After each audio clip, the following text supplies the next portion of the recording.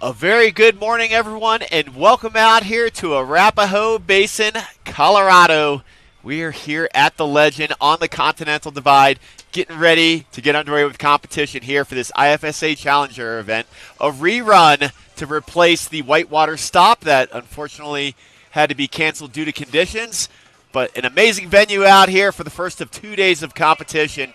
DC here, joined alongside by Rachel Shannon. Rachel, how are you doing this morning? I'm doing great, DC. I am so excited to see what these athletes are going to throw down. The level the sport has been taken to has just been incredible, and I think we are going to see some wild things on this venue today. Yeah, very excited for the action out here today. The East Wall, some of the steepest inbounds terrain in Colorado, and this time of year is when it really turns on. And yeah, it is a very exciting, spicy venue. A lot of options here. 3 different starts. So again, plenty of options. And a long ride down, because not only do they have the East Wall, but once the terrain starts to mellow out, they have the Land of the Giants, the more low-angle terrain that is just littered with features. And it's been used in iconic videos in the past. 1992, Mac Dog Productions, The Hard, the Hungry, and the Homeless had some shots out here at A Basin. And yeah, very excited to see how all these athletes interpret this terrain. This is my other home mountain. I reside just about 25 minutes away over in Breck, so I come over here and spend a lot of time here, and I cannot wait to see these athletes unleash on this terrain for an eye-opening experience. And today we're running a dual panel, so we're going to have 2 simultaneous competitions happening at once. We have 2 sets of judges, and a panel A athlete will drop, followed by a panel B. So that's why you will see men and women dropping right after each other.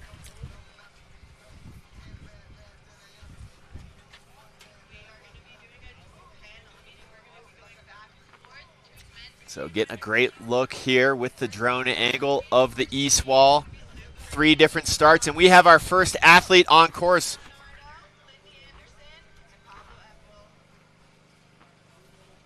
This is Luke Penton on course right now.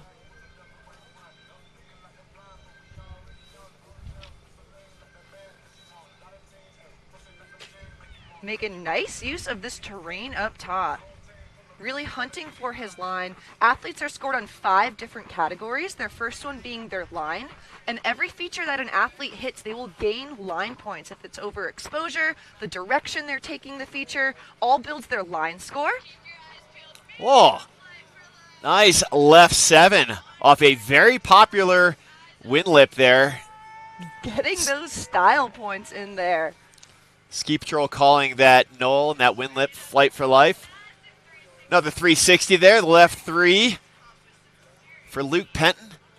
Coming out of Chagrin Falls, Ohio, his home mountain, Holiday Valley Ski Resort in western New York, just outside of Buffalo, right above the town of Ellicottville.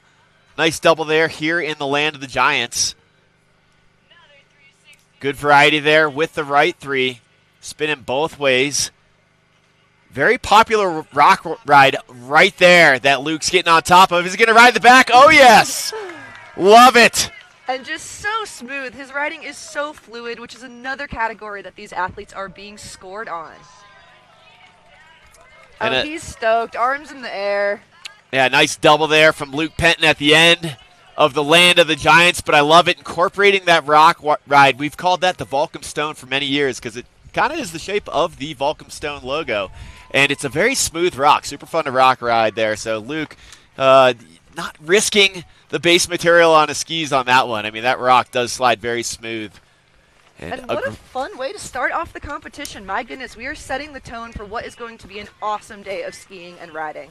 Yeah, super fun way to start the competition. Way to go, Luke. We had our 4 runners as well. We had Cole McCullough representing the snowboarders out there as our first 4 runner. And then 2015 Freeride World Tour champion, George Rodney. And we have our next athlete on course. This is Avery Bernolds. Our first ski female of the day, starting off the division on panel B here. Yeah, split judging panel, so it's going to be rapid fire out here.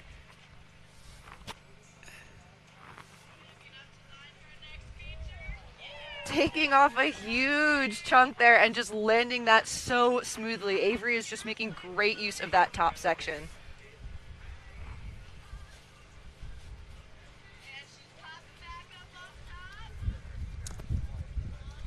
Again, popping off the very popular Flight for Life wind drift, now working her way into the lower angle land of the Giants here.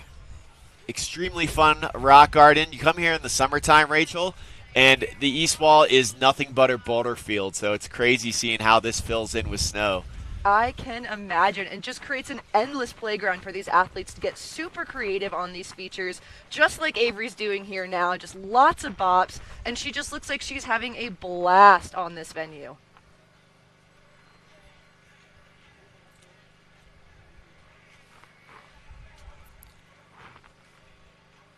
Skiing in front of the Volcom Stone there that we saw Luke Penton get the rock ride on. And lining up something here for us. Nice and smooth skiing out of Avery. Nice work, Avery Bernal. It's coming out of Crested Butte, just about a 2.5-hour drive away. The Elk Mountains, beautiful mountain hamlet Colorado of Crested local. Butte.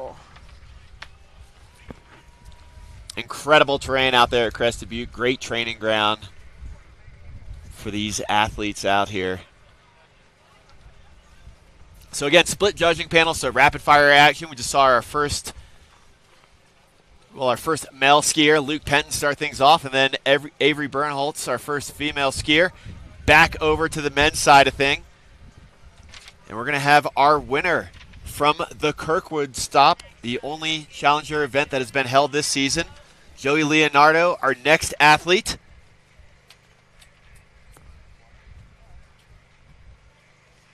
And Joey comes out of Edwards, Colorado. So another Colorado local getting ready to drop in here at the top. Yeah, Edwards right there at the base of Beaver Creek. He cites Arrowhead, one of the other parts of Beaver Creek, as his home mountain. But Beaver Creek, you got Vail right there. It's just about an hour drive here from A Basin. And we got Joey Leonardo on course. Making quick use of this techie section up top. It is so steep and so technical and just covered in sharks and pepper, and Joey is just making it look so smooth.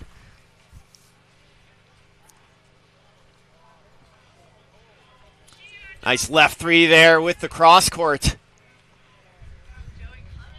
A lot of fins to get playful on a bigger left three right there. Great airtime for Joey Leonardo coming into this event with a lot of momentum. Again, is the winner of the Kirkwood stop. And he is just warming it up.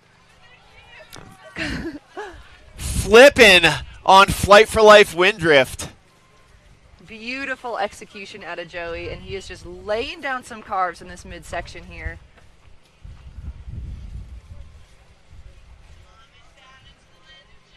Oh yeah, coming in with some speed. There are some serious doubles, triples as well if you come into some speed with some of these features.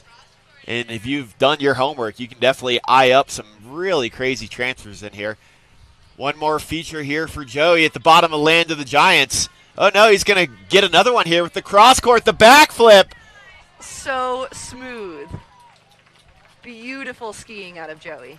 Having to redirect to get the fall line landing there. Great air awareness. And Joey Leonardo, solid run top to bottom, showing you why he was the winner of the only other challenger stop that has been held this season out in Kirkwood. And athletes are being scored on their line, their control, their technique, their fluidity, and their style. So all the tricks that the athletes are throwing in are gaining points in that style component. And the judges want to see it. They want strong skiing, but they also want to see that freestyle element. They want to see what tricks these athletes have in their bag.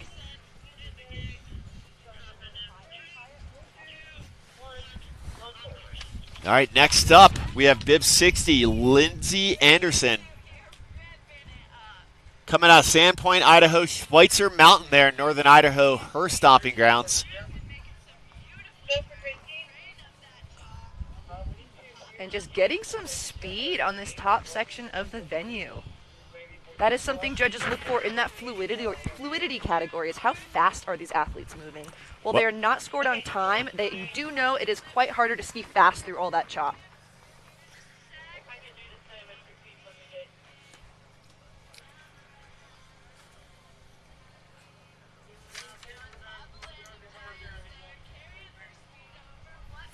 And she is just cooking down this midsection too, throwing in some nice turns and getting ready to line up her next feature. Coming into the terrain-riddled zone of Land of the Giants.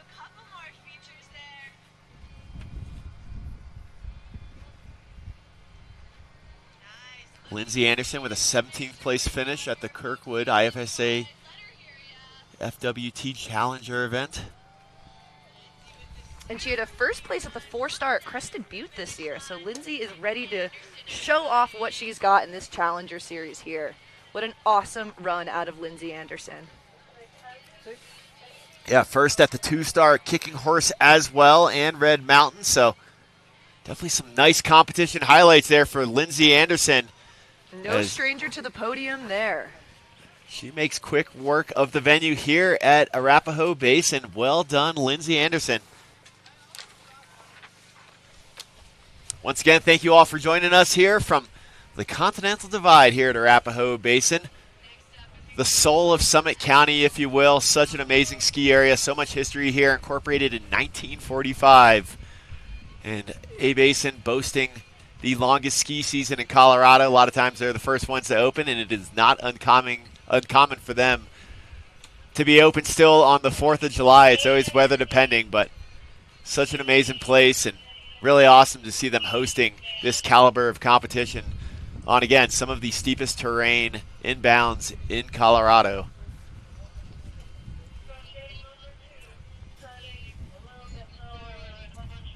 From start number 2, this is going to be Pablo Eppel from notch 2.5.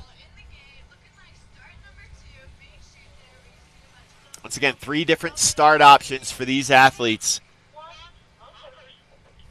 And Pablo Eppel on course.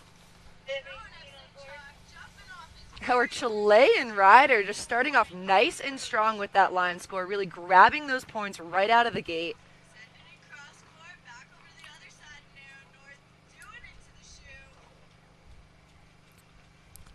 Nice jockey snow conditions up there in the east wall, especially on those nice northerly aspects. Getting some good airtime there. Coming into the Flight for Life wind lip. He looks like he's lining something up for us.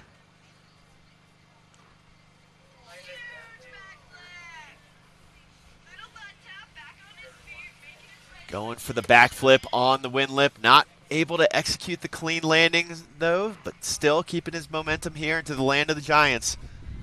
And he is not stopping. Pablo definitely has something else in store for us here.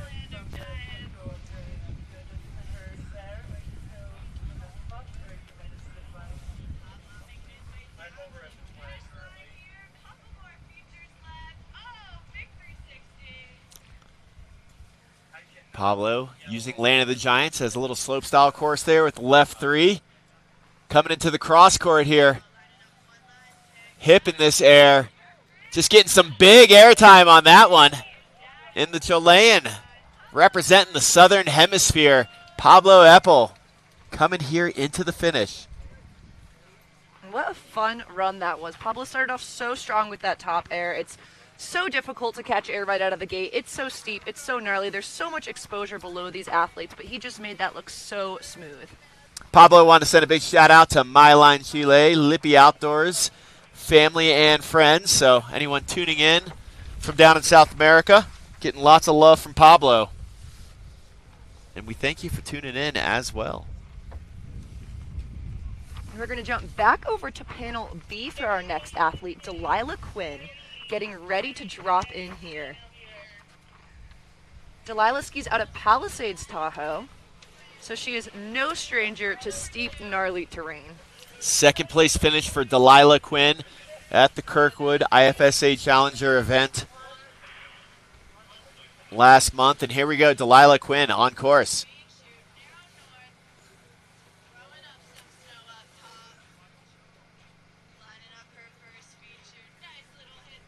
Getting a nice air at the top.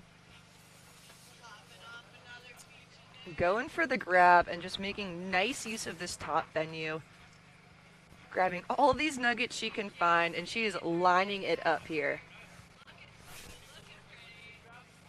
These athletes get to pick their own line down, so they get one inspection in the morning to kind of decide what line they want to hit, and just biting off another huge chunk there for Delilah. She knows where she's going. Here we go into the Flight for Life wind lip.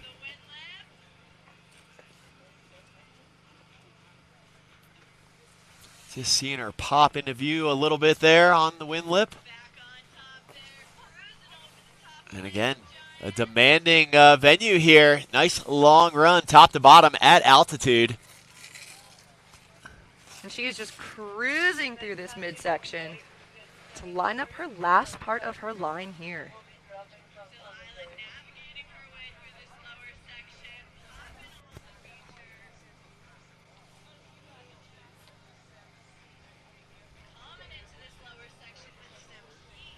She is not done yet. She's got something else for us here. I can feel it. Yeah, definitely a few more options here for Delilah.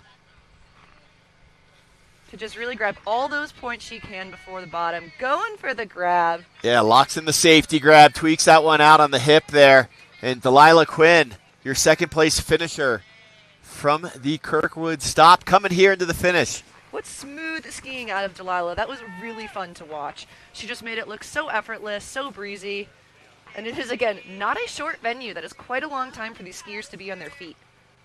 And at altitude as well. We are well over 10,000 feet, top of this ski area up Runaway Mountain there. Just around 13,000 feet. Our next athlete out of Panel A is Callum McAllister, coming out of Scotland. And he coaches for the Revelstoke Freeride team right now, up in BC. And Callum is just a really talented skier. I'm excited to see what he has to put down.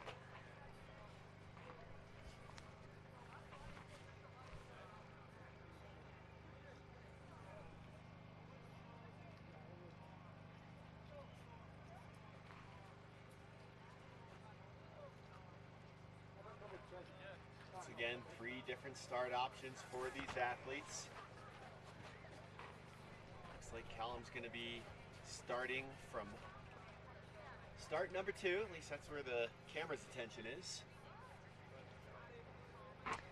And again, these athletes get to inspect in the morning, but they're really just looking at their features, feeling the snow. So a lot of these athletes are hitting features that they've never hit before. It's the first time they've caught air off a lot of these rocks, and it's so impressive to see the way they navigate that and just make it look so smooth and so effortless.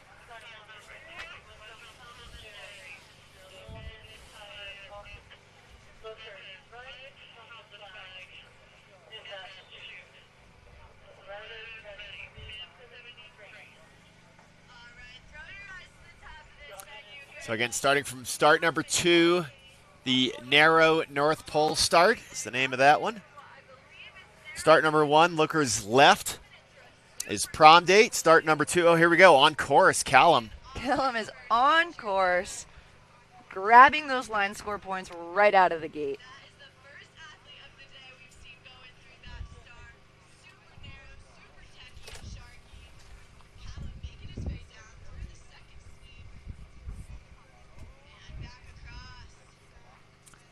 Getting a little shifty in there too and just cooking through that top section. Beautiful fluidity out of that start.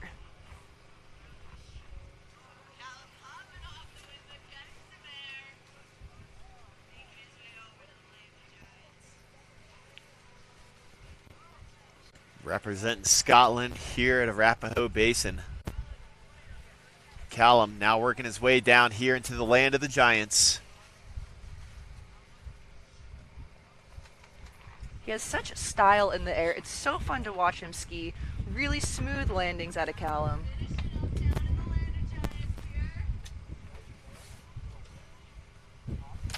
Final exit air from the land of the Giants. Getting a little bit on the hip there for Callum.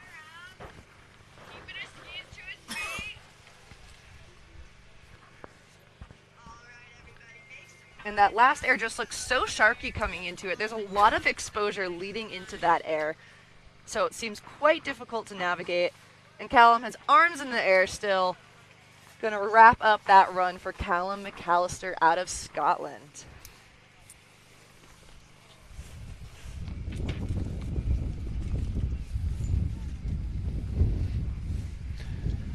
Hello again, once again. Thank you everyone for joining us. DC here, joined alongside by Rachel Shannon, and already seen some great action right off the bat. Conditions a little firm up there, but some good chalky snow, very grippy indeed, and athletes already putting on a great show for us, Rachel. They're showing no fear. We've seen spins, we've seen flips, and we're only about 5 athletes in. And this is going to be our 4th athlete for ski women, Jenna Myers. Coming out of Snowboard, Salt Lake City, Jenna is dropping in and going nice and big off that top air, showing off some powerful turns through this steep section here. Honing her skills in Little Cottonwood Canyon. An amazing training ground for these athletes with Snowbird and Alta at the top of that canyon just outside of Salt Lake City. Huge airs for Jenna. She is no stranger to being in the air. She actually won Junior Worlds in 2022, so I think we're going to see some impressive skiing out of Jenna. Nice spread eagle off the Flight for Life wind lip there. A little nod to old school freestyle skiing. Such a fun, popular trick. Always a crowd pleaser. Yeah, who doesn't love a good spready? Who doesn't love a good spready? Imagine that's getting some hoots and hollers from the Lenawee chairlift. The new and improved chairlift here at A Basin, a high-speed 6-pack. Used to be a slow-moving triple. Going for the truck driver there. Jenna has got the style.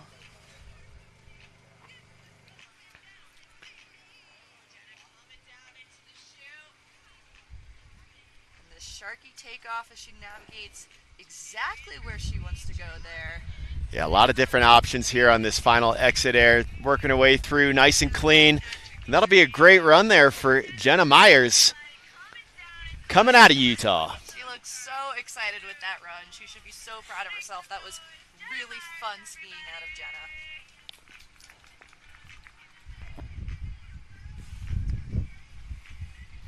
Jenna wanted to send a shout out and a thank you to Dina Starr and Look, who support her, as well as her parents, her past coaches, and her dog for being so cute. Who doesn't have a good, cute dog?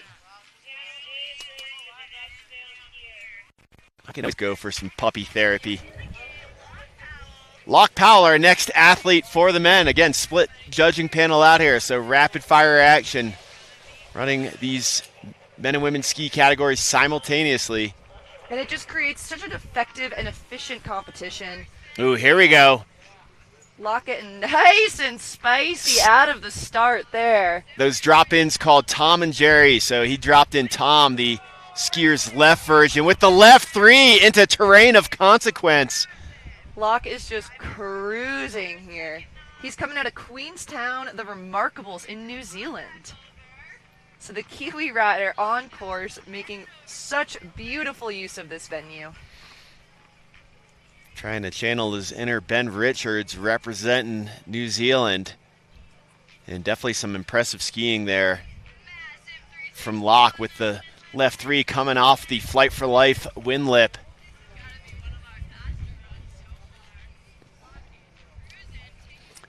Definitely great line selection at the top there with the Super Tech exposed start.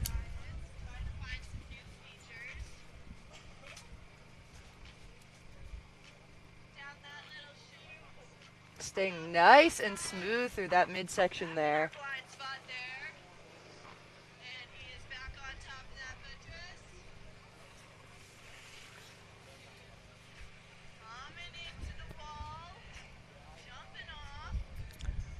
Nice and fluid here through Land of the Giants. He's got another air option, his final air option here on the venue. And doubling it up. So smooth. Really good landing right there out of Locke. Yeah, finding the nice transition there. Great skiing out of Locke Powell. Coming out of New Zealand.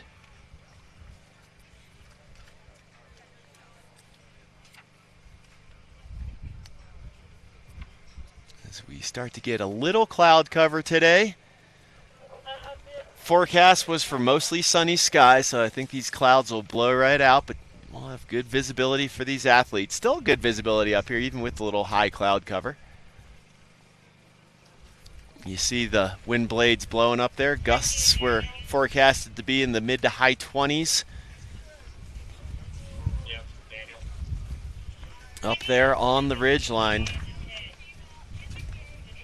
Our next athlete is Hannah Baldwin. Her hometown is Park City, and she skis mostly out of Snowboard Alta now. Actually, I think we're going to be seeing Izzy Komai. Excuse me, you're right. Izzy Komai is our wild card here. Wild card for women's ski.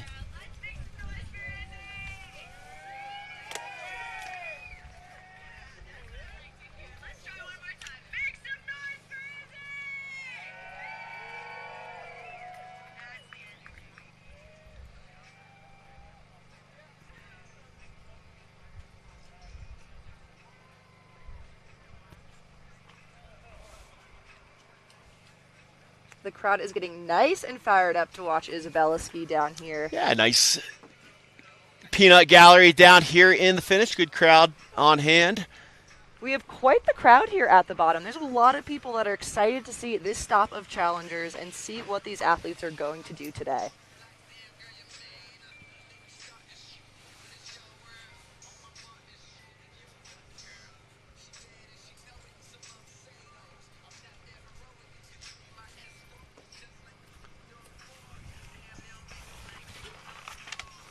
So again, one of her wild cards, Izzy Komai. I've announced her in other local IFSA events, and this girl absolutely rips.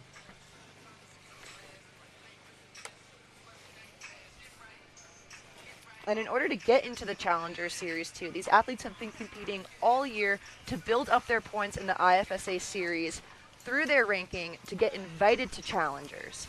But Izzy is our wild card, so she just showed the IFSA team that she is really excited and worthy to be here, and they granted her a spot into today's competition. Taking a look at the start list here on the screen. For our men's and women's ski categories, so we're cruising right through this competition with the split panel.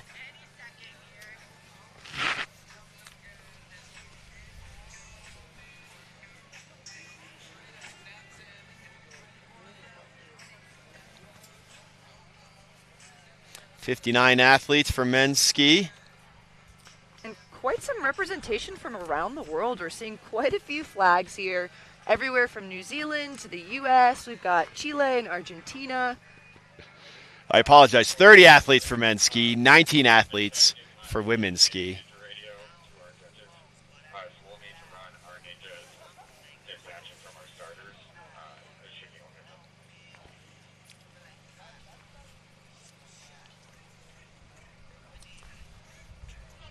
49 athletes representing in total for our ski categories. Then for snowboard women, we'll have 12 athletes. Snowboard men, 16 athletes.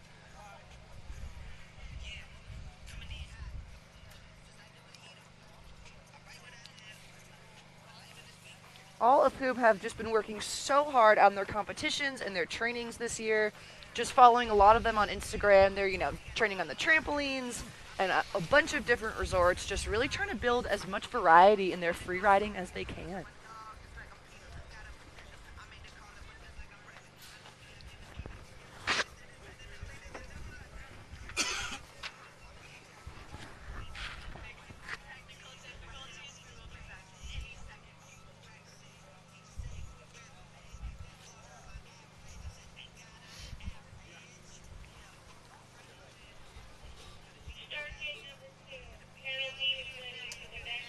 Sounds like Izzy Komai will be starting from start gate number 2. The narrow North Pole start. Great drone angle there, showing you how steep, how exposed the terrain is up here on the east wall here at Arapahoe Basin. And there she is, Izzy Komai on course. Oh, nice big air right off the top.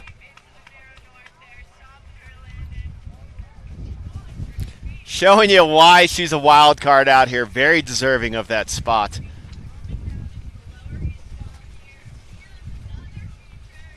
coming into another huge chunk there, just really grabbing those line score points.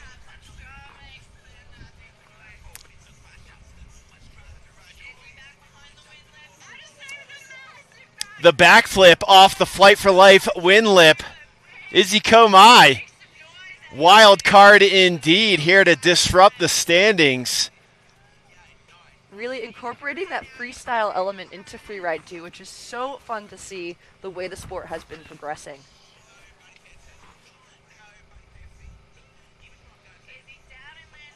And really loving, again, these drone angles. I've never seen the aerial perspective out here of Land of the Giants. Just gives you a great picture of this field that these athletes are playing on today. All right, lining up, final piece of terrain here.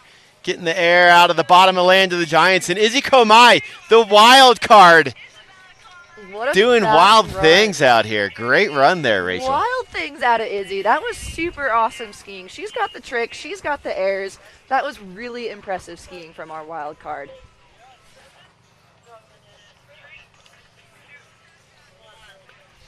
And just like that, we are getting on to our next athlete. Another wild card. This is Reed Litwiller. Oh, yeah, taking a big air fall line off the narrow North Pole, the second start. Reed Litwiller spends a lot of time here at A-Basin, finding a nice little 360 there at the top. He is just getting started, too. Reed has a stacked run already, and he's only just at the top part of the venue here.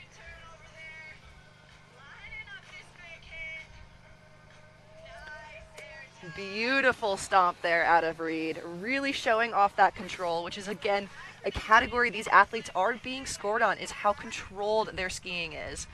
Massive backflip there on the Flight for Life. So beautiful, so clean.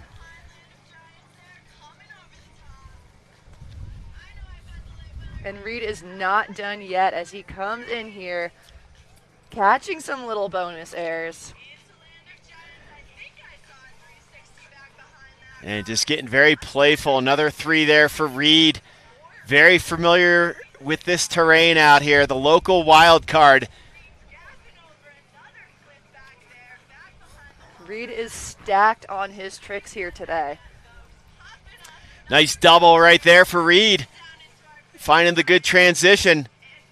And another double there. He is just constantly airborne out of that run from Reed. Full send 12 if you want to follow him on Insta. Reed Litwiller, the local wild card. Back-to-back wild card performances, Rachel, and both of those athletes definitely doing some disrupting out here, putting in some serious work out here on the east wall and Land of the Giants. I have to say, DC, they earned their spot here at A-Basin. That was excellent skiing that we just saw out of both of our wild cards.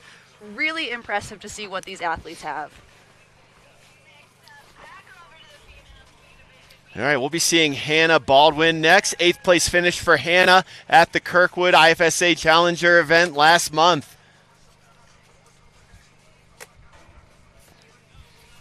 Again, the drone angle, given the great perspective of the terrain here on the east wall.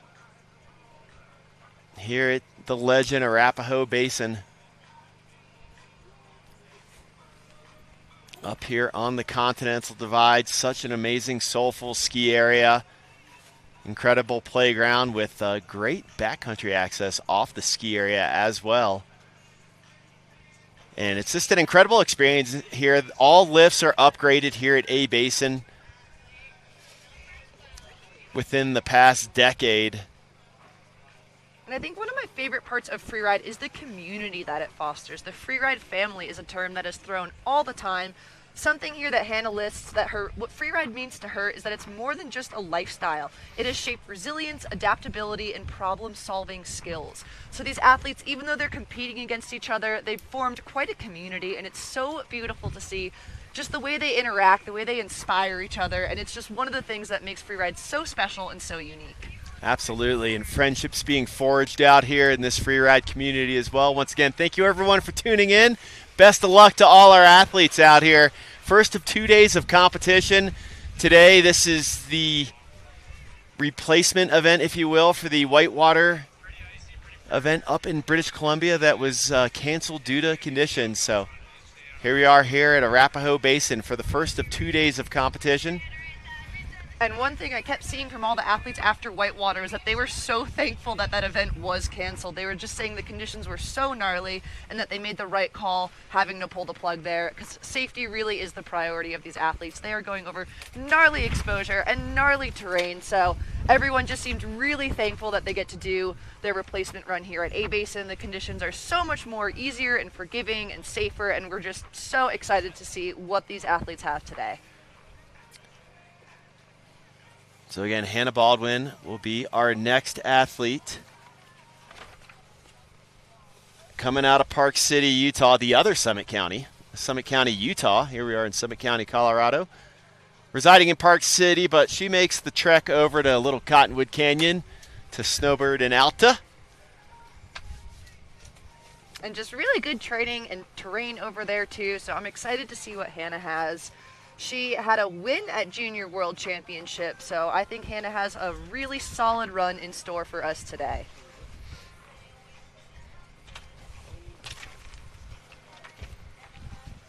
Looks like she's going to be starting from the narrow North Pole start. Start number 2 of the 3 starts offered. Getting the drone angles here. It's Lenawee Peak. Home to mountain goats on the regular. There were some mountain goats actually out there goating around this morning that the athletes were all having a good time filming when they were up doing their inspection this morning. Our four-legged forerunners, as we were joking about this morning. Yes, indeed, the true locals out here. And here we go, Hannah Baldwin getting the green light. Here she comes. Yeah, on course here, the narrow North Pole start. And she's going to go fall line off the same air that Izzy Comey took and made it look easy, Rachel. She took that so big, you could see where her tracks landed too. She went quite bigger than a few of those other athletes, showing that she's no stranger to being in the air.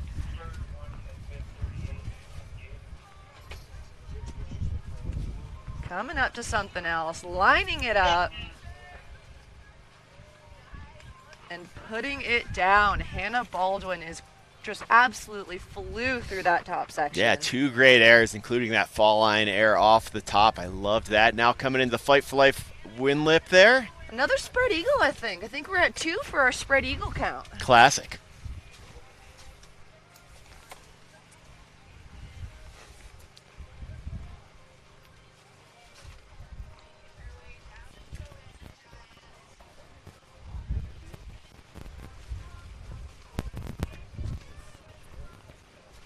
Now Hannah Baldwin in the land of the Giants. How will she interpret this terrain? It just looks so variable through there. These athletes have to be so nimble on their feet to really adjust to anything that happens that they might not have been expecting.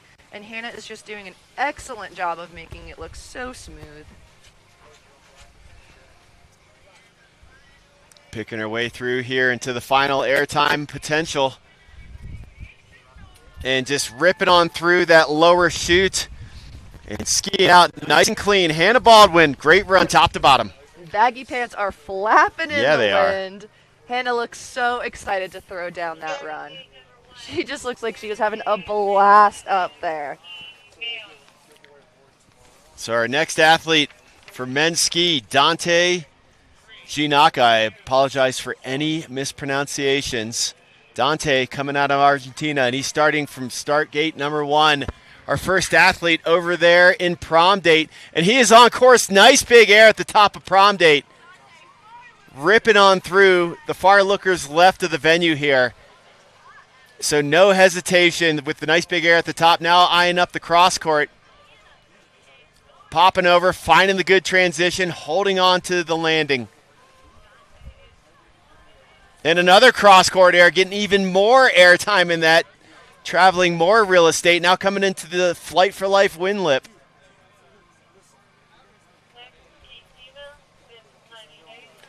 Huge backy to his feet. Dante has been working on those tricks, and it shows.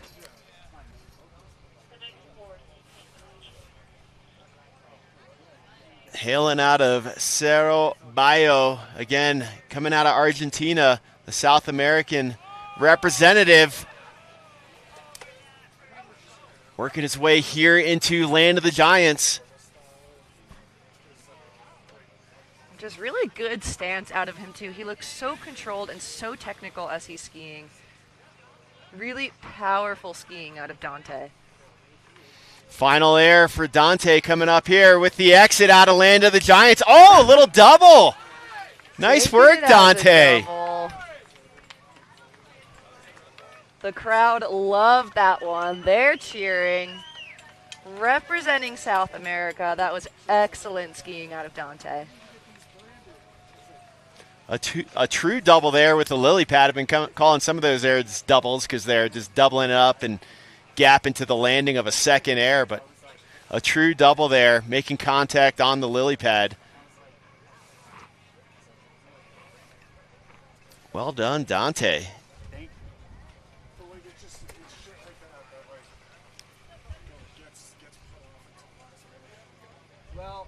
And now focusing our attention back over to the women's ski side. We'll see Jess Hodder, our next athlete for women's ski.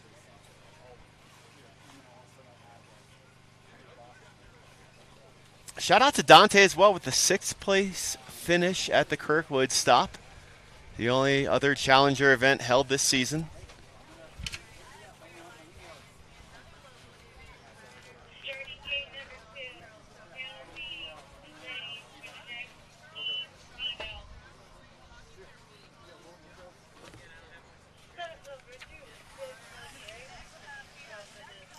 All right, our next skier is no stranger to freeride. We have Jessica Hodder up top, about to drop in.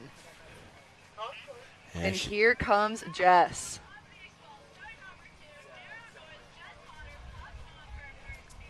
Huge air out of Jess there at the top.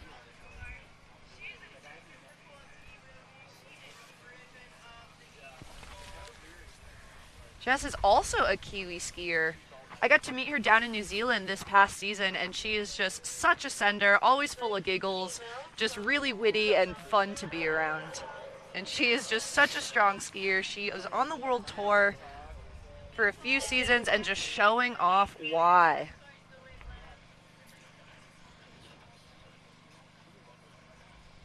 Coming into Flight for Life here. Nice poppy takeoff. Excuse me, lending to the backflip there. And then cat-like reflexes jumping back to her feet. These athletes are just so athletic and really shows off how they've been training when they're so nimble and so agile like that.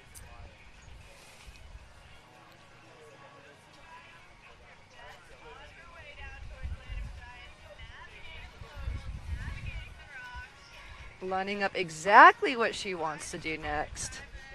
I'm sure it can be a little bit of a maze in there with some of those rocks looking pretty similar to the others, but she is just cooking through this section here. All right, eyeing up the hip here.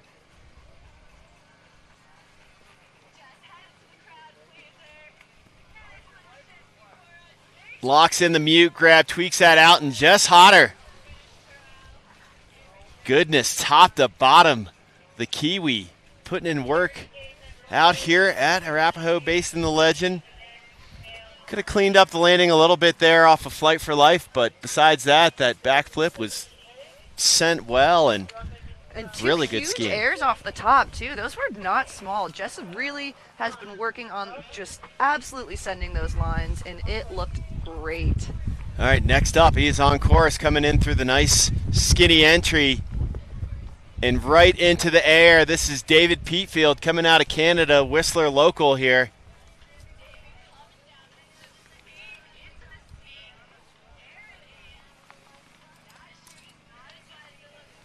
Nice air into a zone known as whatchamacallit.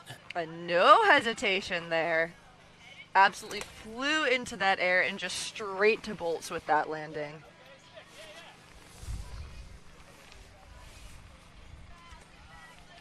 Backflip off Flight for Life. Now into the Land of the Giants for the Canadian, David Peatfield.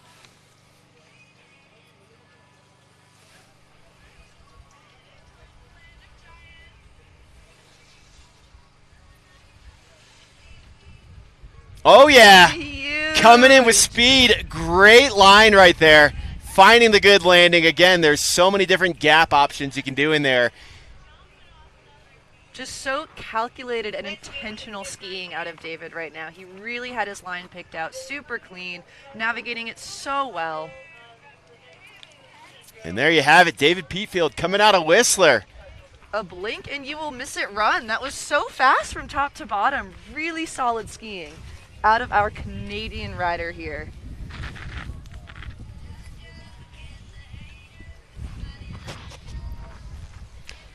And David says one of his favorite parts about freeride is it's the best community in the world, and it makes him so hyped on skiing. So just again, the way these athletes really support each other and get inspiration from each other, it's just so beautiful to see that freeride family in action.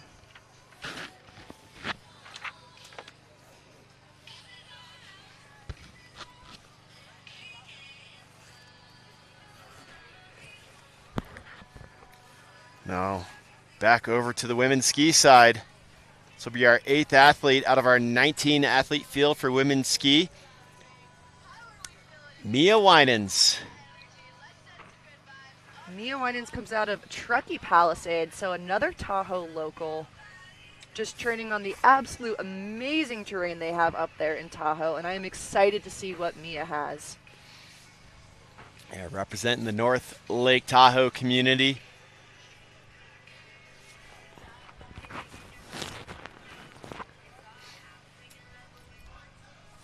There you see the aerial shot. A couple ski areas in the background, Breckenridge in the far background, and then Keystone in the foreground, very close here to A Basin. Here in Summit County, Colorado. They're just stacked with ski resorts out here. You have all the options, all the places to ski. Copper Mountain as well, just about 30 minutes away. So yeah, a lot of variety out here, and that's the 10-mile range in the background. We're here on the Continental Divide here at A Basin. Of course, Loveland Pass that A Basin sits just at the bottom of. Another great area with Loveland Ski Area just on the other side. So yeah, a lot of options. But right now, Mia on course, fall line, getting the good air right off the bat. Off the start number 2, the narrow North Pole. Really fun turns coming into that top air too. She is just showing off that technique, not afraid to arc those skis, and clearly not afraid to catch some air too. Waiting for this cloud bank to move out of here. We do have blue skies. They're waiting. Yes. And here comes Mia. Nice air there. Straight to her feet and making some beautiful turns out of it.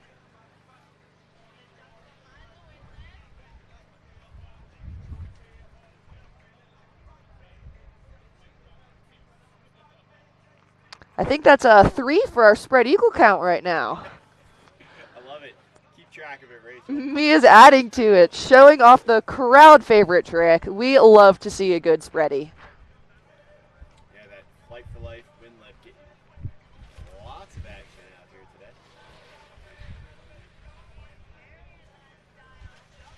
Big shout out to the Arapahoe Basin Ski Patrol skiing by here, bottom of the venue. Thanks to everybody here at Arapahoe Basin. Their team has just been so friendly and so supportive, and such an awesome host mountain for these 2 events we're going to see here this week.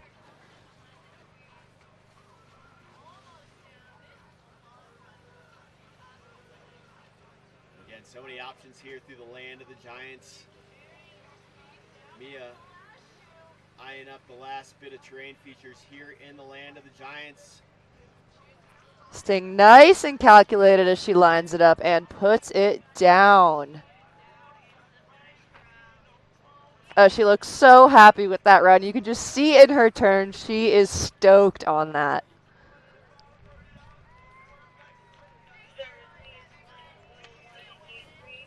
Well done, Mia.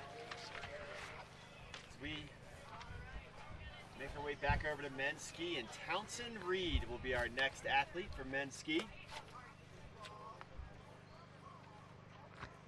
He is skiing out of Whitefish Mountain Resort. Yeah, northern Montana represent, just on the west side of Glacier National Park. Quick hop, skip, and a jump up into British Columbia as well. for those residing there in northern Montana.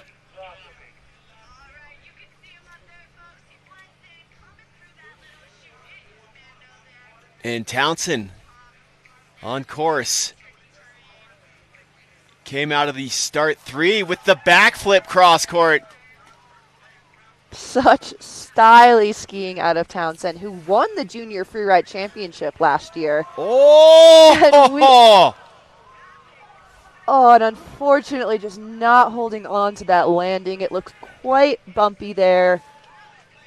And we have a head tap from Townsend, as that is how these athletes communicate to everyone around them that even though they took quite a tumble, they are safe, they are okay. So we got the head tap from Townsend, and we're going to give him just a second to get himself together.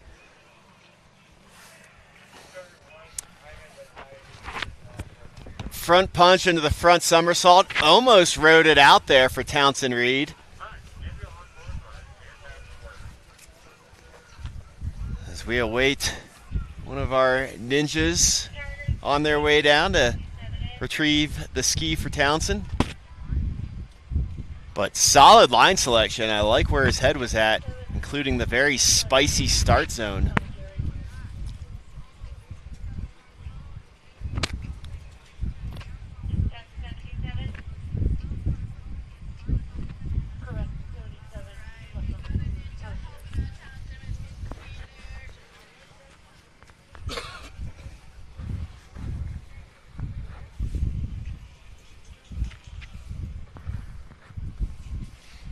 Well, I want to thank all our partners out here with this IFSA Challenger event here at Arapahoe Basin.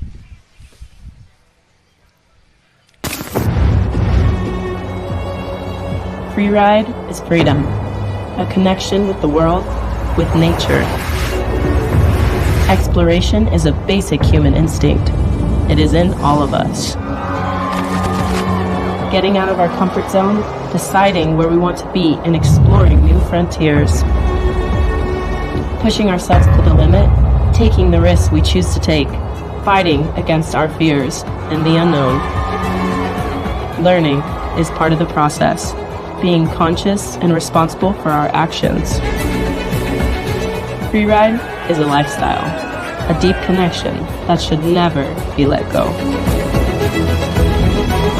The IFSA is a wide-ranging freeride family along the Americas, reaching from Alaska to Patagonia.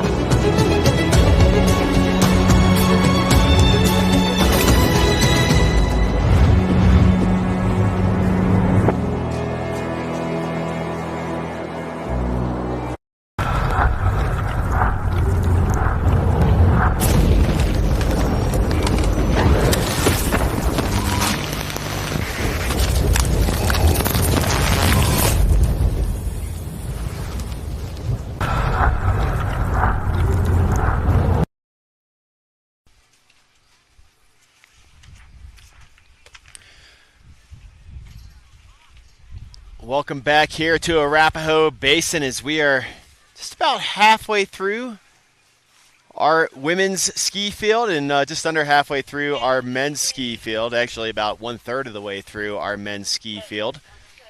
Here with this IFSA Challenger event, this is the makeup event from the Whitewater Stop. And getting ready to drop in here is Winter McBride. She is one of my coworkers at the IFSA, and she is just so passionate about freeride. Such an incredible person and very talented skier. Coming out with a huge air to her feet. I mean, it's in her name. Her name is Winter. How could she not? Very fitting name, absolutely. And Winter, really great energy here off the start of her run. And she skis out of Snow Basin. She's from Ogden, Utah. And nice and clean with the tweaked out safety there. Great style on display from Winter. Winter was at least top 5, if not on the podium, and I believe every single 4-star in the series this year. Showing off some nice 360s.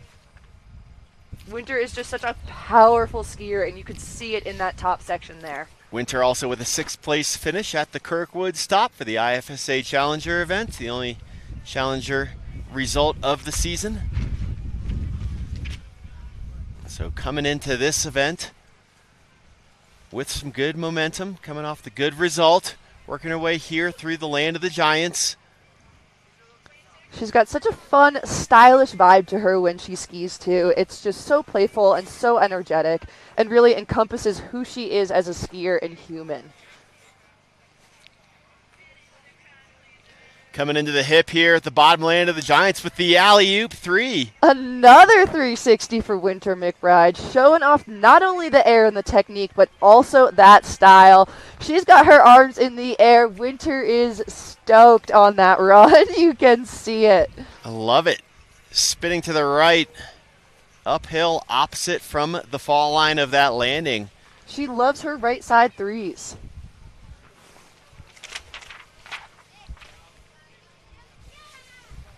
Well done, Winter McBride. And coming out of start number 2, this is going to be Leaf Gascoigne. Again, I apologize if I mispronounce. Leaf Gascoigne. Getting a correction in my ear on the pronunciation. Gascoigne. Okay, here we go. Leaf Gascoigne. On course. Huge backy out of that first air. We have not seen that yet today.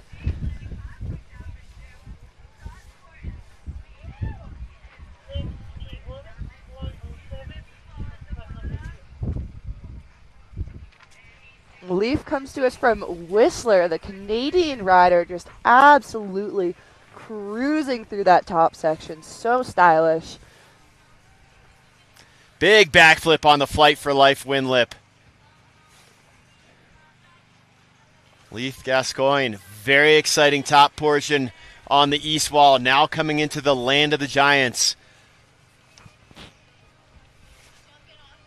And, I mean, he's got to be stoked coming here into this lower zone. Oh, big spready.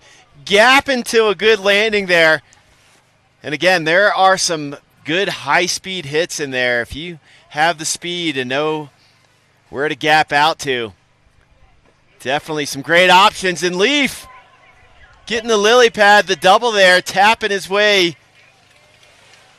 off that middle boulder there into the good landing at the bottom of the land of the Giants. Leaf Gascoigne coming out of Whistler.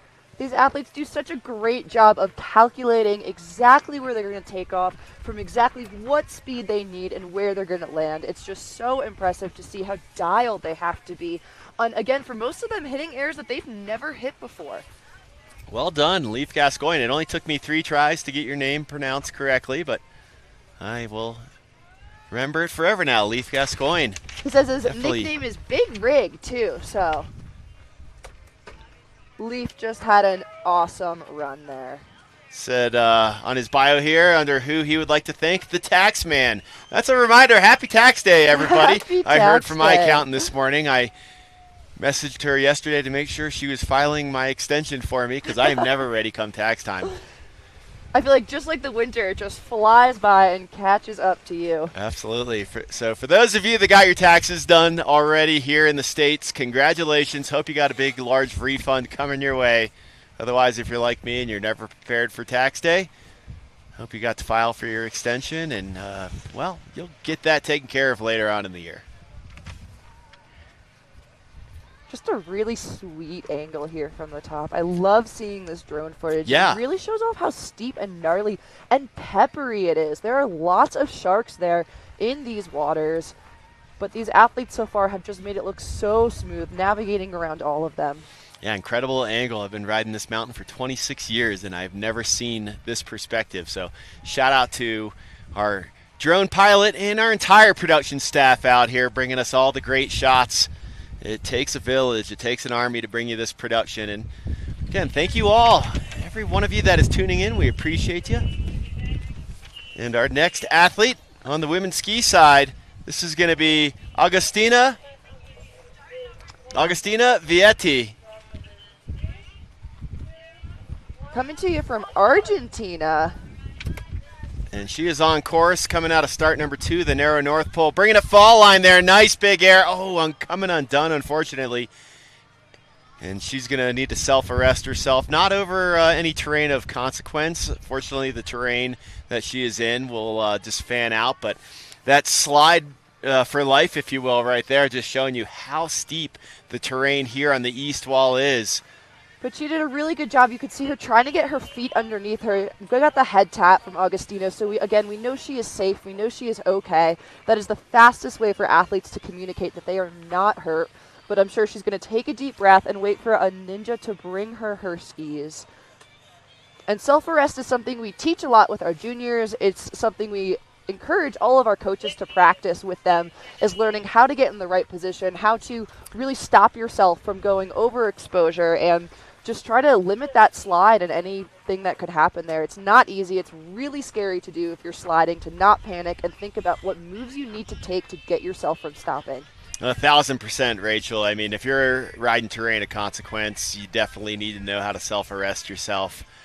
Paramount skill to have when you're playing in the mountains. And when I was coaching and teaching it to my athletes, it's something I would do with them because it's never a bad skill to brush up on and make sure that, again, you know how to do it. You're practicing it frequently. Should you find yourself in a situation like Augustina just did, you can remain calm and use the techniques to slow yourself down and come to a stop. Got to send a shout out to Johnny Rossman tuning in from Aspen. Used to be a coach over there of the Aspen Valley Ski and Snowboard Club. A lot of talent coming out of Pitkin County over there. And we've got a ninja bringing Augustina her skis. Ninjas are people that are stationed at the top of the venue or sometimes throughout the course that if a situation like this happens, they can get to the skis, bring the athletes their gear to keep the competition moving as smoothly as possible. Shout out to our drone pilot here. Yeah, loving the drone angles. Drones. What a game changer. No need for heli budget when filming as much anymore.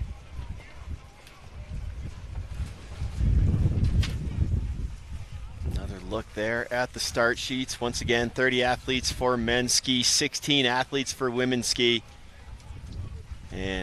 19 athletes for women's ski. We are halfway through our women's ski field.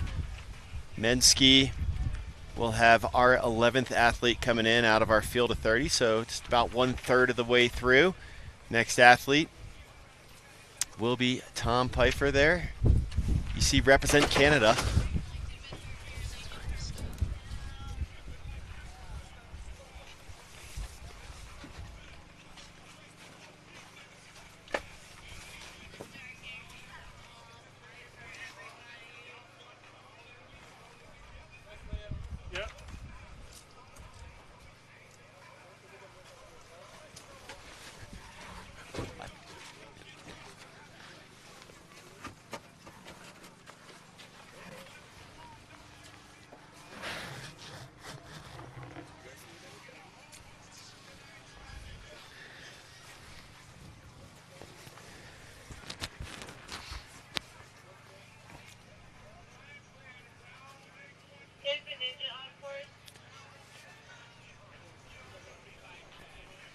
And just waiting for our ninja to help Augustina.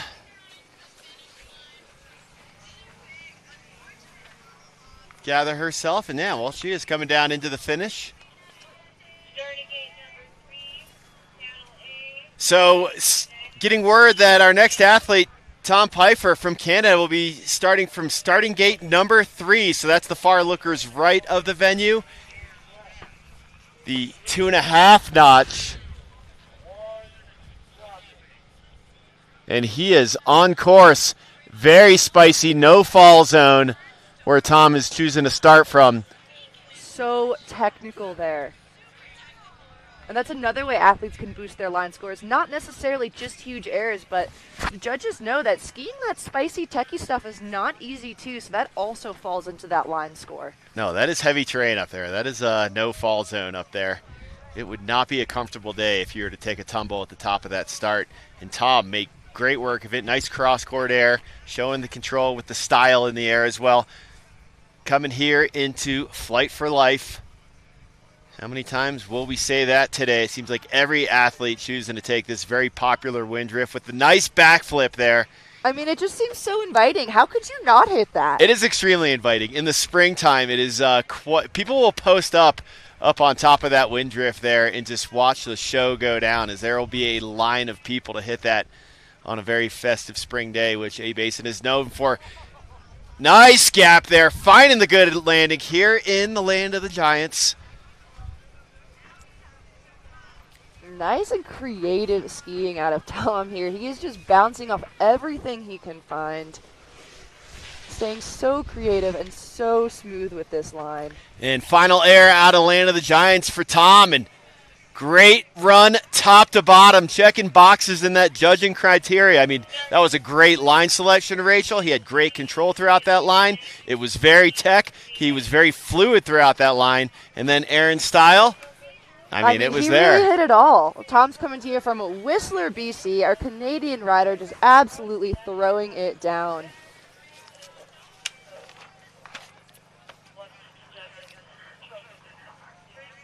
Next athlete, Chloe Haher. Dropping into, thank you for the correct pronunciation there. Dropping into the chute known as Jerry there of Tom and Jerry. Super fast out of our Colorado local. She's coming to you from Telluride. And just making great use of the terrain. It's so fun to see the way the different athletes interpret the venue and get to paint their own line through the same venue. It's really so unique with every rider we've seen so far. As you said, coming out of Telluride in the San Juan Mountains, it's about 5 hours of a drive here from Arapahoe Basin in the southwestern corner of the state. A nice air, and her work is done on the east wall. Now coming into the popular Flight for Life. I feel like it's just inviting the free riders in, just beckoning them to come do something cool. And let's see what Chloe has here. Oh, under rotating the backflip there, catching her tips. But a quick recovery there for the Telluride local. And I've seen on socials, Chloe has been throwing the backies, so I know that's a trick she has, but unfortunately, just a little under rotation, and I'm sure she's going to take some deep breaths here and line up for this next section of the venue. So here through the land of the Giants, sun popping back out for Chloe.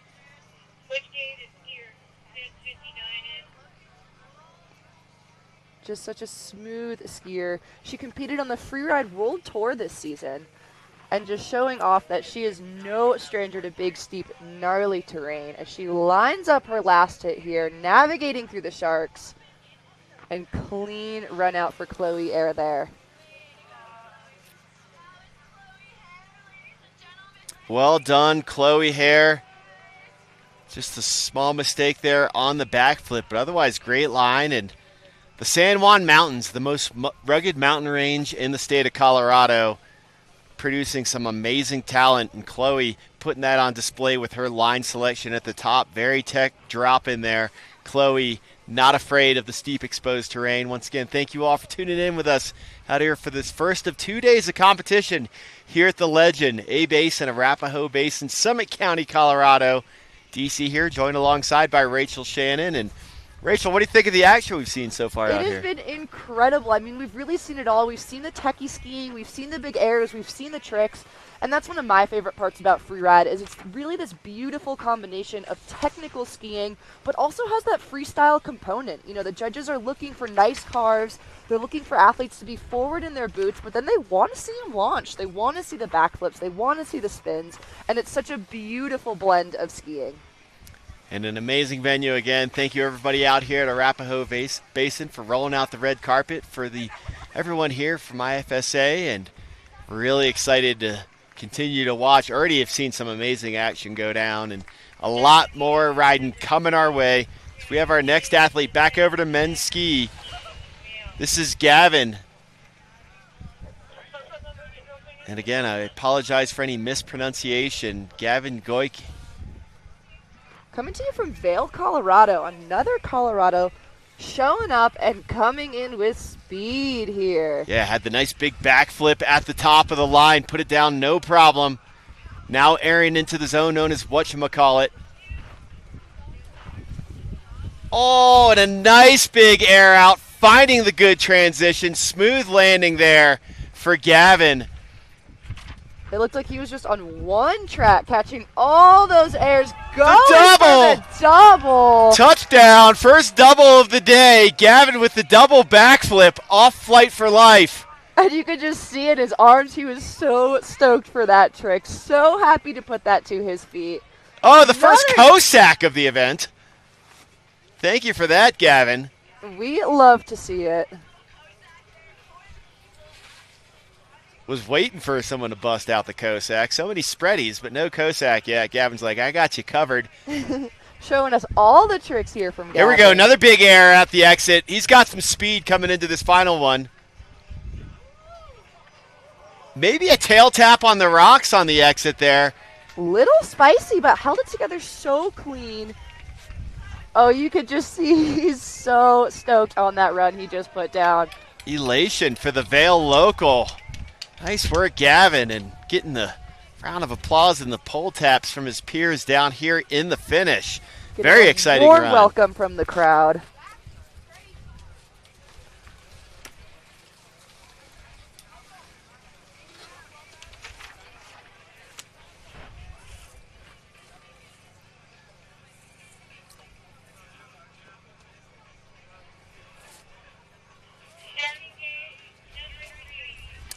And hearing over the radio that our next athlete's going to be dropping in from start gate number 3. That's the Looker's right start gate, the 2.5 notch. And we have Harriet Lucas about to drop in. She's coming from Nottingham, England. And Harriet is just such a fun skier. I've gotten to compete with her before, and she is just so creative the way she makes use of the whole mountain and has been really working on some tricks this year I've seen on her Instagram and just taking some huge sends. Harriet is no stranger to being in the air.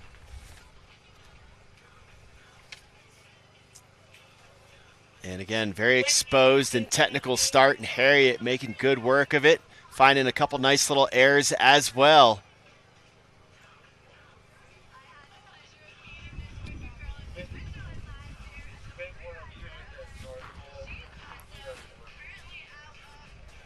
And working her way to the bottom of East Wall here, coming across the East Wall traverse, and we'll see. Is she eyeing up Flight for Life? Looks like she is, Oh, Rachel. yeah, here she comes, getting the backflip in, but not quite to her feet.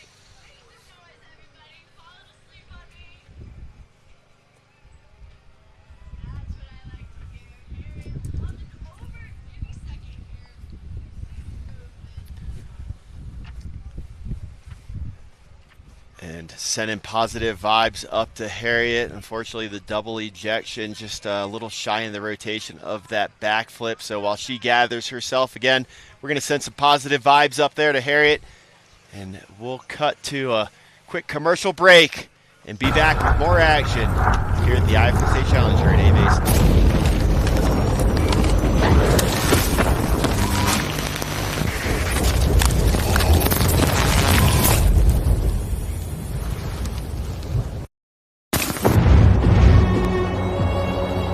Freeride is freedom, a connection with the world, with nature. Exploration is a basic human instinct. It is in all of us. Getting out of our comfort zone, deciding where we want to be, and exploring new frontiers. Pushing ourselves to the limit, taking the risks we choose to take, fighting against our fears and the unknown. Learning is part of the process. Being conscious and responsible for our actions.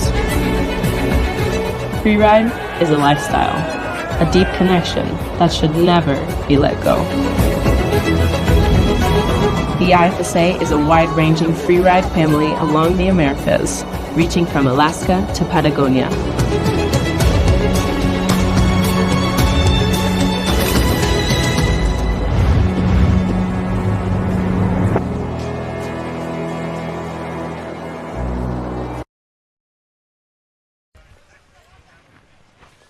And welcome back here to A Basin, Arapahoe Basin, the legend, here for this first of 2 days of IFSA Challenger events. Today, the makeup day from the Whitewater, British Columbia event that was canceled.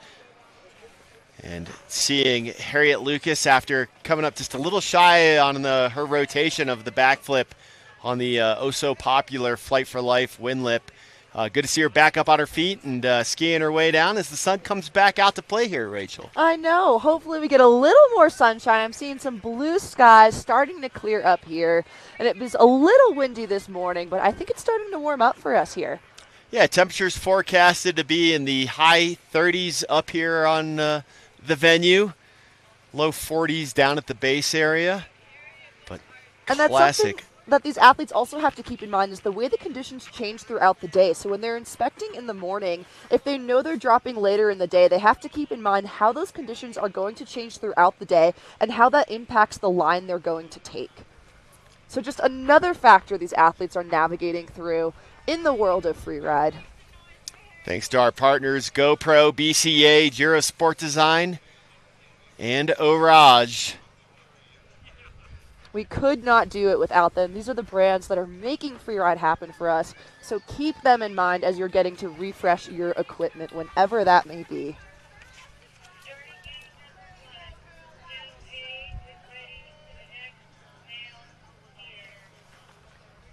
And back to panel A. Getting ready to drop our next athlete, Finn Griffith.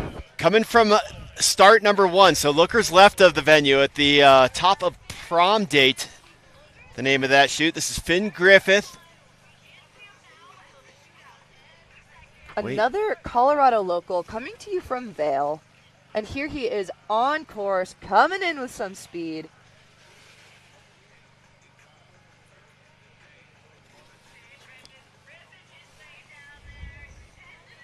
Oh, big cross-court air, traveling some serious distance, and then just finding some ghost chop to pop off of there. So Finn charging down the east wall, already here into the takeoff for Flight for Life. Getting the right 3 around, no problem. So floaty and so clean. It's so fun to watch how hard these athletes have been working on these tricks and putting it down in some variable terrain here.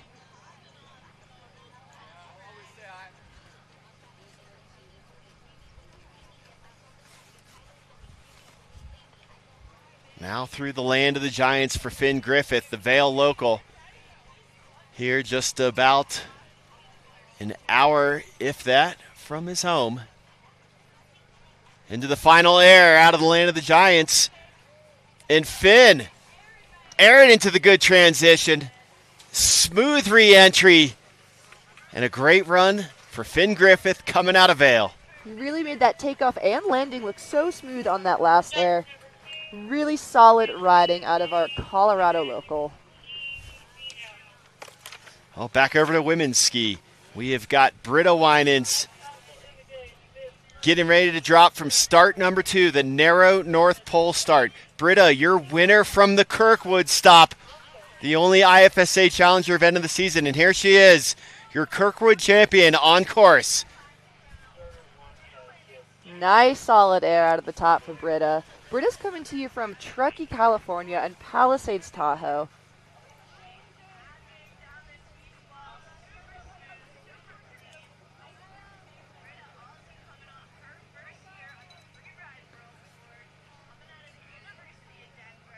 Making nice use of this top section and lining it up here for us. Britta's coming out of her first year on the Freeride World Tour this year. And getting ready to line it up here for our Flight for Life.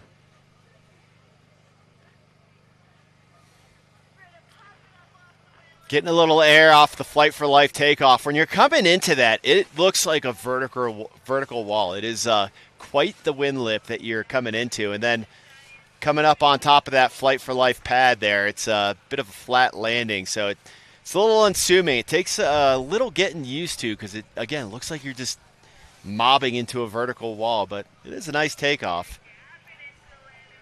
And Britta is just jumping off everything she can find here. Sun is out for Britta.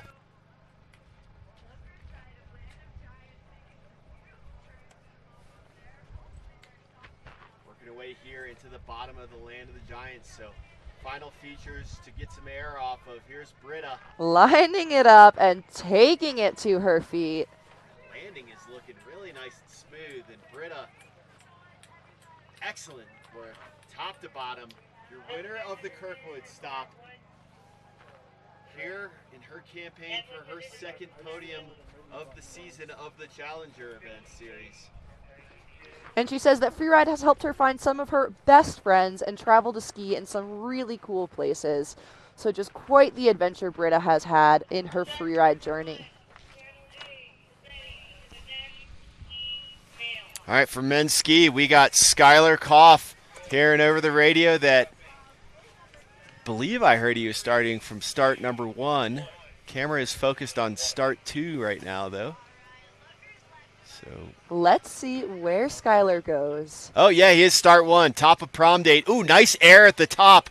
Very steep terrain, spraying up some good chalky snow. Here Coming on the through this techie section there. Yeah, I like it. It's techie just getting up to that zone. Let alone navigating it as smooth as Skylar did. He is just shark hunting through those peppery waters and holding on to that last air there.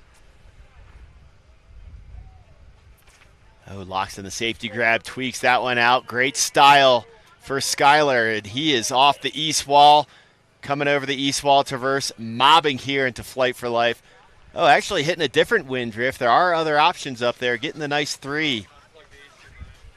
And Skylar's coming out of Grand Targhee, so he has quite the terrain he's skiing there in Wyoming. Absolutely. West side of the Tetons, amazing ski area there up at Grand Targhee. Quick hopping, skipping a jump over Teton Pass if he wants to roll over to Jackson and get some ripping in as well. But love the vibe over at Targhee. Such amazing culture there. Shout out to Corey Jackson when I think of individuals who absolutely tear that mountain apart. Oh, maxing out probably the biggest air we've seen on that hip. The final hit on that portion of Land of the Giants. There you have Skylar Koff, a.k.a. Sneeze, with an amazing run, top to bottom there. Well done, Skylar, representing the west side of the Tetons, Grand Targhee.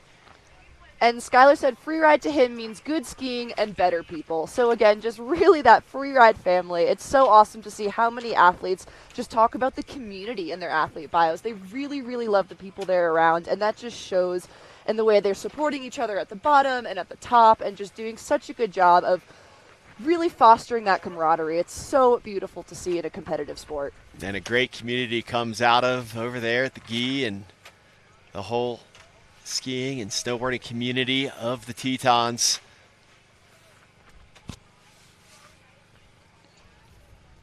So we look to the start sheet here for women's ski. Our 14th athlete out of our 19 women roster. We're going to be seeing Selby Hall next. She's coming to you from Aspen. Here on Panel B, again, we're running dual panels, so 2 simultaneous competitions happening at once. Back-to-back, Panel A, Panel B, 2 sets of judges to help this competition run as efficiently as possible.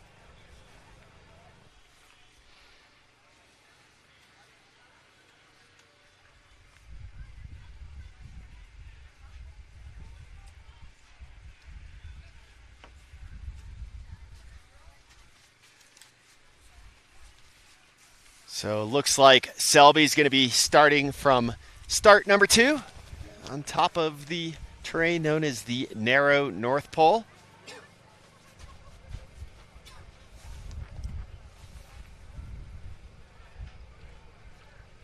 We have we had a good March out here in Colorado. I was gone for most of it, but definitely some good snowstorms in March. But here in April and then even into May, I mean, with the elevation that we're at here, we still get some good cold storms, but they come in with more moisture than what we see like mid-season out here. And so the east wall really starts to get plastered and it starts to fill in lines. So have not seen as many of those storms as we normally would by mid-April. So that's why she's starting a little lower there. But their athletes are starting a little lower, but here she is on course. And starting from the top of North Pole, picked her way through the pepper, through the chocolate chips up there.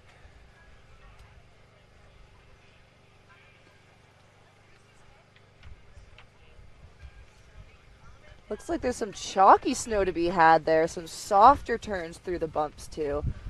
And Selby is just grabbing them and making them look smooth.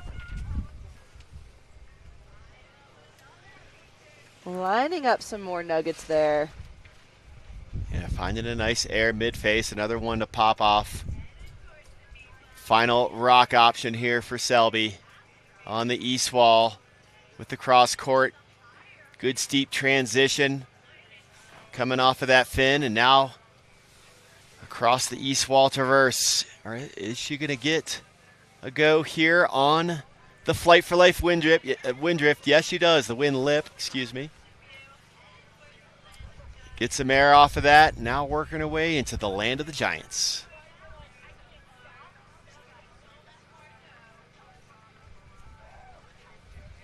Coming in nice and strong here. I'm sure that midsection is just a chance for athletes to take a breath, kind of reassess as they work for this next section of their line.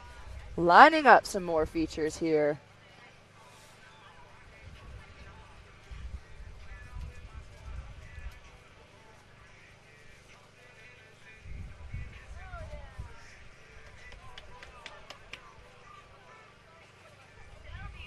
And just cruising her way through the land of the giants.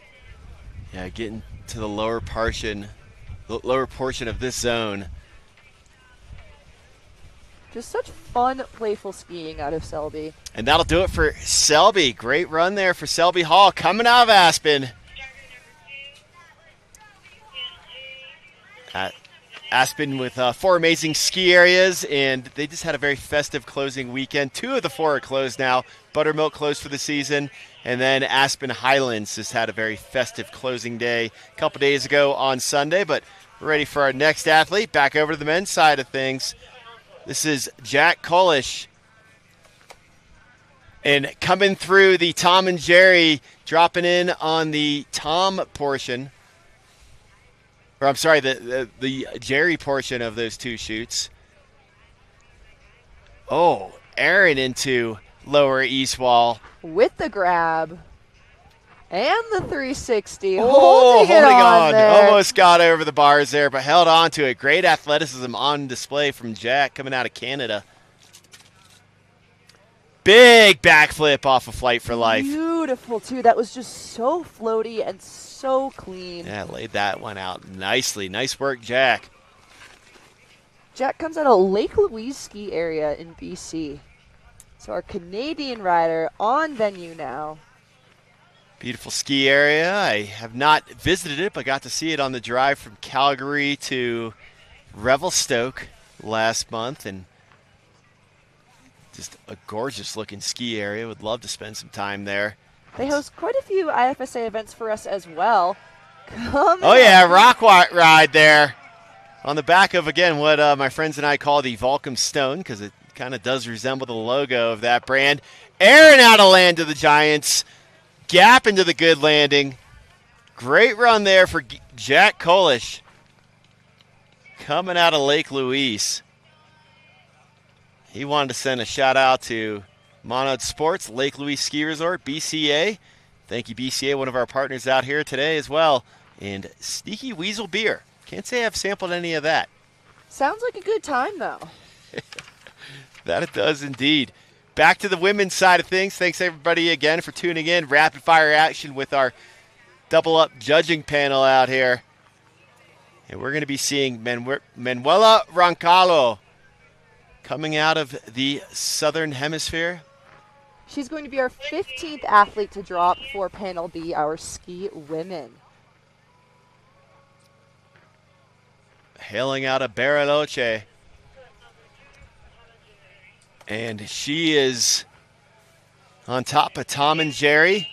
The skier's right entrance there is the Jerry chute. Not for Jerry's at all, though. I mean, that is a serious entrance there. skier's left entrance that you can only see the exit of from this view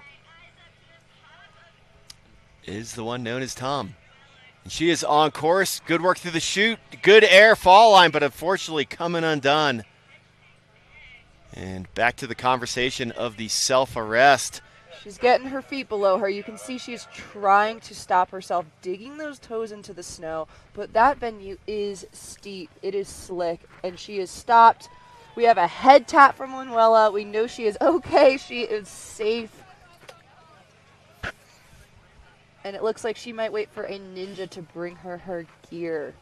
Yeah, Ninja on course, cruising down to help out Manuela. So, again, just an indication of how steep the east wall is. Quite when an athlete gnarly comes terrain. undone there and just starts taking that slide for life. Fortunately, no cliff band below her. That terrain just funnels out onto the east wall traverse. But And when an athlete loses a shoe on venue, they get a DNF, so did not finish. That means they will not receive a score for their run here today. But we're going to wait for Manuela to grab her things, or it looks like we have a Ninja bringing her skis.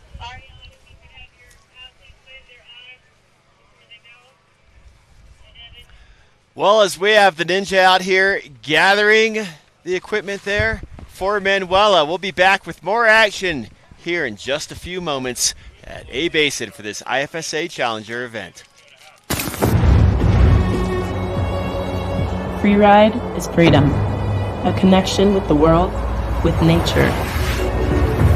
Exploration is a basic human instinct. It is in all of us. Getting out of our comfort zone, deciding where we want to be, and exploring new frontiers. Pushing ourselves to the limit, taking the risks we choose to take, fighting against our fears and the unknown.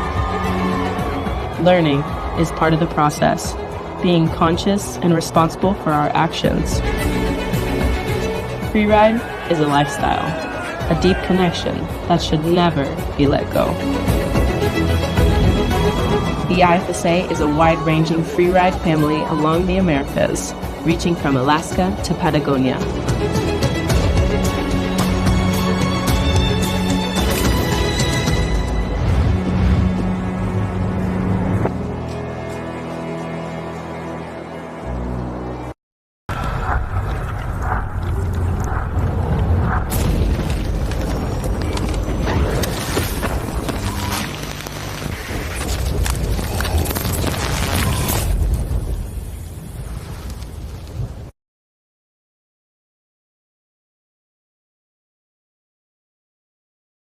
All right, and we are back. We see Manuela making her way to the bottom, nice and safe, 2 skis on her feet, and she will come through the finish corral, and we will get ready for our next skier, who will be back to Panel A, Eric Lee O'Brien, our 16th male skier to drop of the day. Yeah, halfway through our men's ski field now, 30 athletes, and as he said, our 16th athlete, so we are officially halfway through our men's field. Eric Lee O'Brien coming out of Banff, Lake Louise. Banff hometown, home mountain of Lake Louise. Just off the Trans-Canada Highway. And I have to say, while it is mid-April, it is certainly not warm today out here at A Basin. Again, at elevation up here, and that is the beauty of A Basin. That's why they have the longest ski season in North America. I mean, it's incredible. I've had multiple powder days in May here at this mountain. Even like beginning of June, we've gotten some POW here, and it is not uncommon for the mountain to stay open until July 4th. Very festive July 4th it is if you're lucky enough to celebrate it here at A Basin. I can just imagine some awesome spring and summer vibes here that this mountain can deliver. And for those of you tuning in that are within driving distance here of A Basin, contemplating maybe getting a pass for next season passes are on sale. And if you buy your pass now, you can go ahead and start using it this season. So there's some incentive for you. As we see Eric Lee O'Brien on top of the of the two chutes, Tom and Jerry there. That is the Jerry chute. And here he is on course, Eric Lee O'Brien, pointing it down there. No room for turns in the entrance there. You got to point those skis downhill. And Eric Lee O'Brien putting on display great execution on the entrance there. Getting the safety grab. And just like that, I mean, he just mobbed through the east wall, and he's already on his way, eyeing up the takeoff for the Flight for Life wind lip.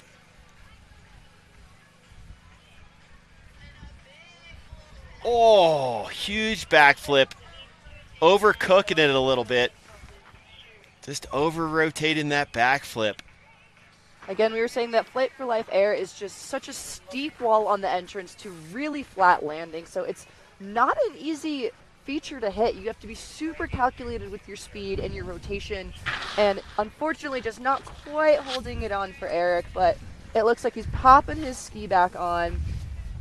He is okay and going to cruise into the finish. After athletes take a fall like that or lose a shoe, they're encouraged not to hit any other features on the venue to avoid taking up any more time and preserving the takeoffs and landings for the other athletes that still have to drop. Well, big shout out to Eric Lee O'Brien. I mean, it was an amazing start to his run there. And unfortunately just coming undone, overcooking the backflip out of the Flight for Life wind lip takeoff.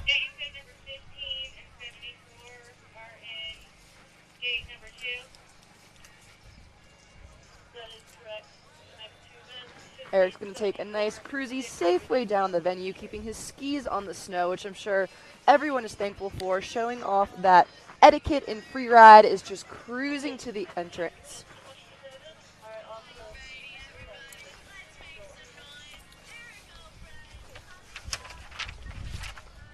On 4 women remaining for our women's ski field. Our next athlete will be Lydia Nelson. Lydia's coming from Sandpoint, Idaho. She's coaching for the Mammoth Mountain Ski and Snowboard team right now. Just an absolute gem of a human, the sweetest thing. And here is Lydia about to drop in.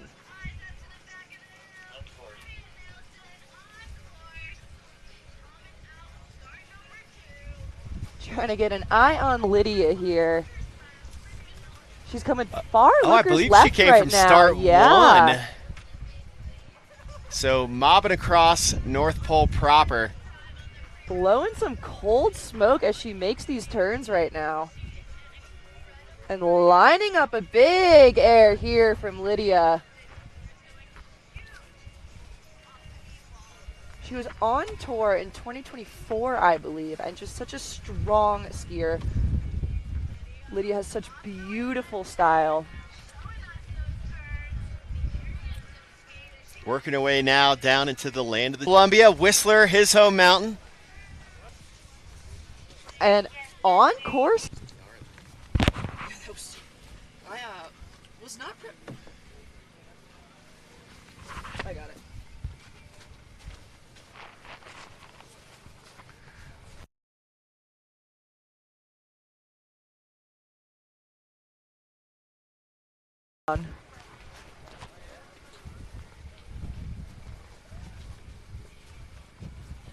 Thank you guys for your patience. Our live stream team is working super hard to battle the wind that has been unplugging some of our things here.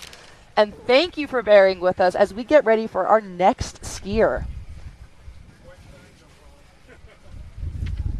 We just saw Blake Cormack, and jumping back over to panel B with our female skiers, Hannah Melanchuk will be next to drop for ski women. Hannah skis out of Snow Basin, Utah, and I'm sure she's getting ready to throw something down. Hannah has beautiful technical turns. I've skied with her before, and it is just mesmerizing to watch her lay down a carve and hold an edge. It is so fluid and so smooth, and I'm so excited to see what she's about to rip up right now. Here we go. We got a pole in the air. Hannah is dropping in, and on course we have Hannah Melanchuk. Coming into a big air off the top, but unfortunately not quite holding it on. looking to see if it does look like she lost a shoe above her, but that looks like a head tap, so we know Hannah is safe, we know she is okay. And I think she's going to wait for a ninja to come bring her ski right now. And here comes a ninja to retrieve her gear. Again, these are people that are stationed throughout the course to bring athletes their gear and help this competition run as smoothly as possible and keep our athletes safe.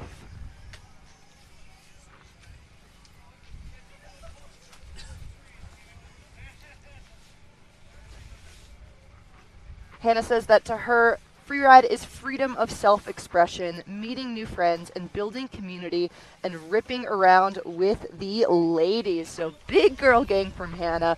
We've just seen the level of women skiing and snowboarding absolutely rise in the last couple of years, and the women have just been showing up and throwing it down.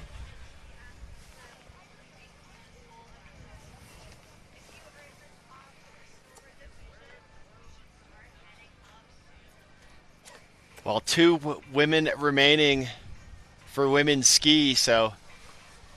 And here comes Hannah making her way down. Again, just one of my favorite technical skiers. She is so good at laying down an edge and holding a carve. And she's going to make her way nice and safe down the venue, keep her skis on the ground, as that is the nice etiquette of freeride.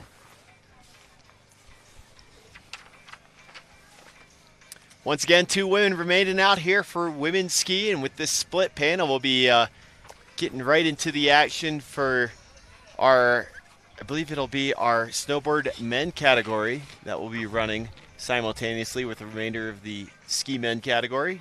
Yeah, so panel B, after our ski women finish up, we'll jump over to snowboard men, and then once our ski men wrap up with panel A, they will jump to snowboard women. So lots happening here with our dual panel, but they are just so efficient and so effective, and it's just so awesome to see these events and just be so dialed. Really impressive stuff out of our organizers here. Thanks everyone for tuning in, and again, thanks to our partners GoPro, BCA, Giro Sport Design, and Orage.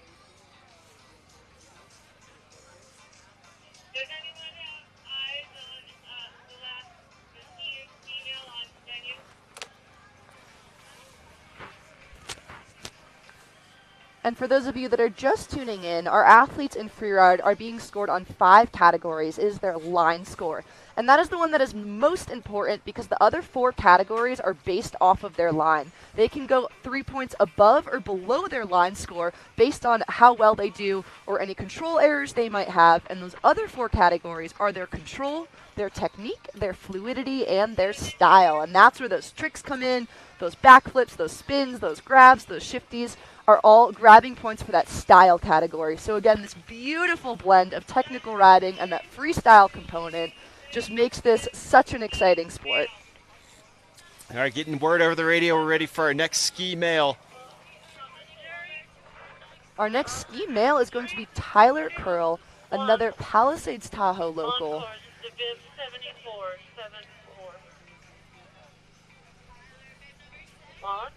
And coming in through Tom and Jerry, some pole wax on the corners at top for good measure.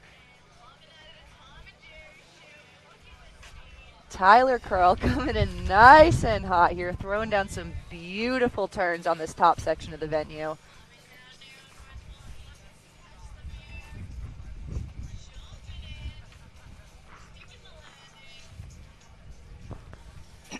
And lining up something for here, it looks like huge 360 off of that feature. Really nice blend as he comes up to our kicker here. Laid out backflip, 2 bolts, absolutely stomped that one. And he is just going to keep cruising into Land of the Giants. Sneaking in some little grabs there. And just keeping this run super stacked and super smooth. Catching some nice transition there. Really fun, stylish skiing out of our skier here from Tahoe. Gapping over everything he can find. Another 360 for Tyler, really stacking up those features. 2 spins and a backflip, and he's going to cruise that one into the corral. Nice work for Tyler Curl. Coming out of Reno, Palisades, Tahoe, his home mountain. Getting those KT22 laps in. One of the best training grounds. One of the best training grounds. I love skiing out of Tahoe, but our next skier here is a Kiwi all the way from New Zealand. She comes from Wanaka. She skis out of Treble Cone. I had the pleasure of getting to ski with her this last season in New Zealand, and I just absolutely love the way Jessie skis. She placed first in the 4-star down at the Remarkables. And unfortunately, looks like she just dry docked there off the top, but she is quick recovery back on her feet. Did not lose a shoe to that one, and Jessie is cooking it. Cat-like reflexes out of this woman.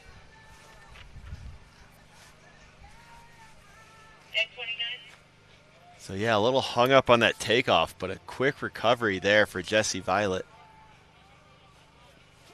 Amazing athleticism on display there. Amazing athleticism. She is an athlete through and through. Popping out a flight for life there.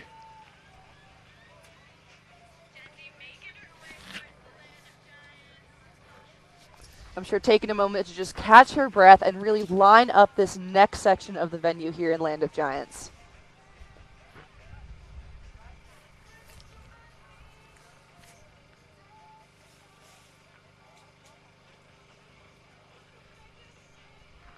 Staying nice and strong in the front of her boots.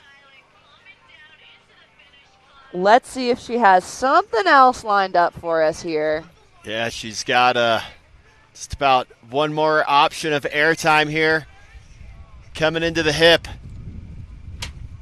And just cross-courting that air there. Good airtime. And shifty for good style. It on in. Awesome skiing out of Jessie Violet, our Kiwi skier here. Just an absolute gem of a person and such a strong skier.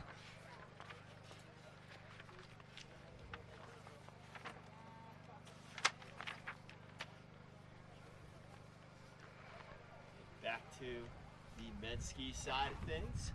Our next athlete, Adam Roloffs, originally out of Bellingham, Washington, now residing in Bozeman, Montana. Mount Baker, his stomping grounds, but Bridger Bowl, where he spends most of his time now. A well-traveled individual. And let's see what Adam has in store for us as he gets ready to drop in here. Up at the top, Panel A. Our 19th ski male to drop today.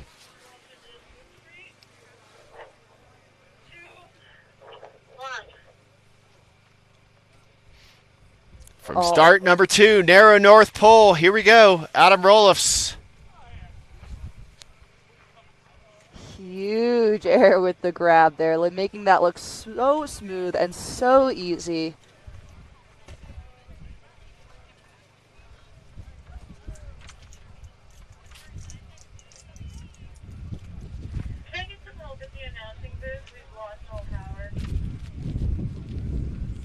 And another nice air for Adam Roloffs at the bottom of the east wall. Just stacking up those line score points. Big backflip off a flight for life. Gets that around beautifully. So clean, so floaty, and just looked absolutely effortless. And we know that jump is not effortless. Ooh, so coming into some a little bit of offshore wind there for Adam.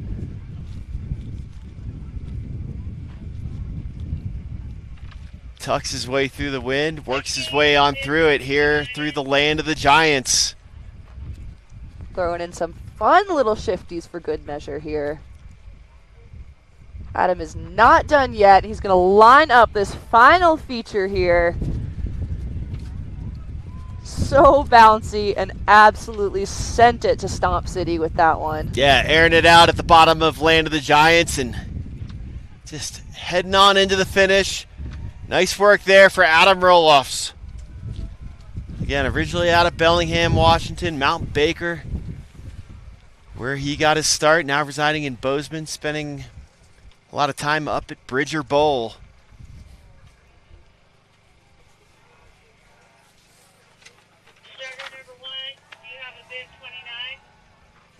Hearing some people singing happy birthday over there. Not sure if it's Adam's birthday today, welcoming him in, but all types of celebrations happening here at Basin. Our next skier is going to be our final female skier of the day, Cecilia Widmer.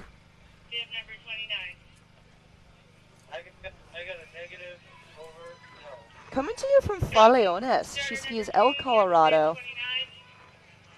So I think we're looking at a Chilean rider here up in the start gate. Gonna hold it down for the ski women division. And it looks like she's on course right now.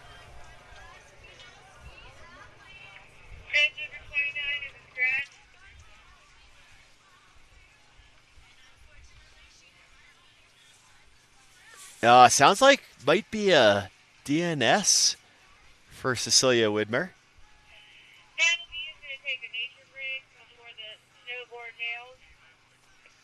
Not sure what happened to Cecilia there. I saw someone flying down, but it could have been just around the boundary line.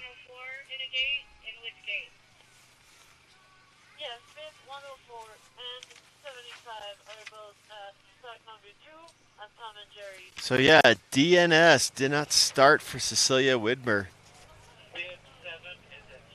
As we see our first male snowboard athlete up at that start number 3 there.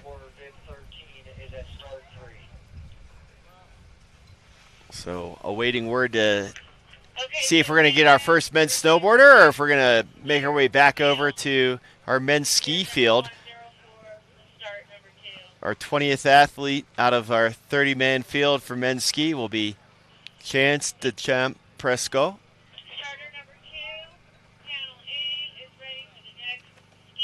Chance skis out of Alyeska, Alaska, and Snowbird, Utah. So he has quite the field to train on. Sorry, I missed it. Are we ready for the next athlete? LA is ready for the next skier male, bib 104. So it is going to be Chance Deschamps Presco or Prescott. You know, I'm kind of dancing back and forth between my French and English pronunciations there. I apologize if that is incorrect, but Chance, number 104. Either way, I think we are about to see him throw something down. He looks ready. Here we go, drop it in Tom and Jerry. No room for turns here. Pointing those skis through. Making it look easy. Yes, Chance. Such control coming out of that chute there. Oh, nice little left 3.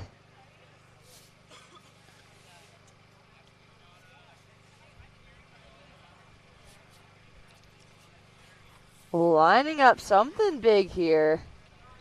Big backflip with the cross court there.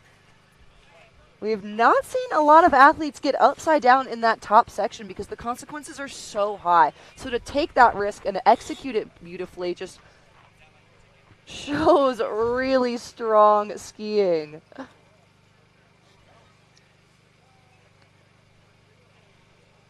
Chance has got the tricks, he's got the technique, and he's cooking in here to land at the Giants right now.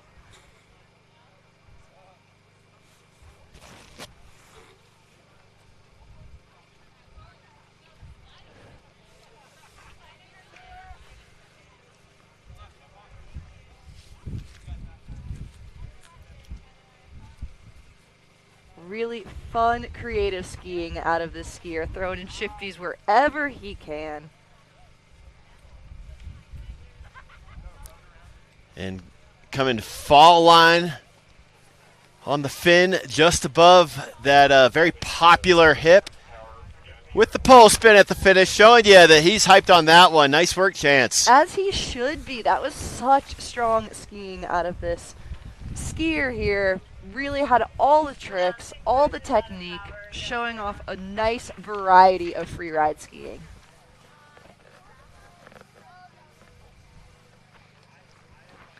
All right, and as we finished up with our ski women there, that means panel B is going to jump to snowboard men. So again, running dual panel, 2 simultaneous competitions, 2 sets of judges, and ski women will jump straight into ski men on that dual panel. So Yeah, they're again, gonna- nonstop action, Rachel. You gotta love Non-stop it. action, and that's something that makes the dual panel so fun to watch too. Is that those couple minutes it takes for the judges to score the run, they're sending another athlete on the other panel, so it really just keeps it moving. It keeps it nice and fluid and really entertaining to watch. So congrats to our entire women's ski field, as that is our first category. That is a wrap out here for the first of 2 days of competition here at the legend Arapahoe Basin. The makeup event today, the rerun for the whitewater stop that was canceled due to conditions. And then our second of 2 competitions out here at A Basin will be determined based off the weather forecast. I believe the decision is going to be made this afternoon on what day it's going to be, but weather forecasted to move in here at the end of the week into this region, and a storm that is to favor right here at A Basin on the Continental Divide. Winter is not done yet. Oh no, you can never count it out here. I mean, again, the whole month of April, the whole month of May, you can still get big storms blasting through here. And I've seen it snow well into June plenty of times up here before. But yeah, big storm. Well, healthy size storm. I should say too big of a storm. I don't want to overhype it, but definitely some healthy snow amounts forecasted for this region of Colorado Friday into Saturday. And coming off the heat wave that we had last week, where things got real slushy out here, it's going to be quite the weather change. So it sounds like we are ready for our first men's snowboarder. From start number 3, this is Conrad Niven, notch 2.5, waving his hands in the air like you just don't care so the drone pilot can see him. And here we go, regular footer Conrad on course. This terrain demands your focus up here, especially on a snowboard. You don't want to slide out on the heels and start just tumbling down very steep terrain there. Conrad, great control as he executes his way through this very technical piece of the east wall. Showing some good hop turns there. I can't even imagine being on only one edge on terrain that is so steep and so gnarly over such exposure too. But Connor really made good use of that steep, techie section. Our Kiwi rider coming to you from Auckland, New Zealand, and lives in Buttermilk, Colorado now. Well, Buttermilk is the ski area there in Aspen. I guess he could live at the base of Buttermilk, but Buttermilk, one of the 4 ski areas of Aspen, host of the X Games and also Grand Prix World Cup events, and really nice parks there for Connor to work on his air awareness at Buttermilk with great airtime off of that cliff there. And he is off the east wall, now working his way in. Is he going to hit the Flight for Life wind lip? But otherwise, he can definitely head on over to Highlands or to Aspen Highlands or to Snowmass for some great terrain to train for these IFSA free ride events. No stranger to Colorado riding, up at elevation. Conrad is making great use of this terrain here.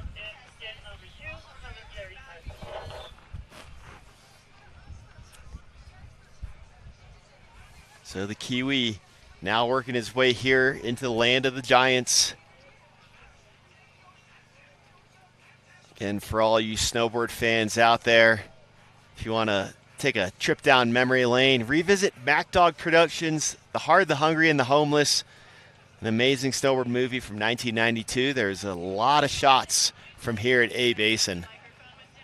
A Basin definitely got a lot of coverage back in the early 90s, as did the adjacent Loveland Pass terrain, with a lot of legendary spots when Colorado was a hotbed of snowboard progression in the early 90s. And Connor getting the nice air on the exit off the land of the Giants, and his work is done out here today. Really calculated riding out of that snowboarder, the way he just perfectly lined up that last entrance there to his final feature and cruising it on in. I would say that was a really successful start for our snowboard men division.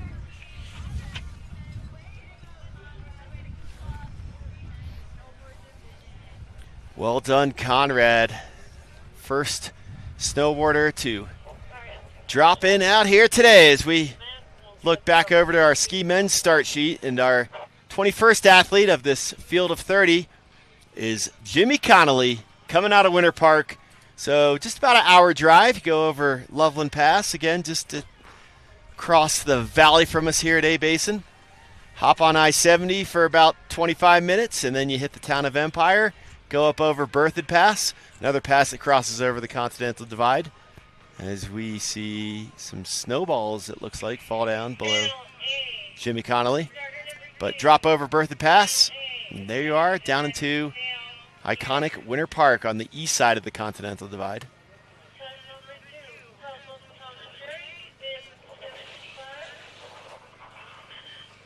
Jimmy placed third at the Taos 4-star this year. Let's see what he has in store for us.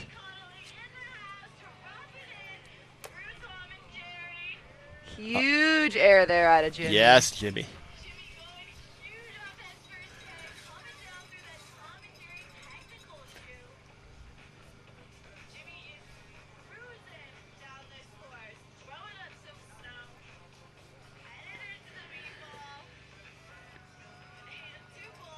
Beautiful stomp there out of Jimmy. He says that freeride means the world to him. It is the best community ever, and unbelievable support with a crew of lifelong friends. Awesome 360 there out of Jimmy, just grabbing all the inspiration from his buddies and absolutely throwing it down here as he paints his line here at Basin.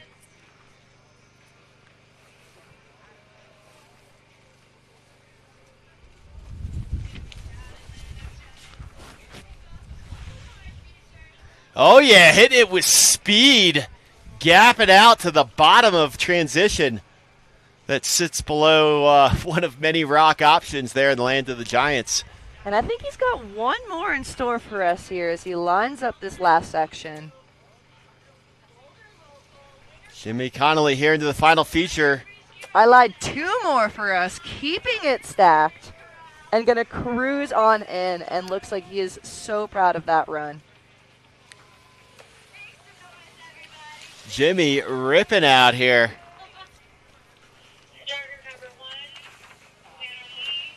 Are you a fan of Seinfeld at all, Rachel? I don't watch Seinfeld, but it looks like you're about to hit us with a reference. So what is that? There was just a character on a Seinfeld episode, and his name was Jimmy, and he would refer to himself in the third person, and I just saw that episode the other day, so I thought of that throughout Jimmy's run there.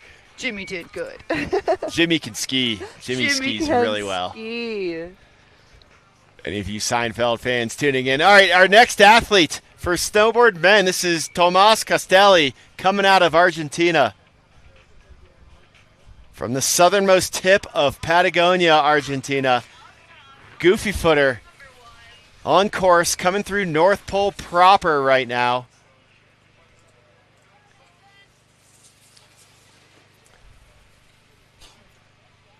I'm going to make nice use of this techie section as he navigates through the pepper. Again, there are sharks up there, and he is just lining it up so smooth. Great control on that heel edge through the chatter, not getting bounced off. Ooh, backside three with the cross court. Beautiful execution on that, too. That was just so floaty and so smooth and just looked so effortless. Yes, Tomas. All right, coming into the Flight for Life wind lip. It's good for frontside spins for those of the goofy foot sort.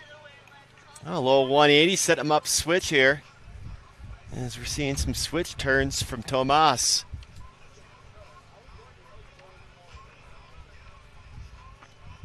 Half cab brings him back around to forward. And he's just stayed so controlled through this whole run, which is so impressive. And again, something the judges are looking for. There's an entire category of control, and something they really want to see is safe and responsible skiing within an athlete's ability, which is exactly what Tomas is delivering here.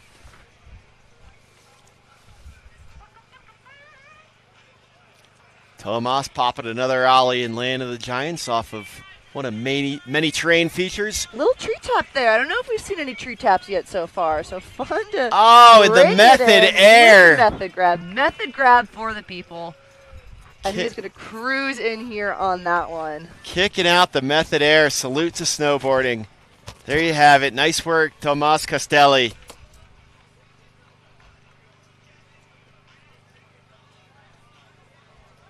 And excellent run there for our athlete from Argentina. Long way from home. Thanks again, everyone, for tuning in out here. If you're just joining us, we just started our men's snowboard category with 2 athletes down out of our 16 athlete field. We still have about 9 or 8 athletes remaining for men's ski. And then with our dual judging panel, as soon as we wrap up men's ski, we'll be getting into our final category, women's snowboard. Our women's ski category is a wrap. So congrats again to all the women throwing down in the women's ski category. But an amazing day out here today. First of 2 days, Rachel. It's been crazy. Incredible venue out here at A-Basin. Not only is the venue amazing, but the riders have been good, the vibe is high, all of it has just been awesome.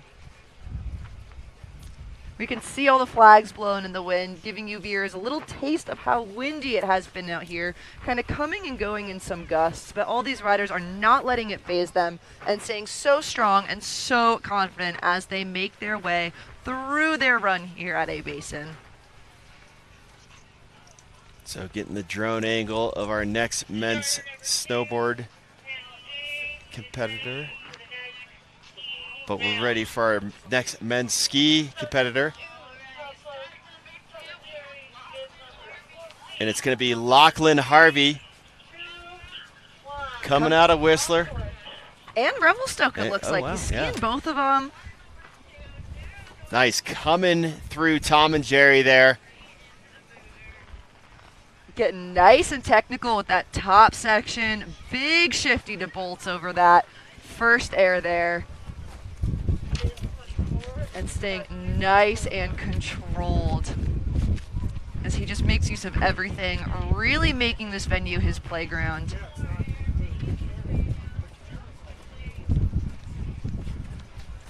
And grabbing everything he can find. There was another massive air for Lachlan.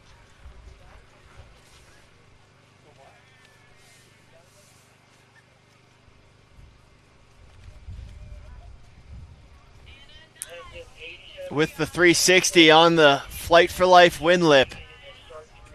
And now Lachlan done with the east wall, working his way into Land of the Giants.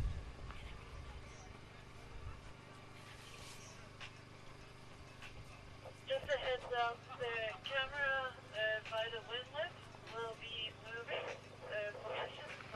position. Really just grabbing everything he can in this section. There's quite a variety of things to grab. Making excellent use of this terrain. And really building that line score as he keeps gapping over all these exposures here. Oh, a little double action there, tapping the lily pad on that exit air. Off Land of the Giants and Lachlan Harvey. Clean skiing. Into the gate. Got lots of hugs lined up for him at the bottom. Again, just showing how beautiful the community is here in freeride. These athletes, even though they're competing against each other, just really want to support each other and want to see everyone do their best. Yeah, great camaraderie out here amongst the athletes, and that's the way it should be.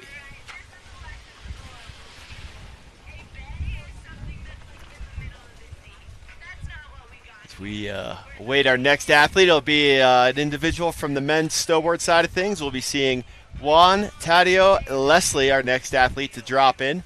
Thanks again, everyone, for joining us here on this first of 2 days here at A-Basin, Arapahoe, based in the legend. The ski area, incorporated back in 1945, boasts the longest season in Colorado. A lot of times they are the first ones to open, and you can place your bets if you're a gambling individual that they will be the last one to close for the season. On good years, it goes till July 4th.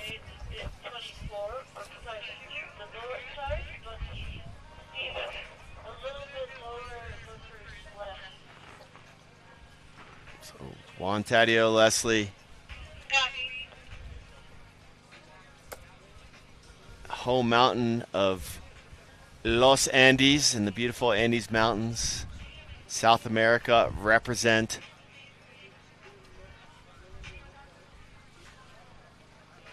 He's going to be our third male snowboarder to drop of the day, third of 16th. So really, again, kicking off this division still. We've seen 2 awesome snowboard runs so far, and excited to see what this next athlete has in store for us. There he is. Is 24. Is the game. Goofy footer standing there in the just by the second start entrance in the narrow North Pole zone, and letting us know indeed that is him right there.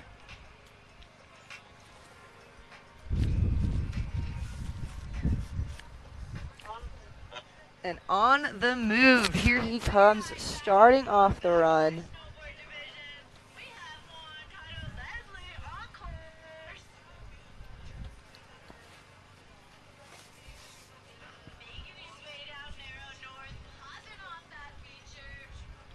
Grabbing some air there, lining up another one, and putting it to his feet on this, again, very steep, gnarly section up top.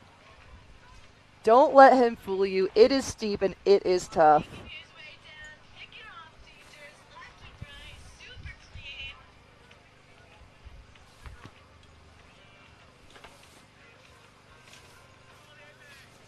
So Juan's work on the east wall is done. Now eyeing the takeoff for the Flight for Life wind lip.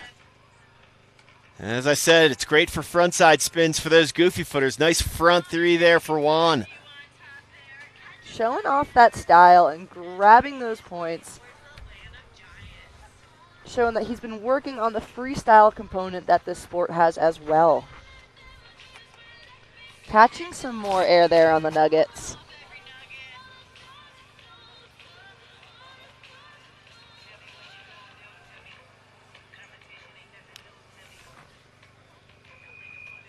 Getting ready to line something else up here for us.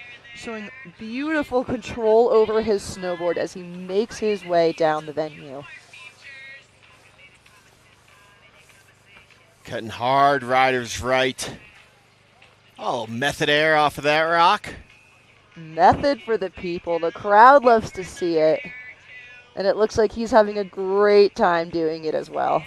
Final air right here. Coming fall line off of that oh so popular hip. And Juan, top to bottom. All the grabs, lots of tricks. Just stayed so controlled and on his feet the whole time. Really enjoyable to watch, and I'm sure very enjoyable to ski as well. Yeah, very aesthetically pleasing there. Well done, Juan. Buen trabajo. Great work. Ready for our next ski men athlete. Coming out of Jackson, Wyoming, this is Wyatt Gentry. Born and raised, he is on course, dropping in through Tom and Jerry. With a huge 360 right out of the gate, straight to his feet and throwing up some cold smoke as he heads down the venue to the next one. I had the pleasure of meeting Wyatt Gentry. He competed in Jackson Hole Kings and Queens of Corbett's this season. Nice left 3 there for Wyatt, a.k.a. Teton Gunslinger if you follow him on the Instagram. Again, born and raised in Jackson. Shout out to his parents, both of them working at the ski area. Nice left 3 out of the wind lip there. But yeah, his mom working in an accountant up there at Jackson. His dad, a cat driver on the ski area. His older brother, Luke, his filmer out here filming him. Skiing clearly in his blood if it's in the family then, and you can see why. He's just making great use of this venue here.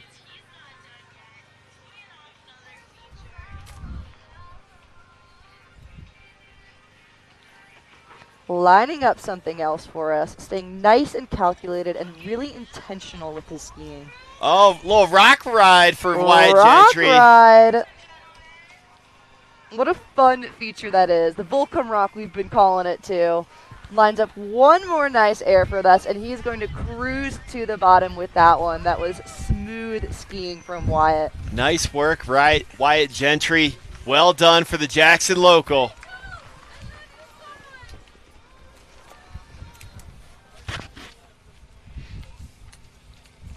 Yeah, that rock ride there, the wall ride. As you said, it's something we've called the Volcom Stone route because it looks like the logo of the Volcom Stone And just from what a certain fun angles. feature to have in the venue too, to just add a little spicy component to someone's line there, keep it interesting, keep everyone on their toes, the athletes included, I'm sure. Yeah, depending on how it fills in every year on top of it, sometimes you can kind of like pop an air over it and just re-enter right on the back side of it.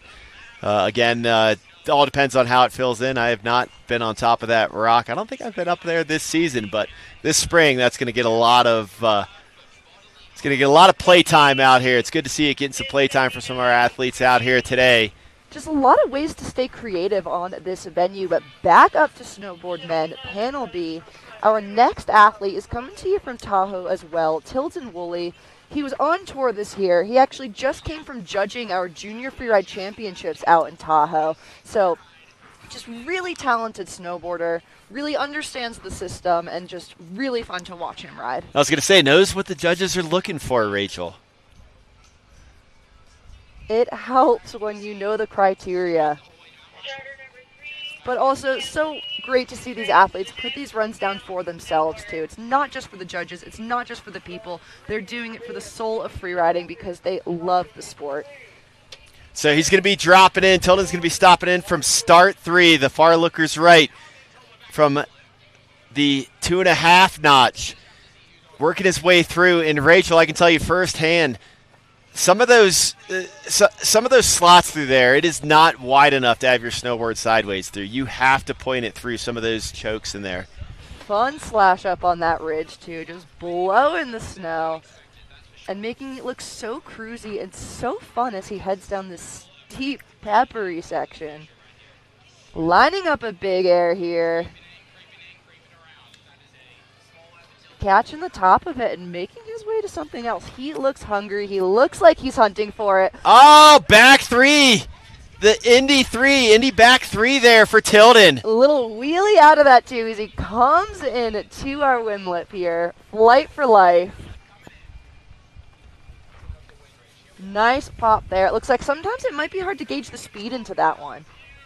Again, that vertical wall going into it, I can imagine, is a little intimidating as you're hitting it with some speed. If you haven't hit it before, you're coming into it, and it does just look like a vertical. It looks like a quarter pipe takeoff. I mean, it's such a steep takeoff that if you have not gotten any practice in on it yet, you tend to, it's good to look before you leap, I like to say.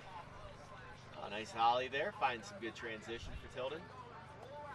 We're going to get another wall ride taker here, a little rock ride. His style is just so fun and so floaty. Nice and creative. Nope, on the looker's right side of that Volcom rock. Just staying so smooth and fluid on his board as he keeps crushing through the venue. Yeah, got a little front side grab in there as well on that final air, and Tilden Woolley coming through into the finish. Very clean run top to bottom. Had good fluidity throughout that amazing line selection. Great control and Really some great fun to air and watch. style, including that Indy 3, the backside 360 there for Tilden. Great job there. Just nice and creative, really engaging the whole time. And you could tell he was just having fun with it, too. Out for a ski and just making great use of that venue. 7 athletes remaining. Coming through Tom and Jerry. No hesitation. Pointing it down through. Jackson Bathgate on course now. Coming to you from Whistler, BC. Lining something up here for us. Ooh, I like that. Jackson Bathgate with a 3rd place finish at the Kirkwood IFSA Challenger stop last month. And made an appearance on the Freeride World Tour in 2024.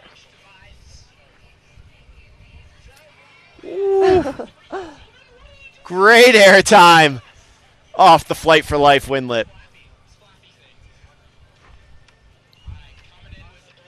Coming in with some speed here. Jackson is cooking it up in the kitchen as he heads towards the Giants. Throwing in some style components there, too.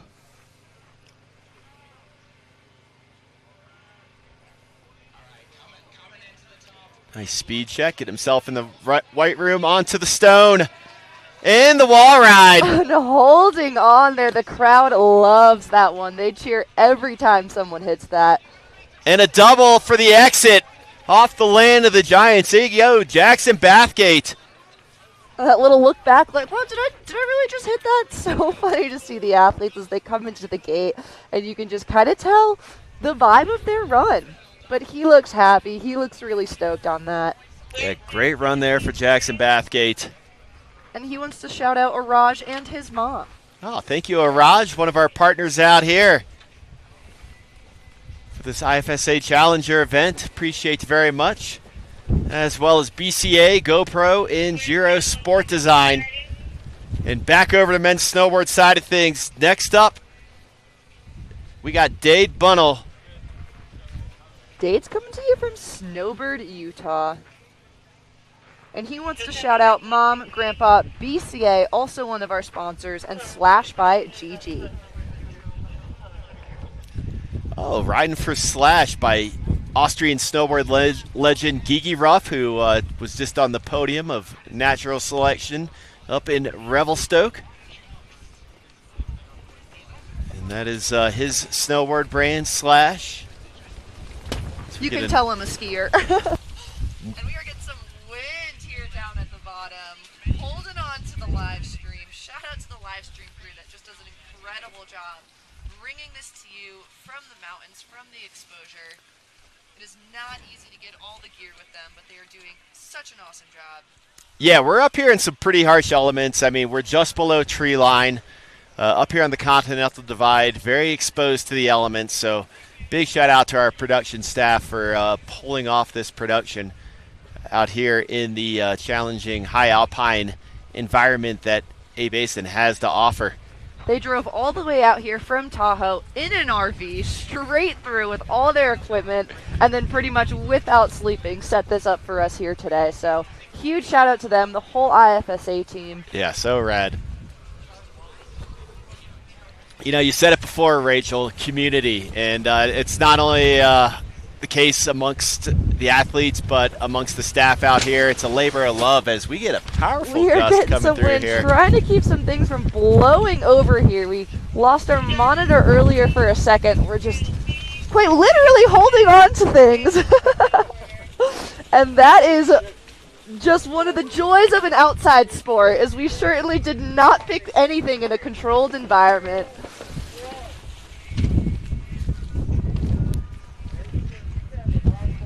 All right. On course, we have Dade Bunnell, Utah athlete. Coming in far lookers right. Oh, all right. Getting a good look at him now in West Vert.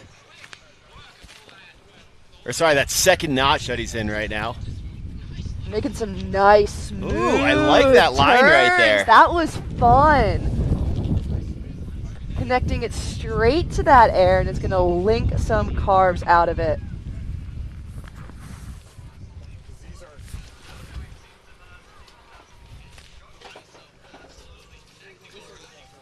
Backflip into the layback off the Flight for Life wind drift. A little nod to surfing there with the layback, I like to say. So fun. Just a beautiful style here from Dade. Really has that surfy, floaty element to his snowboarding. It says he does water sports outside of freeride, so I see there might be some crossover there with some surfing. Why not, Rachel? Honestly, all the board sports, so much fun.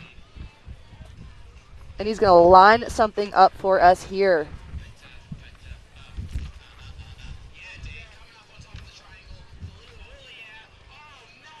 Getting a little toe heavy, holding on to it. Dade Bunnell here into the final features offered in this portion of Land of Giants. With the air out, clean landing, and riding away into the adoring fans here in the finish. Great run there for Dade Bunnell, including the backflip off the Flight for Life wind lip. He placed third at the Taos 3-star and fourth at the Crested Butte 4-star. And sixth at the 2024 Silverton Challenger. Looks like we have our wind calmed down just a little bit as we get ready for our next skier, Orion Cherny.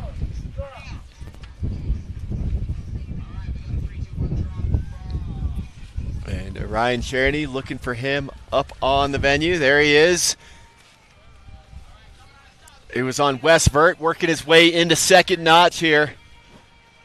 That was the start number 3, the notch 2.5. Ooh, tech air right there. He had that rock in the landing, too. Representing the telly skiers out here in the mix, Orion Cherny is an absolute shredder. Free the heel, free the mind, as they say. And coming in with the backflip to bolts. So impressive. Showing off not only the tech skiing, but the tricks as well on his telly skis. Oh, he does not hold back. Even though those heels are free, Orion just ripping like he's on some alpine skis out here in the mix. And just glued to the ground on his landings here. Absolute stomp city. No hesitation. Really beautiful skiing out of Orion.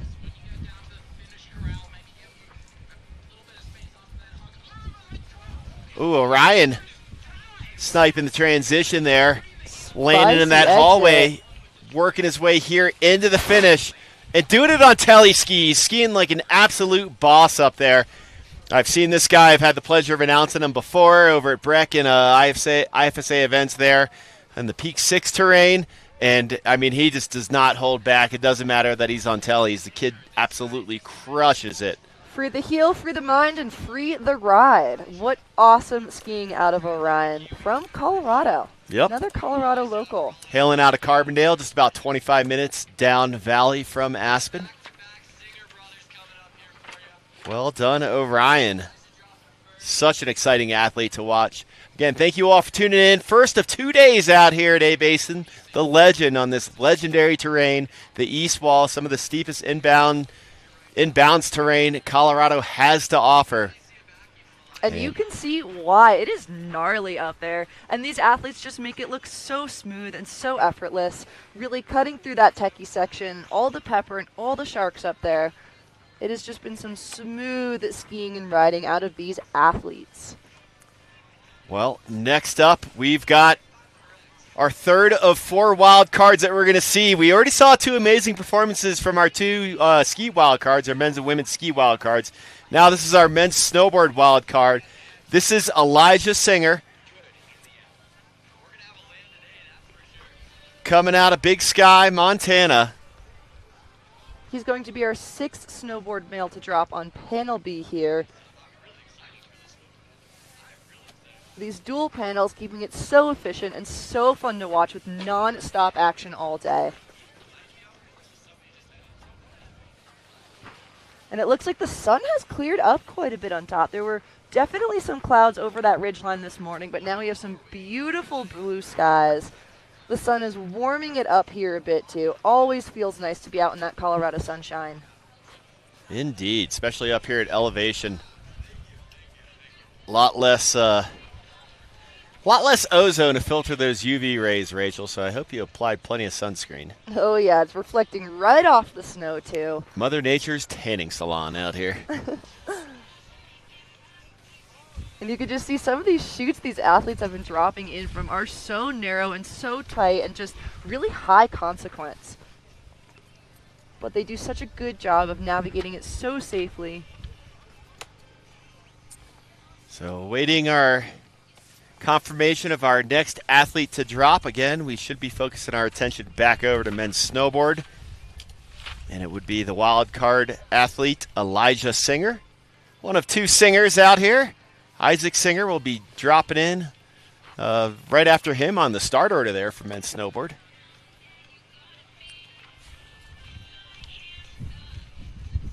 It's so fun to see too the way the athletes kind of navigate these feelings and things they must be navigating through at the top of the venue. I know some athletes really like to be hyped up and get really stoked at the top, and some like a little more of a meditative deep breathing at the top, and just really cool to see everyone's unique style It looks like Elijah's someone that's getting pumped up as he's dropping in here. Yeah, from start two, up there in the narrow North Pole. Here we go, Elijah Singer, goofy footer on course, coming out of Montana.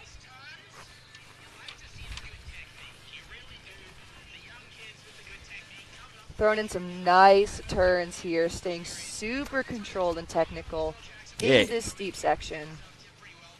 Ooh, popping his way through. Trying to control the speed with that heel side turn. Gets skipped out a little bit, but a great recovery. Back to his feet for the wild card athlete. Finding the nice cross court. Putting down the landing gear with authority. And his work is done on the east wall. Now eyeing up the takeoff for the Flight for Life wind drift. Just popping over that. It's his first time here. So, again, he has not had a chance to hit that yet. And that, I guarantee you, looked like a vertical quarter pipe takeoff to Elijah. And just making use out of anywhere he can grab air here.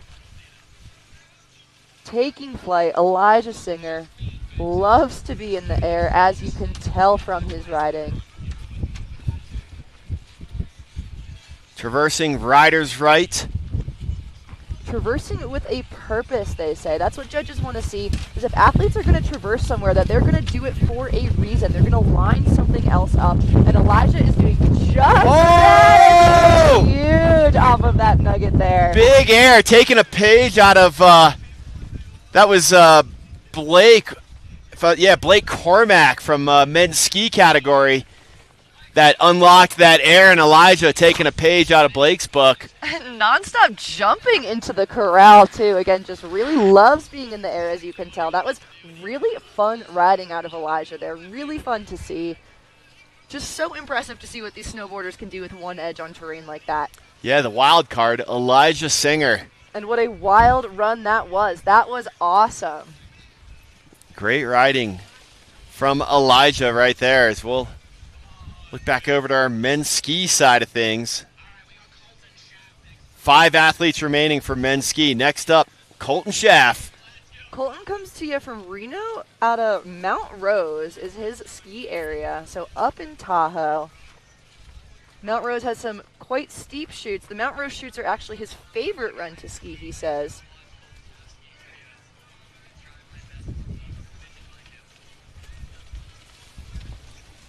And Colton is our 26th ski male, 26 out of 30. So getting towards the end here of our ski men division.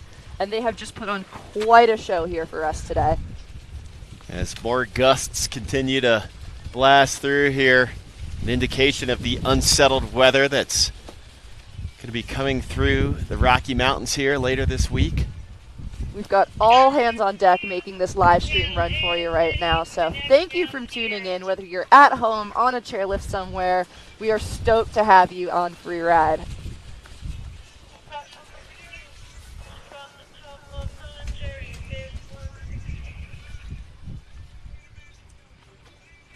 Shout out to our starters up there in the elements, holding it down, and the ninjas up there as well, and the athletes that have to wait it out up there in the elements.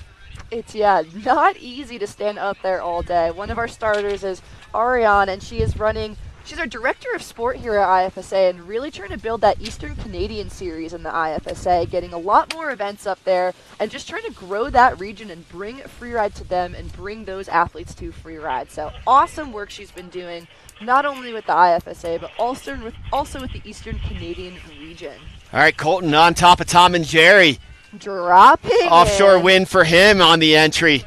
Here he is, pointing it through. Those were some fun hops up top as he got ready to slice through that chute and take off a huge chunk of air there, straight to his feet and carving out of it.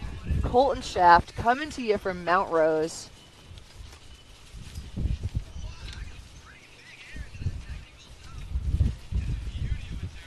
Showing off strong fluidity as he cooks through that section. Final feature on the east wall for him and putting down some good air.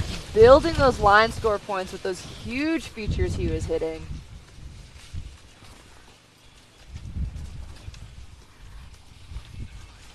Nice backy to his feet. I'm sure having to work against those winds as well on that takeoff. Yeah, a bit of a headwind, as I was saying, the offshore wind, if you will, but when that wind blows right in your face.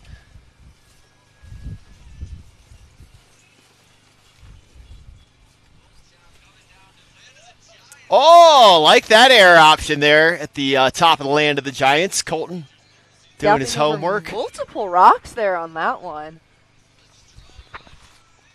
Yeah, with some speed, you can find some pretty big gaps in there through the land of the Giants. Oh, nice tail slide, drifting that one out. And the double, just tapping his tails on that lily pad feature on the exit of the land of the Giants. So amazing skiing from Colton Schaff out of Reno, Nevada. Another blink and you will miss it run. That was speed he was cooking with there. That was so fun to watch. Colton just made that look so effortless, so smooth. Really grabbing those points where he could. And we are going to get back over to Panel B, Snowboard Men. Isaac Singer of the brother Singers here in the mix. Another goofy footer in the start. Nice air at the top in terrain that you need to shut it down on. Isaac doing a great job of that. Not just Freeride family, but their actual family. They clearly rip. Coming into this terrain here.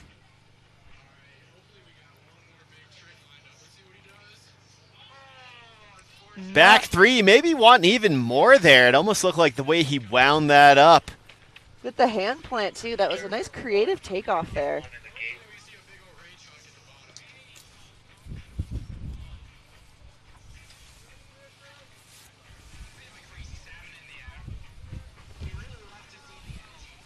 Now working his way here into the land of the Giants.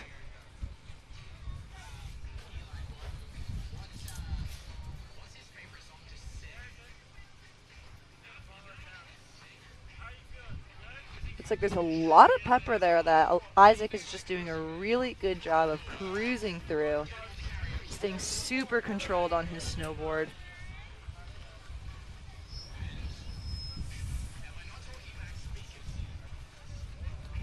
And from where he is right there, you can roll in up on top of that Volcom Stone rock for the rock ride. Again, you can pop up and over and get in the rock ride. There we go, a little nod to skateboarding right there from Isaac Singer.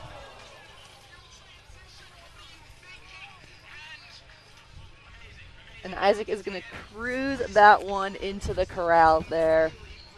Nice and creative riding.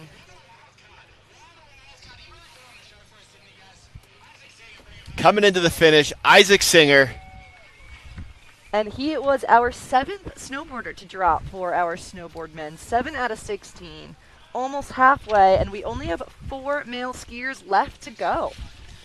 Then Panel A will jump over to our snowboard women, and we will watch them snowboarding for the rest of the day. Yeah, so cruising right along here under sunny skies on the east wall here at A-Basin. Again, the longest ski season in Colorado, in North America. And it is not uncommon for A-Basin to stay open and have a 4th of July celebration here. Otherwise, very fun month of May, May Basin, as people locally call it,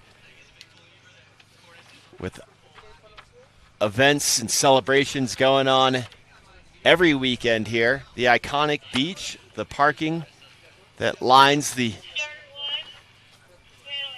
bottom of this ski area. Always home to very fun festive barbecues and parties down there in the mix. And our next athlete, Kai Morgan for men's ski. Kai coming to you from Homewood out of Palisades, Tahoe. And he is from start one, far lookers left, up in prom date. Getting a nice air, another nice air. So 2 very good airs there for Kai Morgan. The first one, very critical with the landing. And the big cross-court backy. Oh, and getting tumbled through some rock. Getting tossed there out of the landing from that backflip, but we were going to look for a head tap from Kai. I'm sure he's taking a minute to take a deep breath, assess how he's feeling after that. We at the very least need a ninja, probably He's on his feet, he's moving, but again, I'm sure just kind of assessing what that felt like. Take a seat for a minute. And we have a head tap from Kai, so I'm sure he at the least got the wind knocked out of him, but he is okay. And they're going to deploy a ninja right now for his other pole. They have to make sure that the venue is completely clear of all gear from any other athletes to avoid anything that might be in the landing for someone else that'll drop.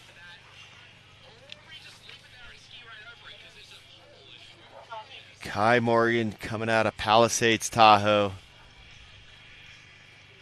Just was on an absolute heater of a run. A very exciting run there at the top for Kai. Unfortunately, got tossed through some rocks. And good to see him back up to his feet, but visibly a little shooken up there. Definitely not a smooth tumble he took there, but again, we're thankful to see that head tap from Kai.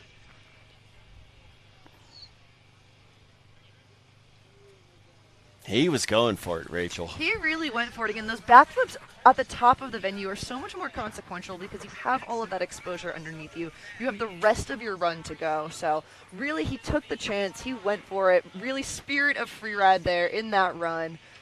And not quite calculated, but the send is there from Kai Morgan. Yeah, respect the send, Kai. Respect the send. Going for it. Massive cross-court backflip. One of the biggest flips we've seen out here. One of the biggest airs we've seen today. No joke. I don't believe I've ever personally, I've seen people take a lot of airs here on the East Wall. I don't think I've ever seen anyone go for that air that Kai sent, especially with that speed. And these freeriders are just built different. I feel like they don't have that fear factor in their brain that most normal humans have of like, you know, maybe I shouldn't go upside down over here. But that is just not what makes a freerider, is they are able to just override that part of fear in their brain and really launch it. And, you know, that is freeride, is you win some and you lose some, and it is a variable sport. These athletes only get one run at each stop to really show off what they've been working on. So it's so impressive. Again, a lot of these athletes hitting features that they've never hit before. So imagine calculating a backflip on something that you've never even hit before. It's just so impressive to see the level of riding and see where the sport has gone in the last few years. Truth, Rachel. Speaking the truth out here. So Ninja on course, retrieving the pole for Kai. Going to clear up that venue for our next athlete. And our next athlete is going to be a snowboarder. Back to panel B. Halfway through our snowboard men field now. This will be Charles Somerville. Hailing out of Fernie, BC. Another Canadian rider really representing BC. They've had so many talented riders. It's just been so incredible to watch. A lot of BC riders coming to us from the JFC stop last week at Kirkwood as well. Really incredible riding we saw from those juniors. It was wild to see what the kids these days are doing. And the adults are continuing it too here for this third stop of our challengers. 2 days of competition here at Arapahoe Basin.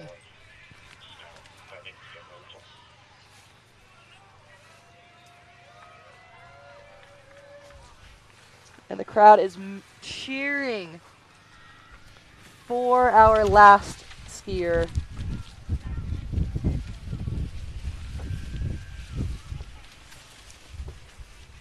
Well, getting word that Kai might have loosened up some terra firma out there. Sounds like there's a loose rock that got knocked into maybe one of the landings there. So we're going to do a little landscaping up here on the East Wall, it sounds like. And right now we're going to take a quick break for a word from our sponsors. But thank you all for being with us, and we'll be right back with more action here at the IFSA Challenger event, Arapahoe Basin, Colorado.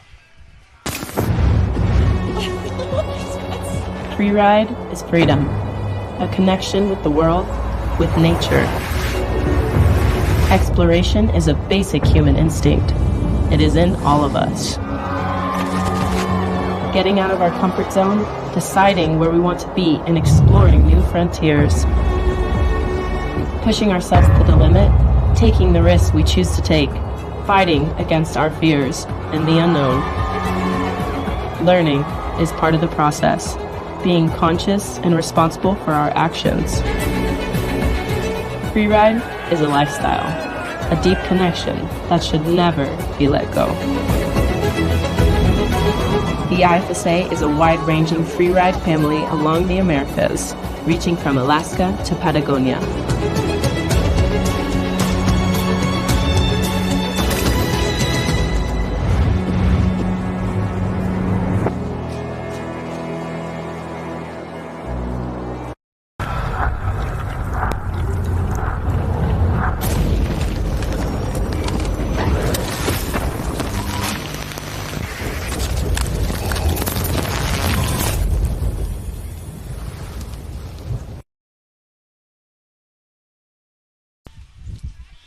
Wish I had sunglasses.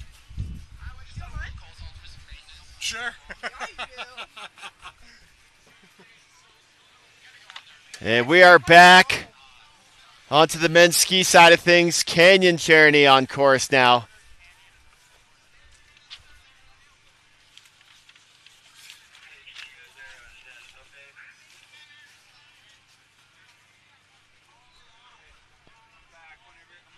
I apologize. This is one of our ninjas.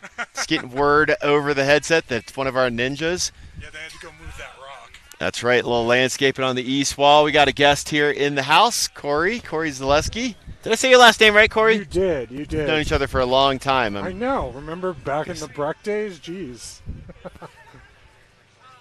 But Corey, you guys with Affinity Snowboards doing a giveaway out here today. We can talk about that while our ninja goes to remove a rock out here in the mix. Yeah, we are giving away the Affinity Snowboards Spirit of Freeride Award. So we'll be giving a board away to just the rider who, obviously not the one who wins, but the one who just embodies the spirit of freeride and everything. So we really want to reward people for being part of the community and just do something to give back. So this award getting handed out at the end of today? It'll be at the end of tomorrow. Okay. Because we're going to do it after day 2. So. Did it get decided officially? Is that officially speaking that day 2 of competition will be tomorrow? I am hoping so. Are you speculating? I've heard a lot of different things, but I've heard yes, they're doing it tomorrow, but I could make it today if need be. I was looking at the weather forecast, and that call, I believe, is going to be made at the end of today if it has not already been publicly made. Yeah. I have not heard any official word on it, but looking at the weather forecast this morning, comparing a couple different models, it did look like tomorrow is going to be a better weather window than Thursday or Friday. Definitely better than Friday, but we'll see. Yeah, it's not the powers that be definitely have the interest of the athletes. Best interest of the athletes at the forefront of their decision making. Exactly. I talked to Brennan, and he said that, that's kind of what looked like it was more likely would be tomorrow if it actually went off. So Affinity Snowboards giving away a snowboard again. Yep.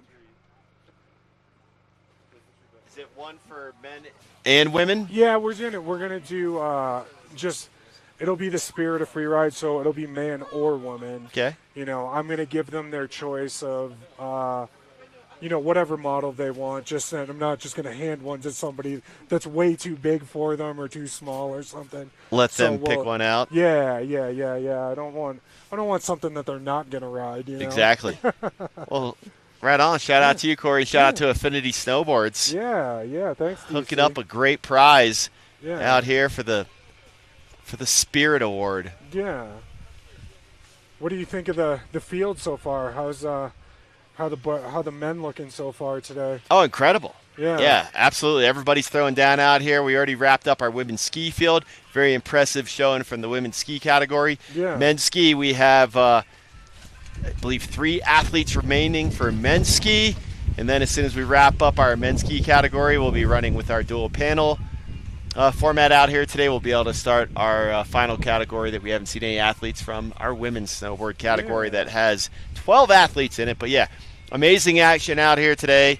this venue is incredible. I've been riding this terrain for a quarter of a century now. Crazy to say that, but 26 years here. I can at, remember you and I Basin. riding out back there together way back in the day before they had the lifting back here. Absolutely, yeah. I mean, it's they've added 2 new chairlifts to 2 different zones since we first started riding here, and incredible terrain that those zones went into. It was backcountry terrain, as obviously people would call it side country because you accessed it from the ski area. But as soon as you left the boundary, you are in the backcountry, and some great memories out there, very fond memories. But it's really neat how it's opened up the terrain here at A Basin. I mean, it's this distinct different zones. It really spreads the people out. Yeah. Even if you come here on a day where the parking lots look busy, you get up on the mountain and you're like, where is everybody?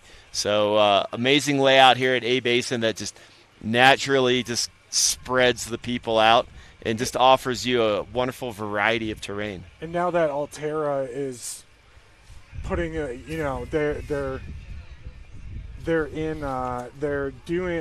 invested more in it. It's just a lot different too.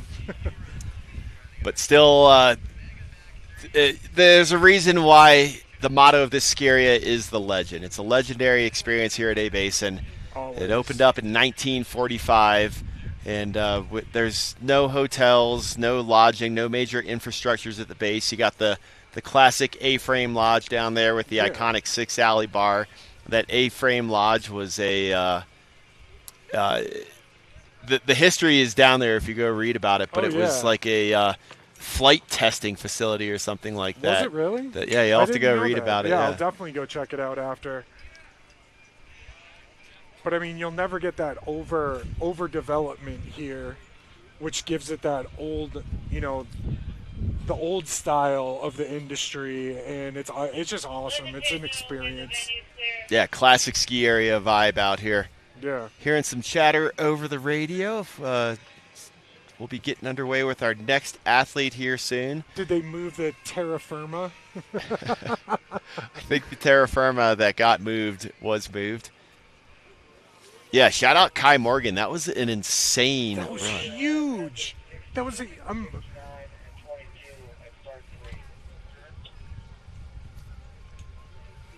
So it sounds like our final 3 skiers are going to be starting from that start 3. 69, and what was the third one? A little bit of a break here, but this whole time there's been a miss. He goes by the name of Charles Somerville. And it is not easy to stay in the start gate for this long when you have a little bit of a Where's bid number 62? Man, they got some heavy hitters too coming up for snowboard men for sure.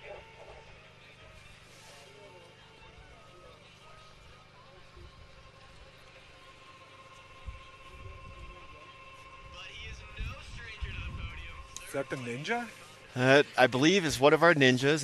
That is not a competitor working his way Another down. ninja. Shout out to all the ninjas though. Apparently they're ex-freeride athletes. Yeah, big shout out to all the ninjas out there. A lot of times just volunteers, whether it be a parent or a coach Yeah. or a staff member that Copy that. positions themselves strategically, usually at the top of the course or somewhere on the course, on the venue, hiding out beneath a terrain feature to help retrieve any gear that an athlete might lose. It's definitely entertaining to watch some of them rip when they're good. Yeah, this is a first as well for us. Do we have a Using a second ninja to to move part of the landscape here. Kai Morgan You don't get that in slopestyle and pipe or anything. moving rocks out here. That was an earth-moving performance by Kai Morgan. Oh.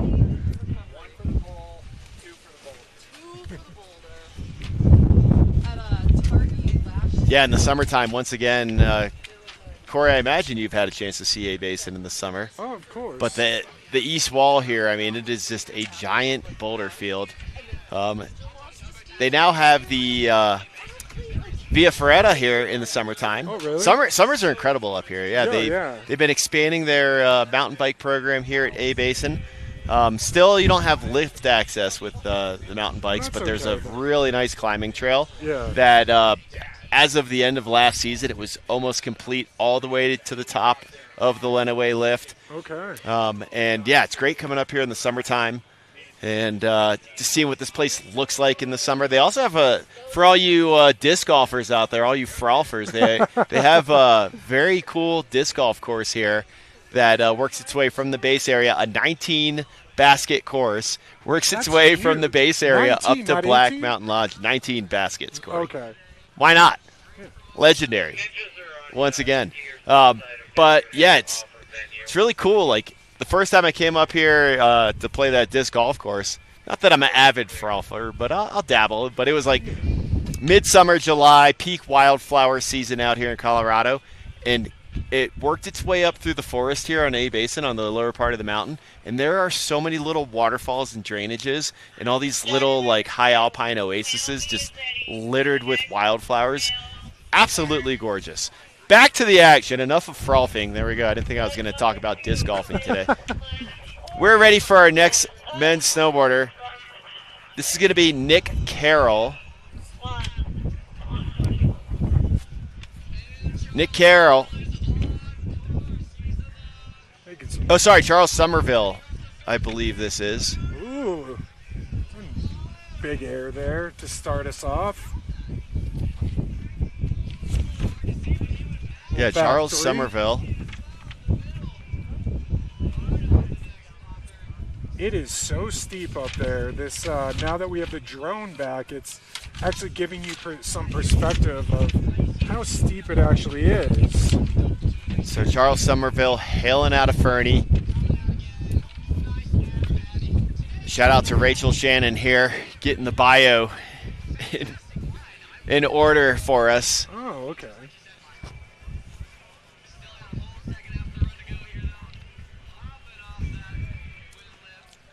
Aaron out of the Flight for Life wind lip.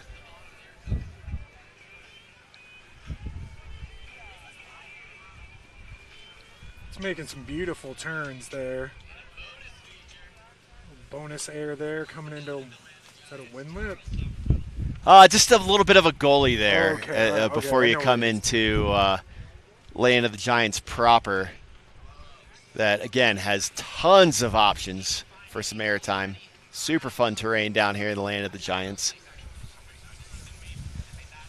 I will say I'm glad they let the snowboarders go second today so that the ground it wasn't quite as firm. Be able to send it a little bit harder. And the final feature there for Charles Somerville with the clean air out of the Land of the Giants as he comes into the finish. And that's a great run top to bottom for Charles Somerville. Good job, Charles.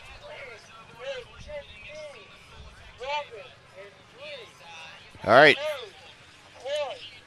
For men's ski, our next athlete. This is Canyon Cherney from Start Zone 3. As Rachel holds on to our tent. Thank you for being the tent weight, Rachel, keeping it from blowing away.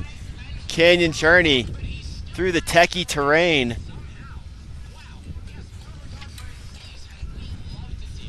Straight And line I up there. believe he's a teleskier as well, I believe, just like Orion. With the backflip.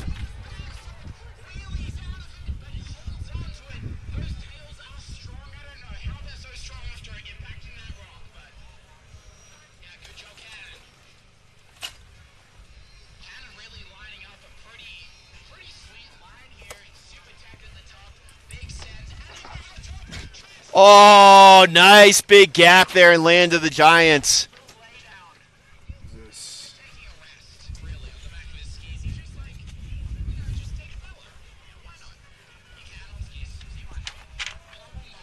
There you go. Canyon with the nice air in the hallway there. Good way to finish that up.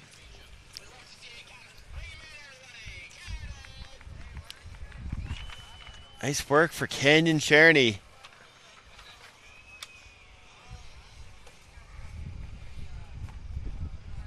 And 2 athletes remaining for our men's ski category. We gonna see that double again, you think? The big double? We'll see. I mean, I would not be surprised, Corey. Yeah. Skiers are sending it today. It's amazing.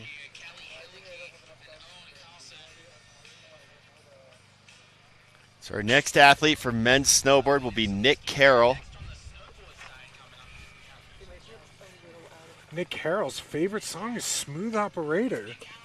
Well, let's see if he's a smooth operator out here on the east wall today. Originally out of Hidden Valley, St. Louis, Missouri. Now calling Breckenridge home, just about 30 minutes away. Earlier in the broadcast, I said 25 minutes. That's if you're can't be speeding like that. No. We'll give it a 30 to 35 minute commute time.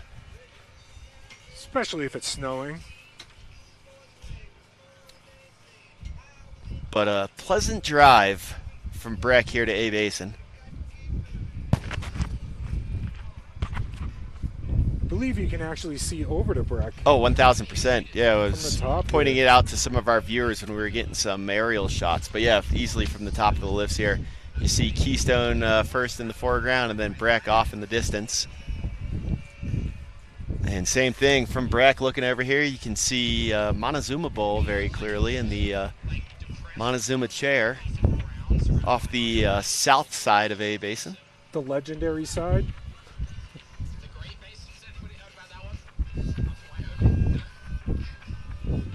So Nick Carroll up there in the narrow North Pole start number 2. Awesome, we have the drone back now too.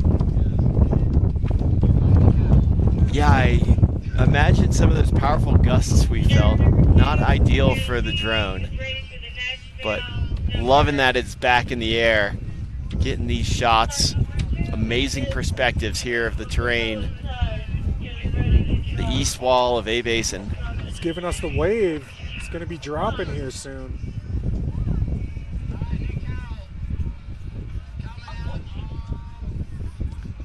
And Nick Carroll, regular footer on course.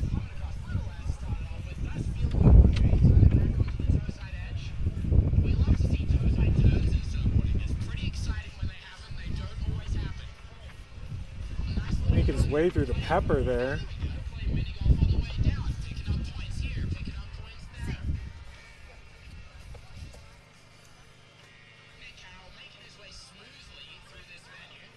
Nice and smooth through there, steep.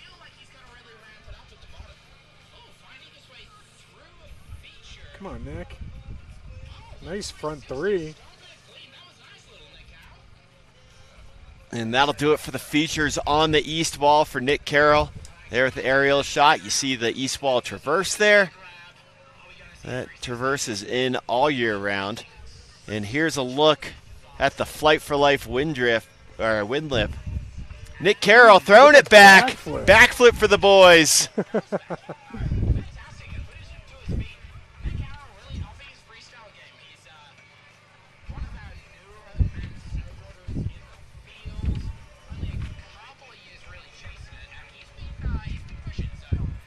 Definitely a lot of fun ollie options. That roll he just came off there as he works his way here into the land of the Giants.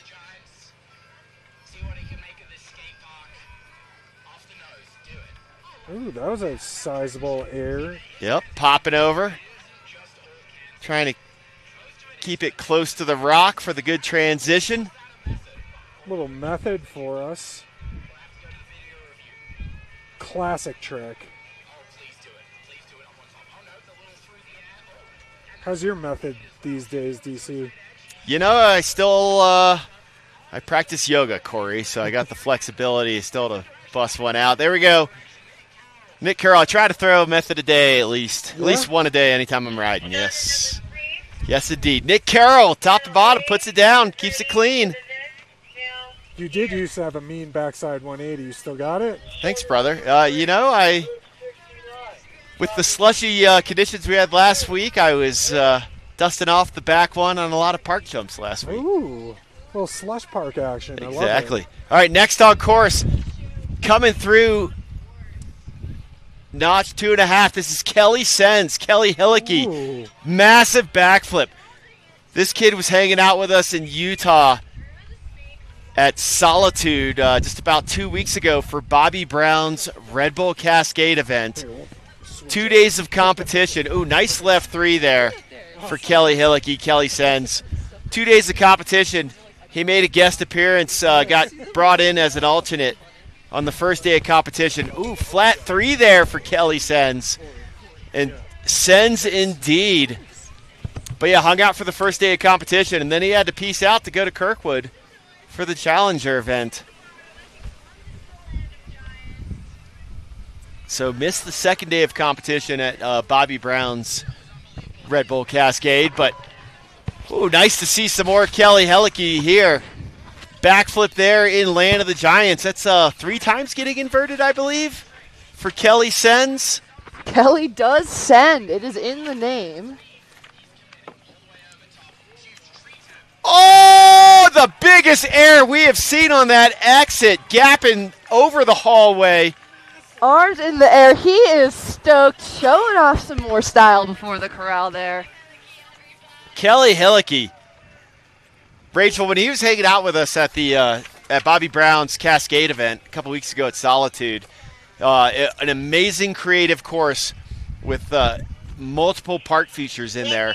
And again, he was only there for the first of 2 days because he had to peace out to go to Kirkwood to compete at the Challenger event there. But he was like athlete and crowd favorite that first day, I feel like. Absolutely destroying the park features and showing those freestyle skills out here on the terrain, on the east wall.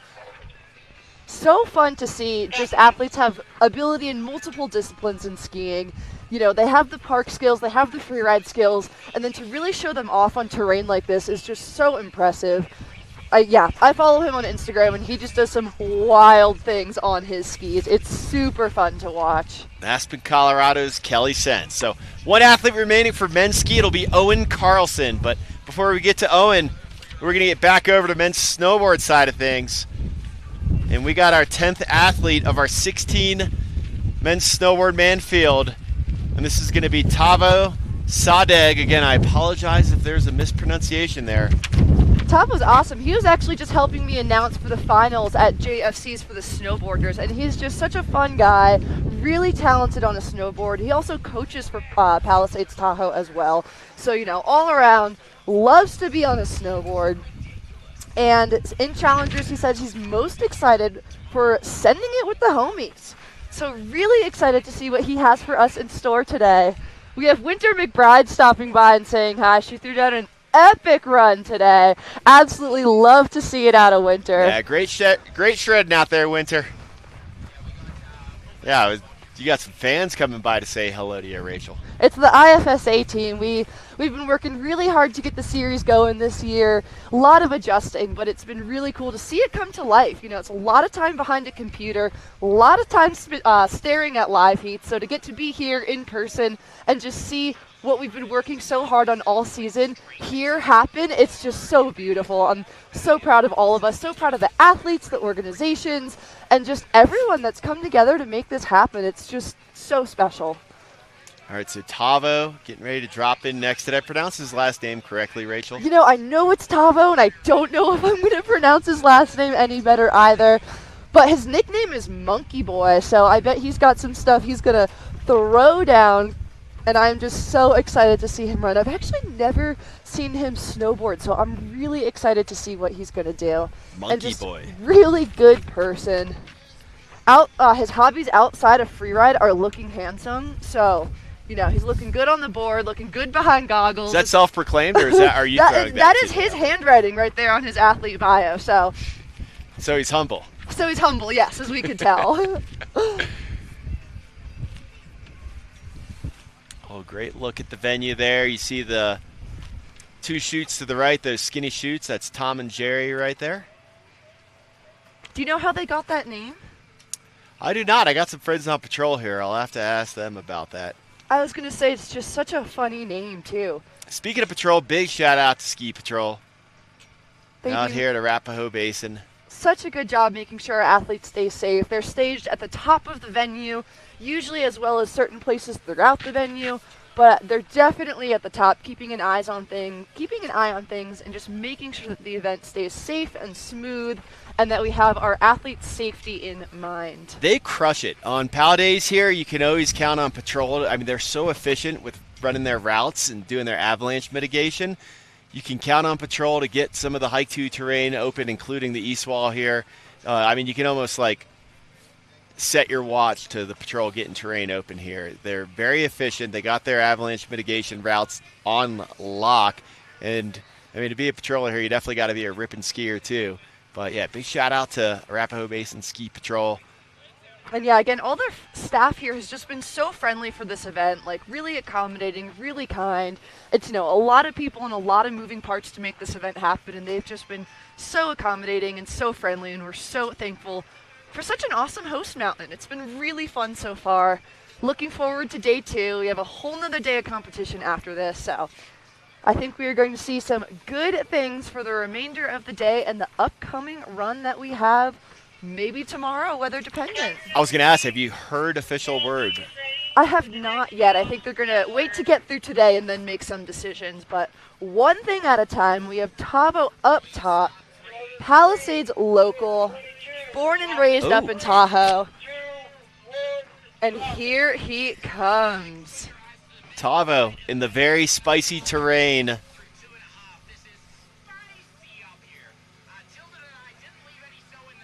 In the 2.5 notch. Takes him into West Vert. Oh, nice air and terrain of consequence. Critical landing with the backside 3. Oh, back 270, if you will, if you're really going to count the rotations there. But he's just making great use of that top section of the venue, keeping it really controlled and dialed, but also really playful with that spin we saw there. yeah, again, and the back 270, that brought him fall line with his landing. If he went full back 3, he would have landed traversing across the slope. So great trajectory and air awareness. Another spin there. Nice really work for Tavo. Fun, creative spins he's throwing down in that top section of the venue. Again, not easy to throw maneuvers like that over all that exposure where it's super steep. Here into the Flight for Life wind lip, popping over that. Again, if you have not hit that yet, it looks like just a vertical wall you're mobbing it into. So it takes a couple practice runs on it to really understand the trajectory and the steep angle of that takeoff to send it to your full capability. Jumping over some spicy pepper there and going to cook his way into this bottom section, Land of the Giants.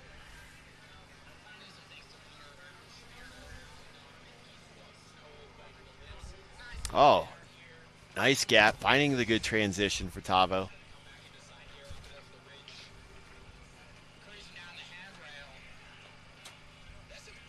Nice bank turn right there. Really smooth, nice to his feet there.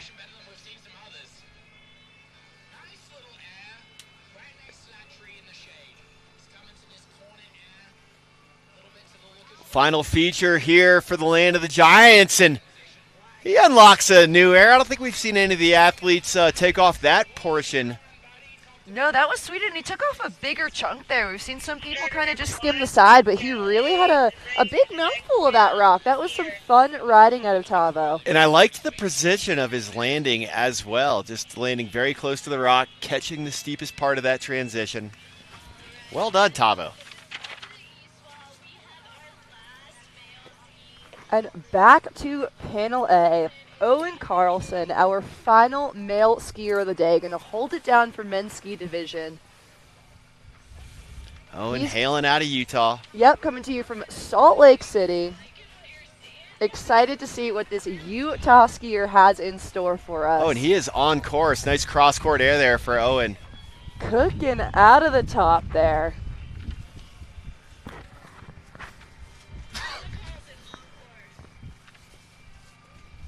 Another cross-court air with the 360. 360.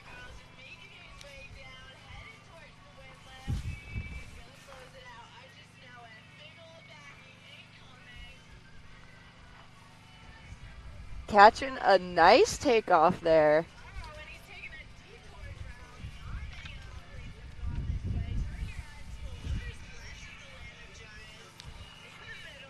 Really loves to cross those skis there. Owen is just showing off that style. And I bet he's going to bite off another big chunk here, lining it up. Aaron over that traverse track. Precision with the transition finding. Such calculated skiing out of Owen that we're seeing here.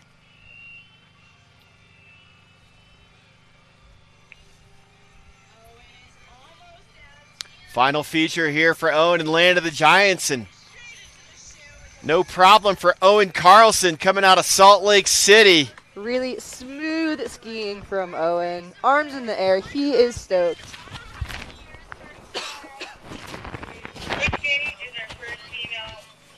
And that's a wrap for our men's ski category. So congrats to all of our athletes from our men's ski field for giving us a very entertaining showing out here today. We saw the backflips, we saw the spins, we saw the sends, and the techie skiing as well. We just really had such a fun mix of freeride skiing. And our next athlete, our next athlete for men's snowboard. Very dry at this elevation as well. The throat Yeah, likes to gotta seize stay up a little bit. hydrated. It's a hard mix of staying just hydrated enough. Even though I live up here, still catches me off guard. All right, next up, Shane Blue Sandblom. Shane hailing out of Palisades, Tahoe. From Incline Village, Oh, I'm sorry. Nevada. And skis out of Diamond Peak, but all in Tahoe. Tahoe, So Tahoe area. a Tahoe local. Through and through. Shane Blue. But he won the Kirkwood Challenger stop. So coming off of the victory there, we'll see how the momentum bodes for Shane here at A Basin. He was also first at the Palisades 3-star and Kirkwood 2-star and second at the Crested Butte 4-star. So no stranger to the podium. Shane Blue getting ready to throw it down. He is at start 3 in the very spicy train. I thought I saw him up there at the start of 3. All right, I know, at the start Shane of is 2. on course. Narrow North Pole. Shane on course. No Oh, hesitation yeah. into his first feature and puts it to Bolt. He is on the move.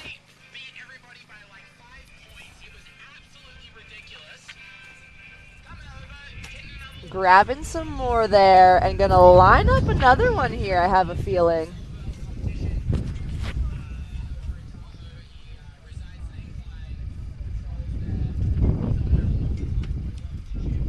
Backside 360 at the bottom of the east wall, making it look easy.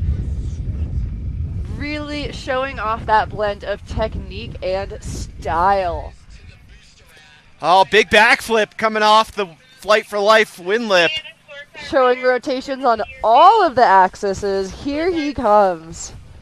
Now into the playful Land of the Giants.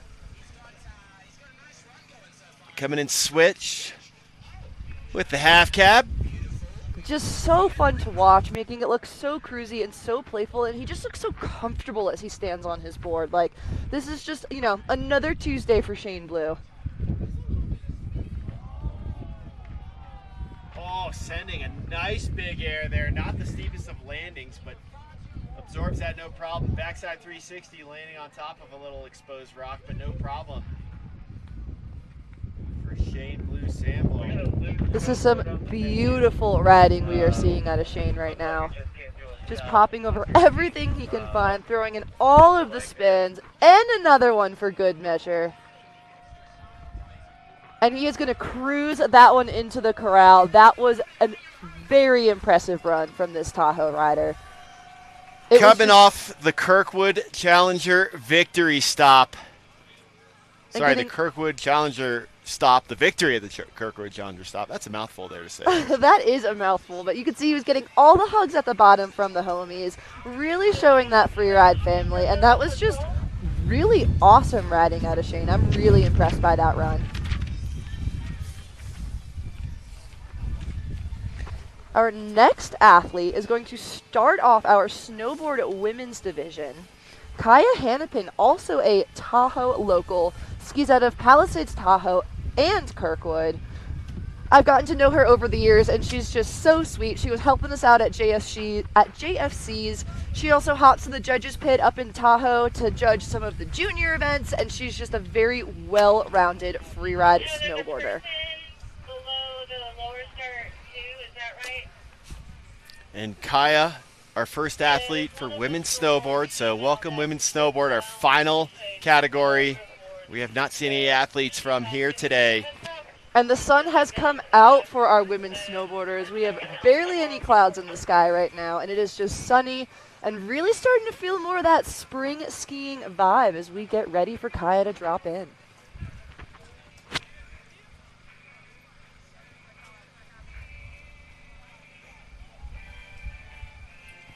So I'm sure the judges in panel A are just taking a quick minute to transition here. Maybe stand up and stretch the legs, drink some water. You know, our judges are human too. They got to do all the human things. So it's not easy to sit in that pit all day and just stay absolutely glued to the action. So thank you to our judges that are working so hard to just stay consistent and really deliver what we want to see in freeride.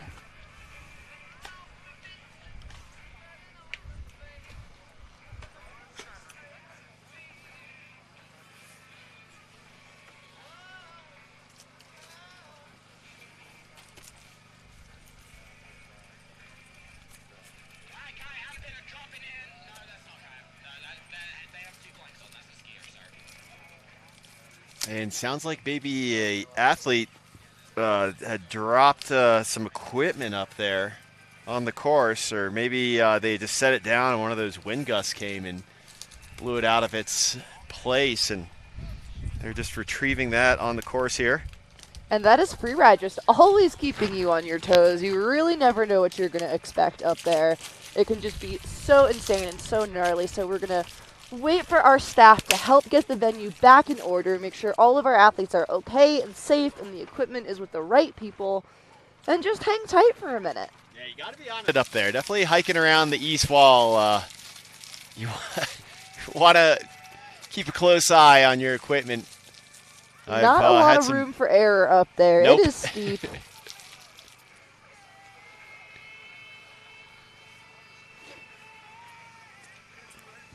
Well, once again, just retrieving some equipment here for one of our athletes. We'll be back with more action.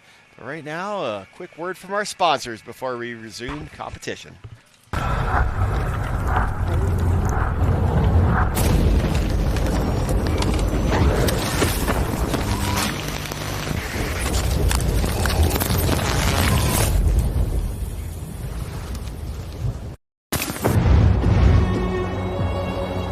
Freeride is freedom, a connection with the world, with nature. Exploration is a basic human instinct. It is in all of us. Getting out of our comfort zone, deciding where we want to be, and exploring new frontiers. Pushing ourselves to the limit, taking the risks we choose to take, fighting against our fears and the unknown. Learning is part of the process. Being conscious and responsible for our actions. Freeride is a lifestyle, a deep connection that should never be let go. The IFSA is a wide-ranging freeride family along the Americas, reaching from Alaska to Patagonia.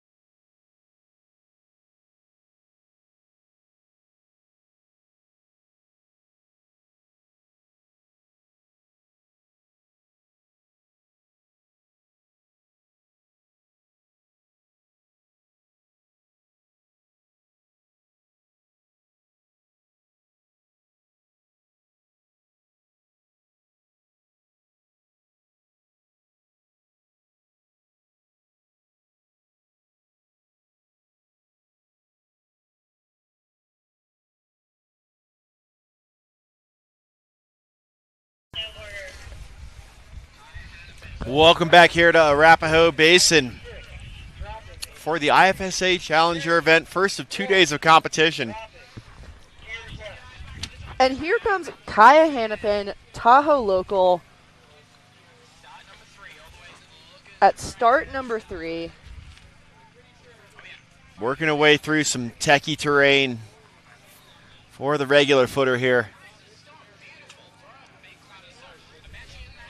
As we had a quick course hold to retrieve some equipment, allowed Rachel, you and I to get a quick bite in, which was very nice. It is well past lunchtime here. Well past lunchtime. But Kaya is going to bite off a section here of this venue. I can feel it. She's such a strong snowboarder. I'm excited to see what she has on store for us here.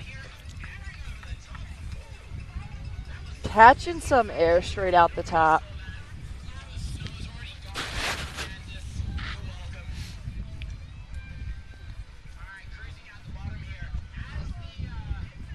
And staying nice and controlled as she navigates some turns here. Making her way to line something else up for us.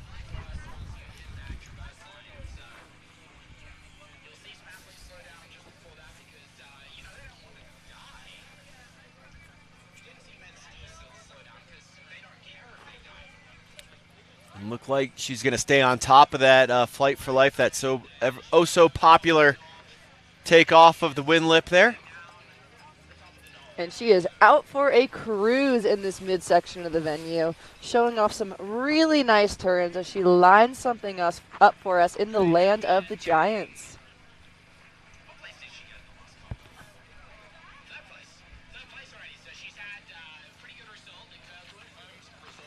Catching some more air there. She finished Challenger's 3rd overall in 2023 and 4th in 2024. So Kaya has been showing off that she is one of these top-ranked snowboarders. And going to line something else up for us here. Also a 3rd place finish for her at the Kirkwood Challenger stop.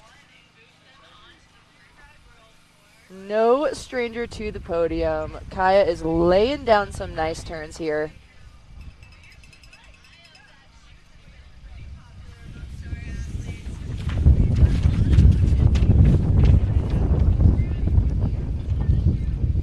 Here into the lower portion of Land of the Giants. Lining up something for us here at the bottom. She's got one more air. I can feel it. And she just takes that so smooth, and she is going to cruise in. Again, just a gem of a human being. She's a competitor. She's a judge.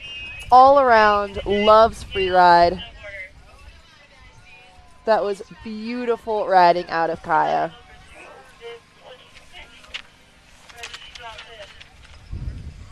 Well, back to the men's snowboard side of things as both our ski fields are complete.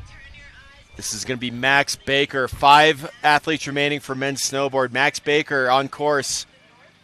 And starting off his line nice and spicy with a huge air out of the top and making some beautiful control turns out of that run out. A little 360 nose butter there for Max Baker.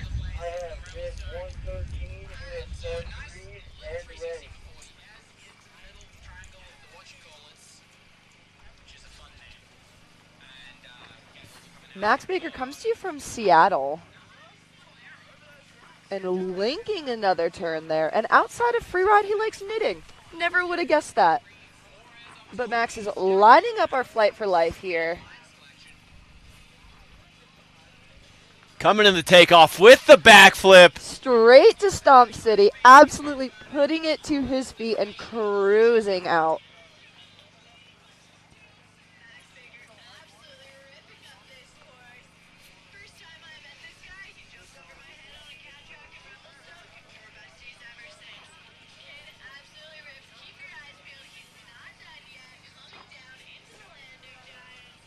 Now let's see what Max Baker has for us here in the Land of Giants. So many options in this terrain.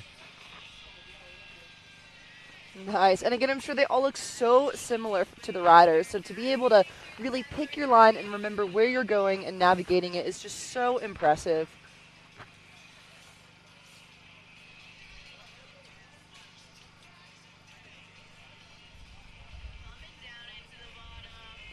cruising into this final section here. Max has one more for us. And Max, his work is done through the land of the Giants, finding multiple airs through the land of the Giants there. A multitude I was going for there. Multitude of airs with the A Giants. plethora of airs. A plethora of airs, one might say, out of Max Baker. Really strong riding, really nice and consistent, and just stayed on his feet the whole time. With the backflip off of the Flight for Life. You know, the crowd does love a good backflip.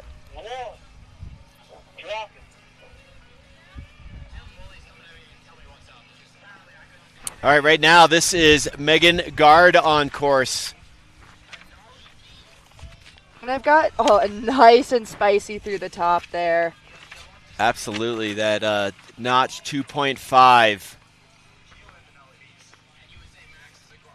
I've gotten to know Megan over the years too, and she is just such a sweetheart, always a smile on her face, and just really a kind soul in the freeride community.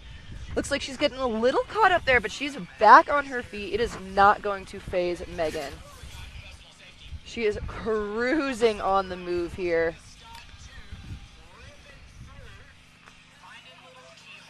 And she got second place at 3 of the 4-star competitions this year, with it being Revelstoke, Kicking Horse, and Snowbird. So no stranger to the podium. Megan Gard is going to show off why she earned her spot here in Challengers. Really love this drone angle too. Just really smooth smooth riding out of Megan here. Just carving some turns. And I think we have another taker for the Flight for Life here. Catching it with the grab.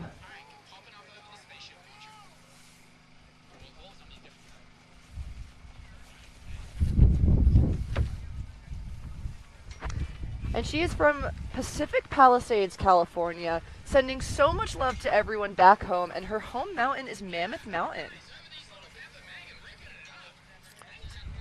Really playful here, just popping off everything she can find.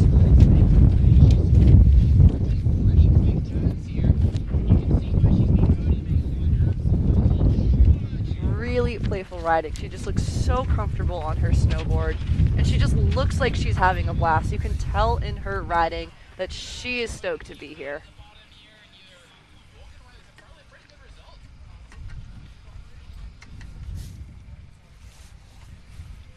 Coming into the final features here in the land of the Giants for Megan Gard.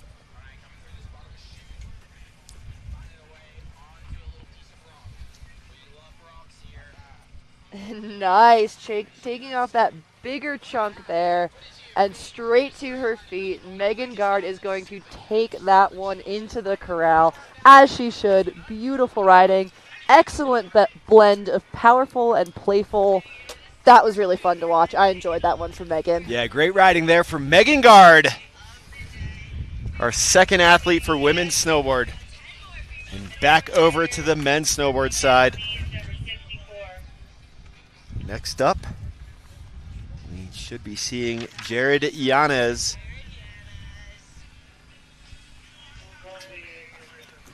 All right, Jared is coming to you from Grand Junction, Colorado. He rides out of Winter Park.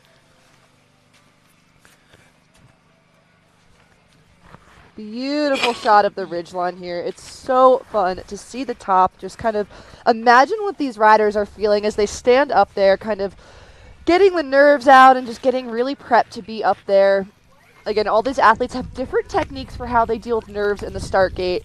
No two riders or skiers the same. And I can only imagine what they must be feeling as they stand up there on that wild ridge line, having quite the view and just really going over their line and getting ready to send it.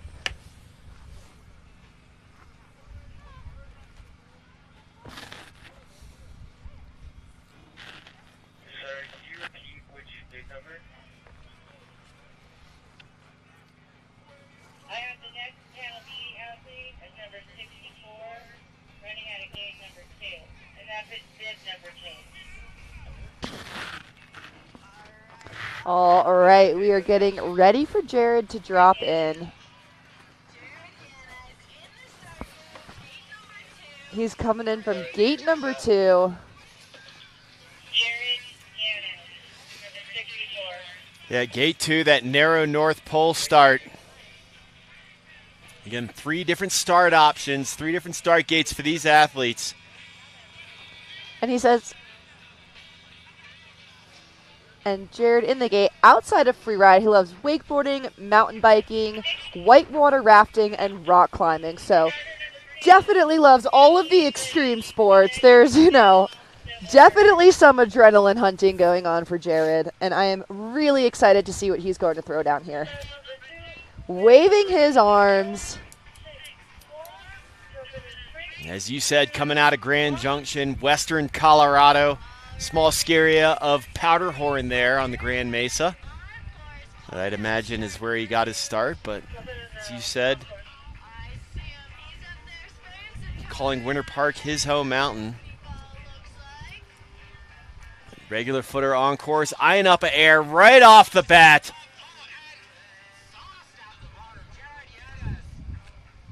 Absolutely cooked out of that landing. That was so fast. And making some nice controlled turns here too. Has his speed back underneath him.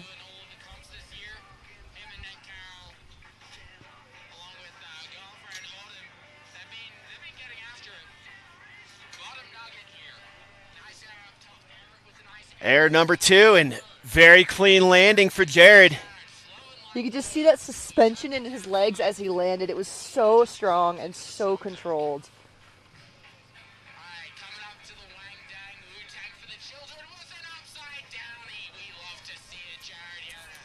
Love a good 360 out of that one. Jared is delivering on this run.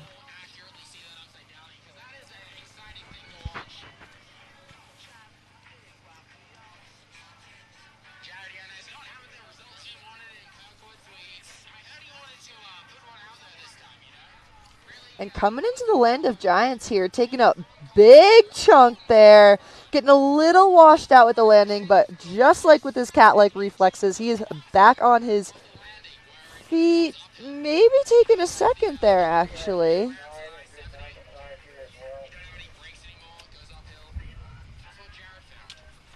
Maybe just kind of assessing what's going on. Hopefully everything is okay for Jared. Whether it's equipment related or physically related.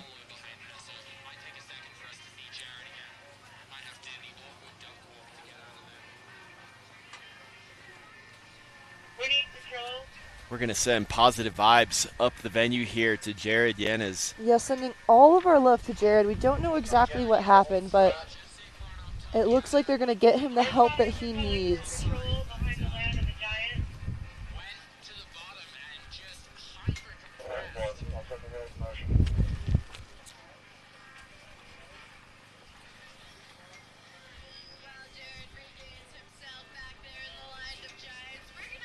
Yeah, once again, just collectively send positive vibes up there to Jared. Not sure what he's got going on there, but having a moment for himself to assess everything. Again, the safety is our top priority for these athletes, so we're going to get Jared the help that he needs and hoping that he just hangs tight and waits for patrol if that is what the situation is calling for. We do have the best medical staff on hand with the A Basin Ski Patrol.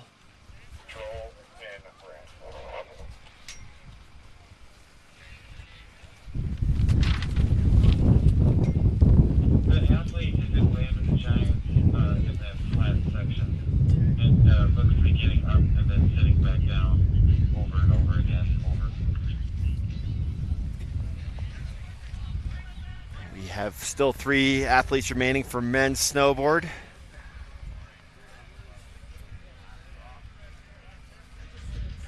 And for our women's snowboard field of 12 athletes, we've seen 2 athletes go already, so 10 more for our women's snowboard, which means Panel A will keep running even after Panel B has finished. And the women's snowboarders will hold it down for the day. Rachel, you mind passing me those delicious treats from Hawaii right there? Oh, we've been snacking. We've been having box a of good Aloha. time out here with the media team. It's just been quite a treat to interact with all of the staff and all of the athletes and all of the people that are making this event happen. Copy that.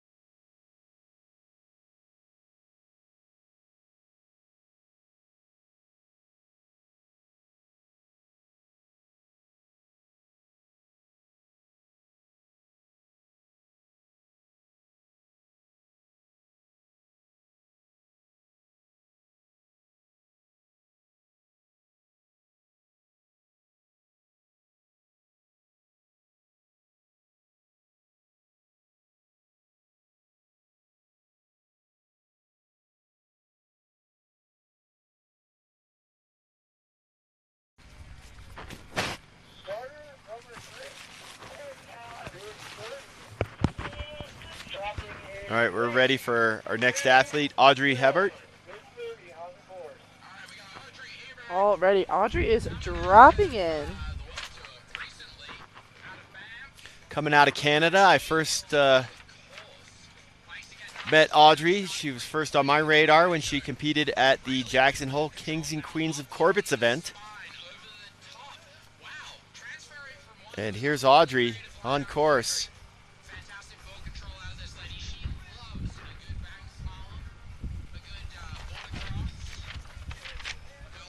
Making nice use out of this top section here.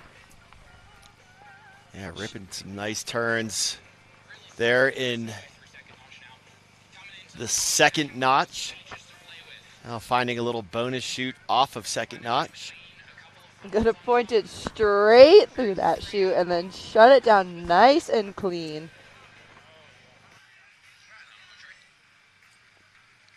Just throwing down some more beautiful turns. I think that's my favorite part about watching snowboarding is just these surfy, floaty turns. They make it look so fun.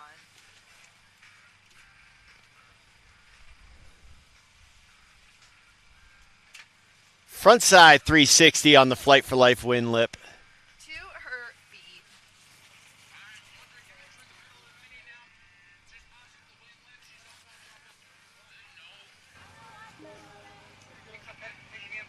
And Audrey said Freeride has given her a chance to form lifelong connections with like-minded people and discover unique places and cultures.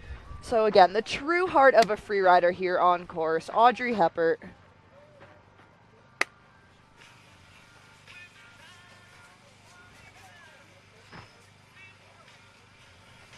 Lining up something for us here.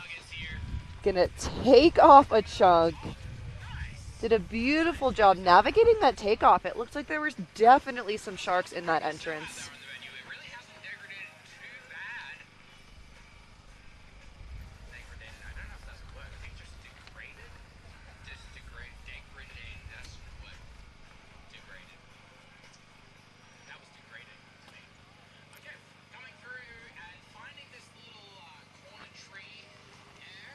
Lining that up nice and sound for Audrey. I think All she's got sorts. one more for us here. Yeah, I mean, there are all sorts of airtime options there in the land of the Giants. Very skate park-like feel here in the lower east wall. And the exit air for Audrey. And Audrey Hebert coming into the finish.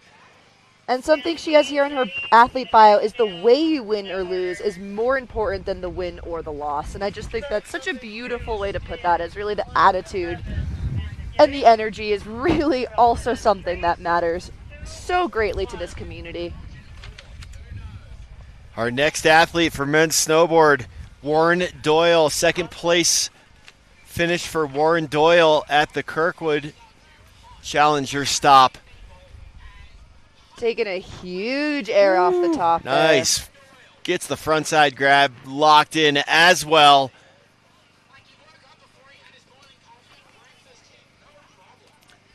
Arcing some giant turns down the east wall face here. Another air option here for Warren Doyle. And puts it down to his feet. So intentional and so confident. Warren is from Fort Collins, Colorado, but now skis out of Bridger Bowl. Fort Collins is about a 2.5 hour drive from Arapahoe Basin here, home of Colorado State University. Getting the nose grab in. Coming to the so playful terrain of the land of Giants. Hundreds of different options in here. I really think there are endless combinations of things you can do in this field, and just so fun to see each rider take their own unique take on this section.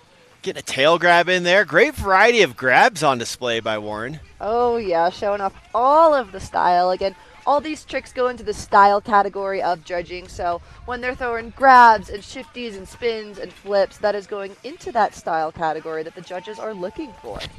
And Warren Doyle. Laying it down. Great run. Top to bottom there. Nice and clean throughout. Great execution throughout. Great style throughout. And we'll have two men's snowboarders remaining. Ralph Backstrom and then Aaron Smiley, the local boy coming out of Breckenridge. But we'll head back over to the women's snowboard side of things, and we should be seeing Mia Jones next. And Mia Jones, definitely a crowd favorite. She's put down some really awesome runs in the past. Incredible results for Mia Jones this season, including the big win at the Challenger stop in Kirkwood just last month. She's a Tahoe local as well, from Truckee, California, skiing out of Palisades, Tahoe. Very skilled in the arts of Schraupinism. And a first place at the El Colorado 4-star. So, again, no stranger to the podium. Mia is a name you want to watch out for. Shout out to her brother Cass, who I believe I just saw on the gram put down his first ever double flip. We love to see it. Again, the kids these days are nuts.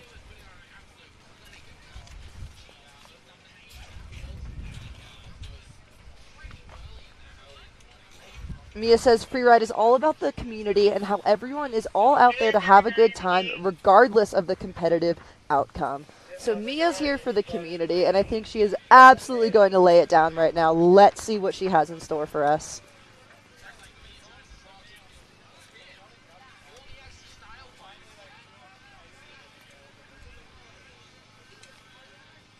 And very excited to see what Mia's got for us again, having a great season. Her riding is very on point. She is about to put on a display of the art of Schraupinism out here.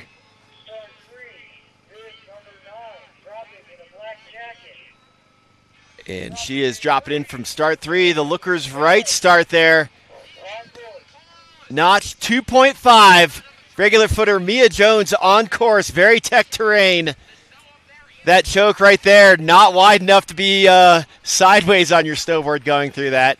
A few other moments like that through that chute. Mia handling this exposed terrain like a true veteran. Staying so committed to this line. She is just really boosting through that steep, techie, tight section.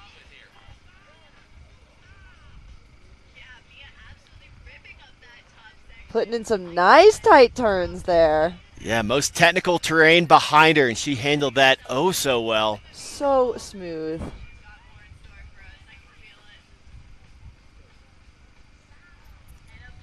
Incorporating some good style elements there with the airtime for Mia Jones. And her work on the east wall is done. Coming over the east wall traverse right there. Really fun, again, to see that variety of big airs and then that really technical riding that Mia just did. Really beautiful variety from these riders, and Mia's just showing off those nice cruisy turns, that tough techie section behind her.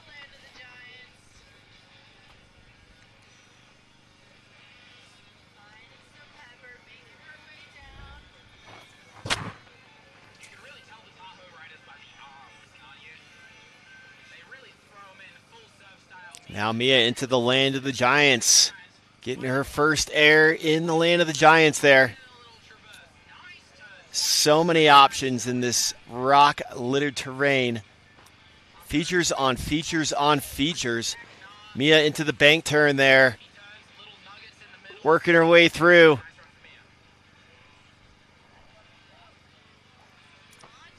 An absolute playground for these free riders, and Mia is showing it off.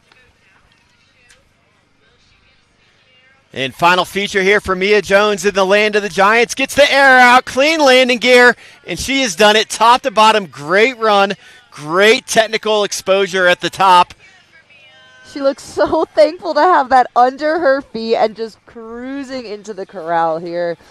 I can imagine she is so proud of the riding she just put down. Fresh off the victory at the Kirkwood Challenger stop, Mia Jones. Great riding on display there. We'll head back over to the men's snowboard side. 2 athletes remaining for men's snowboard.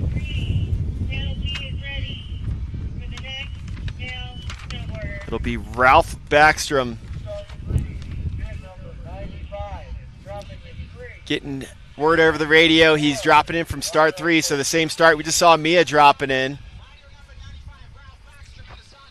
Another Tahoe local coming to you from Truckee.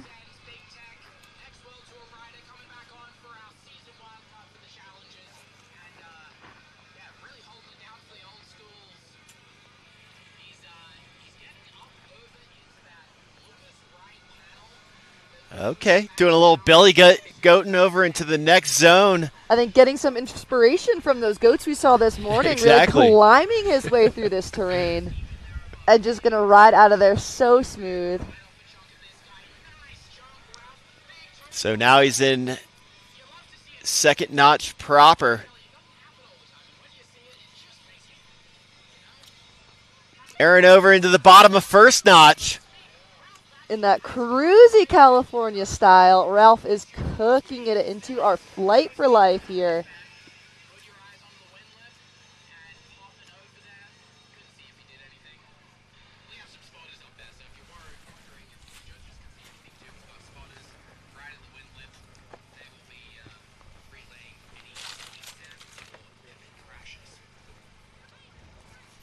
Now Ralph into land of the Giants proper.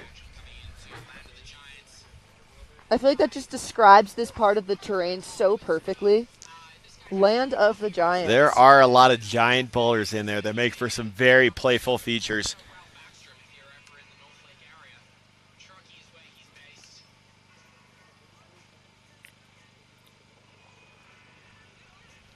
Ralph working his way here into the exit zone of land of the Giants. Last chance for some airtime for the judges. Gets a nice air out of it, and he'll ride away cleanly. He said, yes, please. I'm going to take off one more chunk there and put it straight to his feet. Really awesome riding out of Ralph. Well done, Ralph Backstrom. Once again, thanks everybody for joining us. So we've got a bit of our monitors, but getting blown around a little bit here, Rachel. Honestly, we had tents coming in and out. It's been quite windy, but I feel like the weather's calmed down quite a bit. It's cooperating for this last section of riders that we have here, our snowboard men and women. Yeah, one athlete remaining for snowboard men. It's local boy Aaron Smiley, but before we get to him, it's back to the women's side of things with Michelle Locke, our next athlete.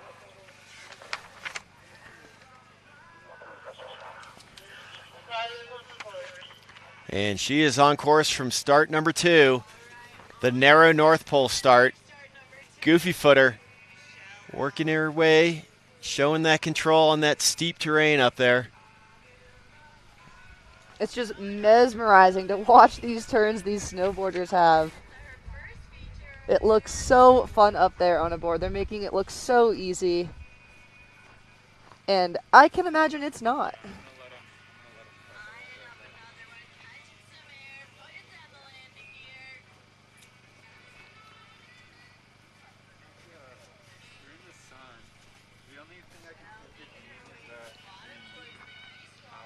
Michelle Locke on course now.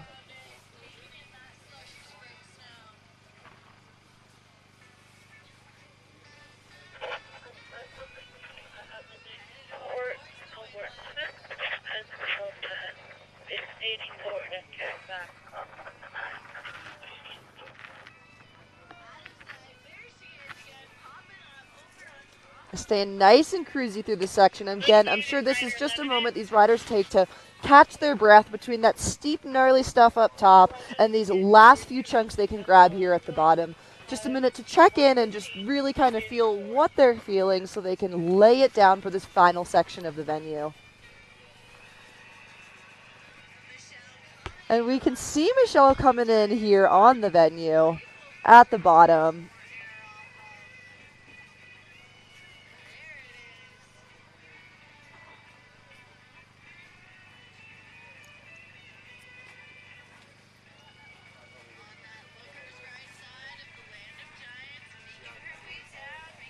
Staying nice and cruisy here, just linking those turns up.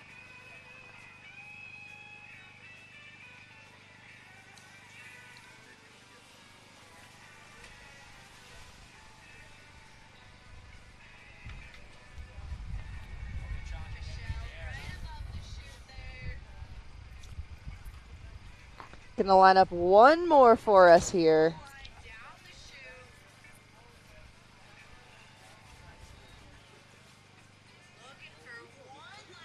The exit feature and puts it down cleanly. Solid run in the bag for Michelle, our Canadian rider.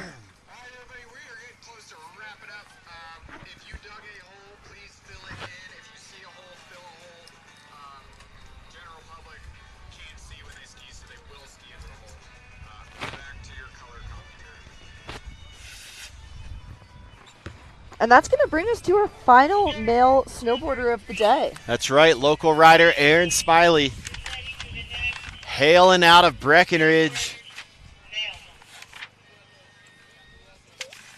Works at Breckenridge Brewery, gets support from Broken Compass Brewery, another brewery in the town of Breck. Big fan of Toyota 4Runners. Here we go, Aaron Smiley, goofy footer, final snowboarder for men's snowboard.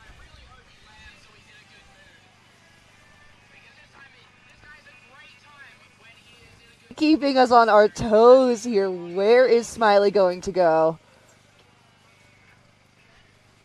And he told me that his mom was going to be tuning in. His mom just had a hip replacement, so wishing her a speedy recovery. Aaron Smiley with a good entrance there into the second notch.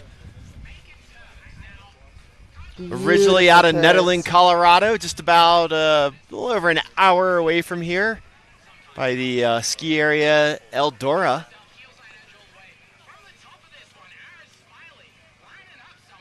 lining it Hold up. on to it, Smiley. There we go.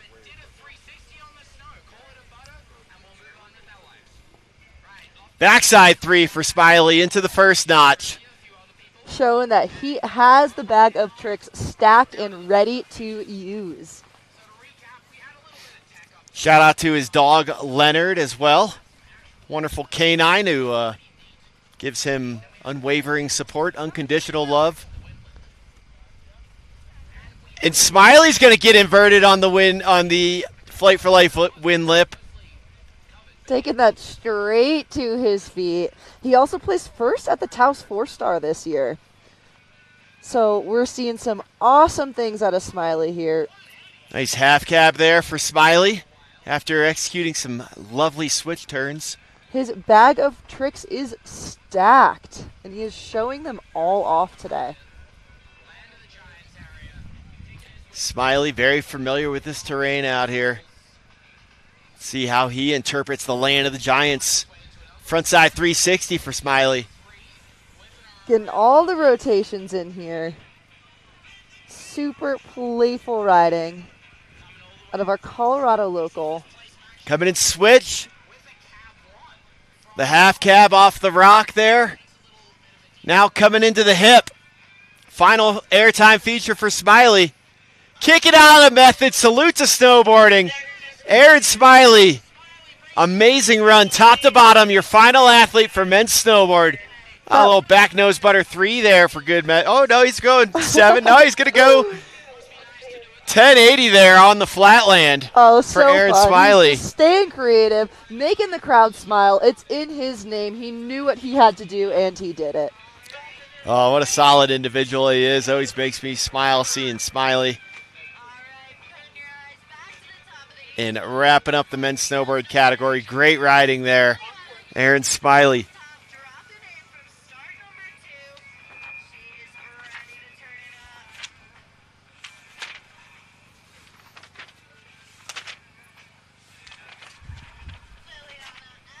Our next athlete on course, this is Liliana Houston. Liliana representing the East Coast, coming to you from Vermont, Mount Snow, now skiing out of Winter Park. These East Coasters are truly born from ice, and they know how to hold an edge. Putting some nice turns down there from Liliana.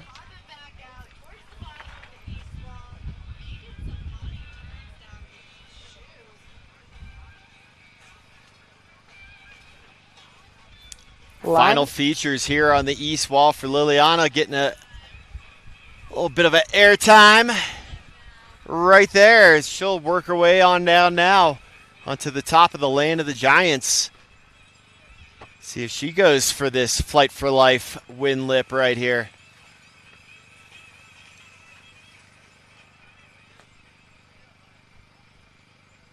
I'm going to make some cruisy turns down to the bottom section of the venue.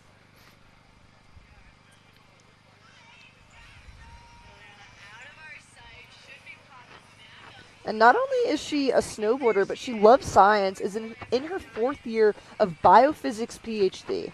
So a scientist, a snowboarder, a well-rounded human being. So cool to see that these athletes are not only athletes, but they have a variety of interests outside of freeriding. 4th year of a biophysics PhD. Impressive. Taking a nice chunk there to her feet.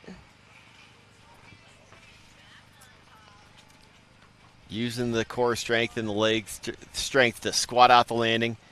Into the bank turns. Oh, popping out. She comes here into the bottom of Land of the Giants. Lining up this final feature for us here. Taking it.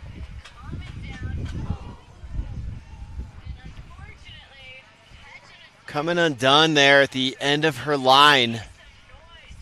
Good to see her. Quick back to the feet. Quick back to the feet. Again, there's so much exposure on that takeoff. You can even see it through the live stream cam that it's not smooth. There are rocks in that takeoff. It's quite impressive to see. all of them navigate it, but Liliana, coming to you from Vermont, now out of Winter Park. She was our 7th athlete to drop her female snowboarders. 7 out of 12. We got a few more. And since we are done with Panel B now, we are only going to be on Panel A and just watch the female snowboarders wrap up the day for us here. Yeah, 5 athletes remaining for women's snowboarding. Thank you all once again for joining us out here at the first of 2 days of competition here at Arapahoe Basin. A Basin, the legend. This ski area incorporated in 1945, right after World War II. Just a lot of look history. at that face. It's saying, ski me if you can. And that is really what these athletes did. They brought their best today. And we saw some wild skiing and riding from these guys. It's been so impressive.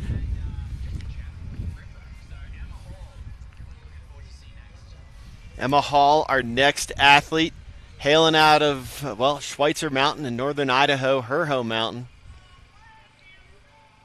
And she's had quite an experience this so far. A first place at the Snowboard 4-star, and she's been on top of the podium at a few other events as well. She's also the sweetest girl. I met her up in Revelstoke last year competing, and just always has a smile on her face. So kind, just really embodies that spirit of a free rider, and is just really pleasant to be around. So always fun to see these athletes out and about, and then just absolutely ripping it up. And outside of snowboarding, she loves skateboarding and art. So again, lots of talent here from all the athletes, not just in their skiing and riding, but in a variety of other hobbies as well. Well, her board is her brush and the east wall is her canvas, Rachel. We'll see what Emma Hall paints for us here What on a her way run to put it. coming up next. I bet she's going to put a lot of creativity into this line here. Starter number 2, panel A is ready for the next snowboard female. Starter number 2 is number 12. 1, 2, drop and then 3. And Emma is getting ready to drop here. Dropping in from start number 2 from that narrow North Pole start. And here she goes. She is on her feet and moving. With some fun turns out of the top there. Super creative, as we predicted. Emma Hall on course. Gonna line up her first feature there.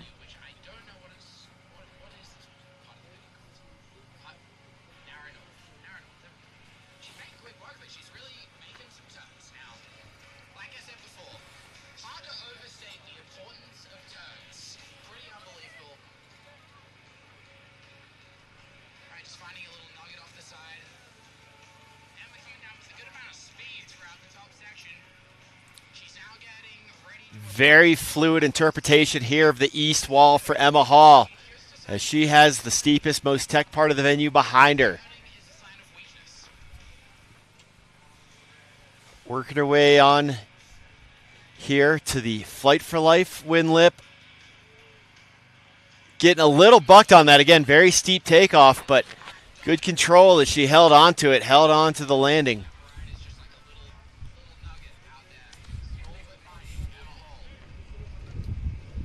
She just looks so comfortable and confident on her snowboard. Really has full control over the board as she makes her way down. Again, these athletes are getting scored on their line, their control, their technique, their fluidity, and their style.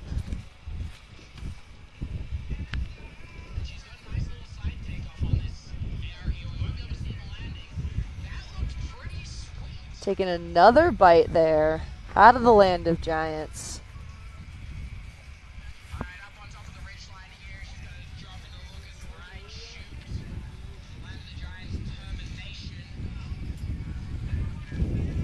Cruising some more turns here as she makes her way into this last section of the venue, catching some air. Lining up one more for us to her feet, and Emma's going to wrap that into the finish corral.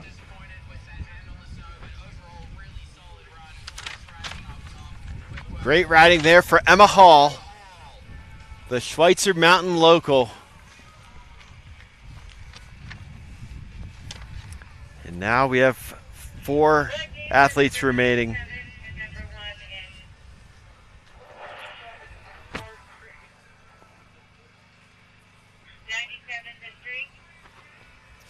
Just 4 more athletes left today. Our next rider is coming to us from El Colorado, Faleones, out of Chile.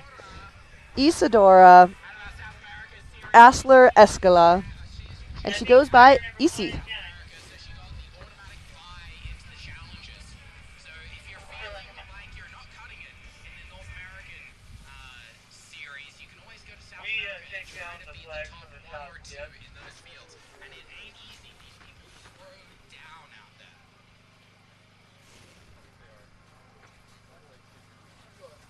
She says she's so proud of representing South America and Chile and is really excited to show how the Andes have shaped her snowboarding. And I don't know if you've been down there, DC, but the riding down there is wild. It's beautiful. It's stunning. There's not a tree in sight. It's just really open terrain, and it's so fun to be down there. And then the culture of the Chileans, it's just really unlike anything I've ever seen before. Yeah, beautiful people, very welcoming people. They're so warm, just, you know, when they ask you, like, oh, how's your family doing? Like, they really care how your family's doing, and they really want to know. And it's just been such a pleasure to get to know a lot of these South American riders, really bringing up the Freeride Sudamerica series and just starting to really grow freeride down in South America.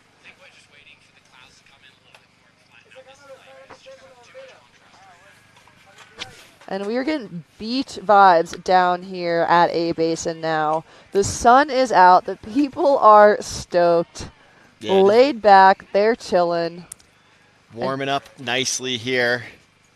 Today, pretty much the warmest day forecasted for this week. Again, there's not been a decision made that we have been made aware of for day 2 of competition, but we're hoping for an announcement tonight. I know they're going to try to kick things off again tomorrow, weather dependent. No confirmation yet.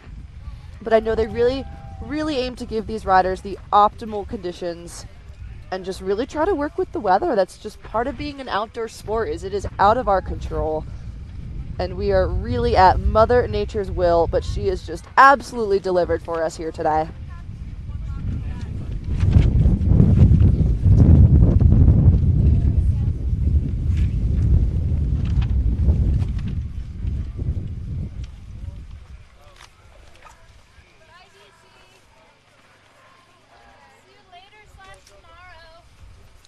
thank you, Shayna Silverman, here from A Basin, and again, the entire staff out here at A Basin, rolling out the red carpet for the IFSA family. So friendly, so smiley. We are just so stoked for the team they have here for us today. So supportive. We'll see you at the 6 Alley Bar for one of those world-famous Bloody Marys they serve up down there, Shayna.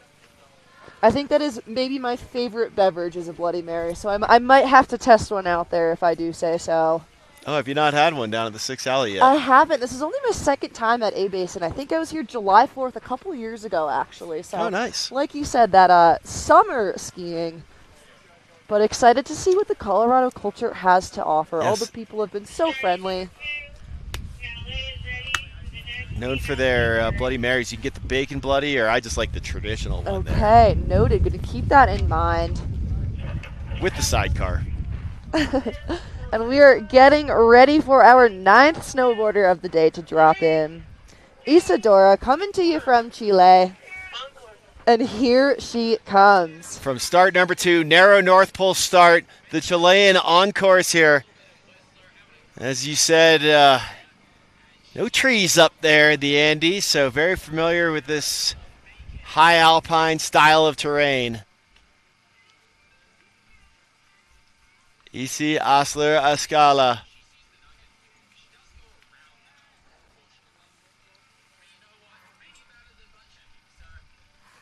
Staying nice and controlled on her snowboard here. Putting that one to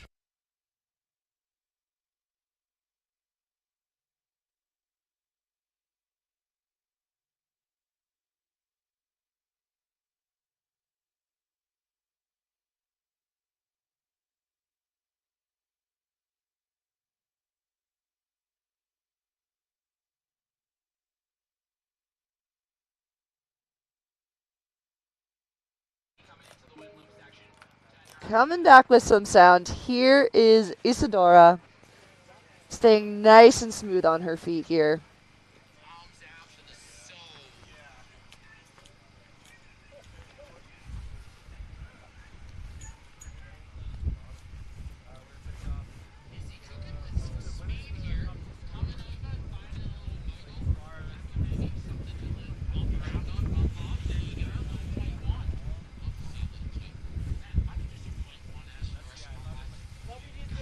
Approaching the land of the Giants here.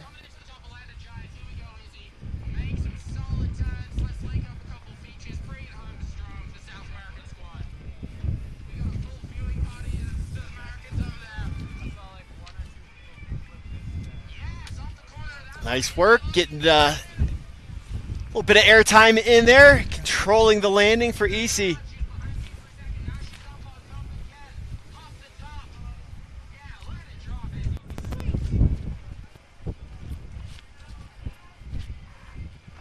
Making some groovy turns here. Gonna line up one more for us.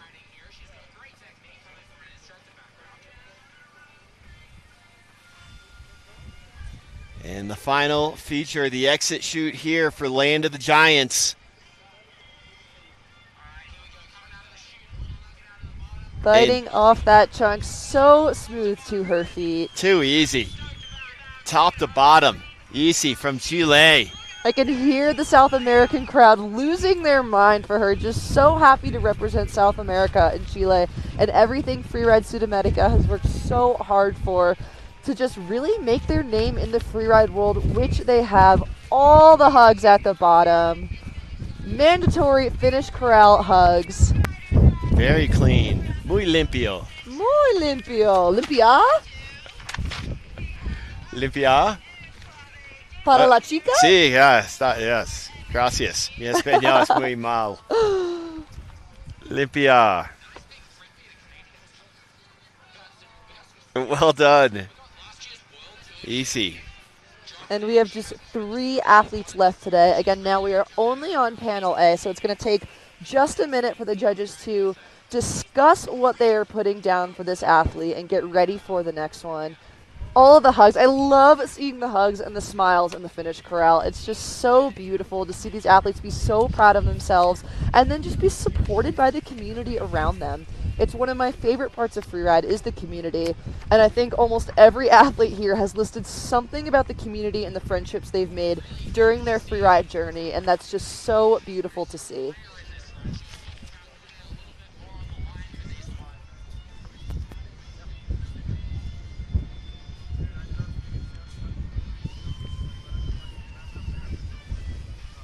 Well, our next athlete to drop, your 2024 FWT champion, Aaron Saab, aka Aaron Shreds. Surrounded by good people here. Really good friends. Our next athlete. Look at that.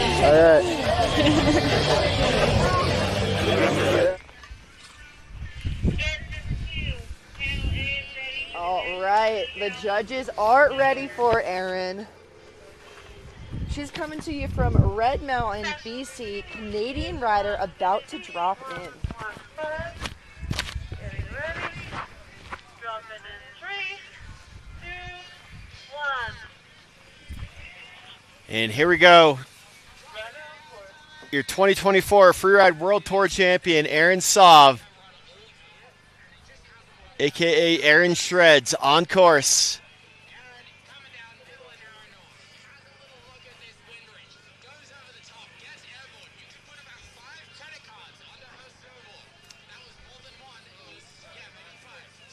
Really strong fluid riding here out of Erin.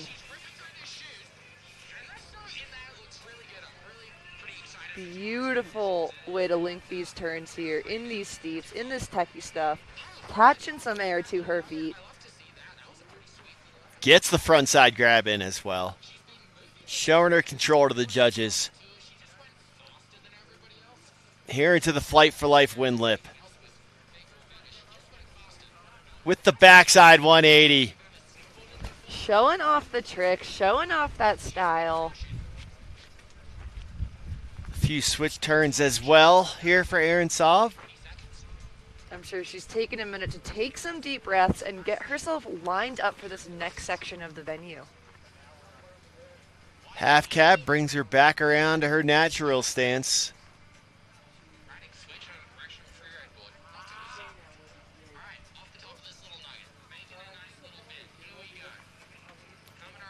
Taking another bite there to her feet, and she is staying hungry. Erin is not done yet.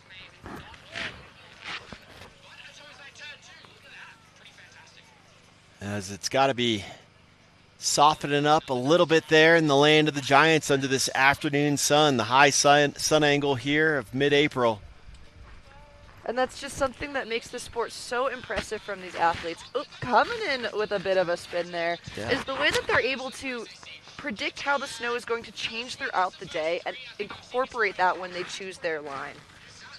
So they know it's not going to be the same from the beginning of the day to the end, and Erin just did such a good job, top to bottom, nice and smooth.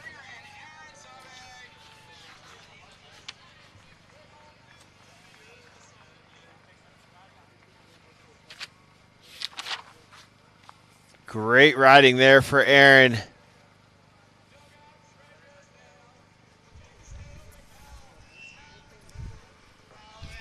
A rookie last year on the Freeride World Tour. And getting crowned champion of last season. 2 athletes remaining. Next up, we'll be seeing Jamie Figueira. Jamie placed first at the New Zealand 4-star this year and first at the Kicking Horse 4-star. So I think we're going to see some pretty impressive riding coming to you from Jamie. But we're going to take a quick second and hit you with an ad, and we will be right back momentarily.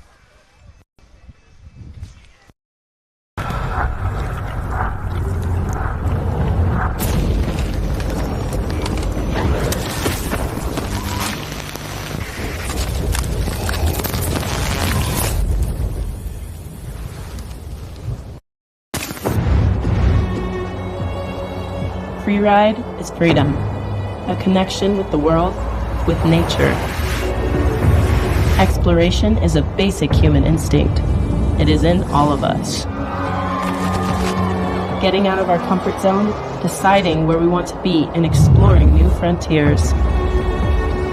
Pushing ourselves to the limit, taking the risks we choose to take, fighting against our fears and the unknown. Learning is part of the process. Being conscious and responsible for our actions. Freeride is a lifestyle, a deep connection that should never be let go.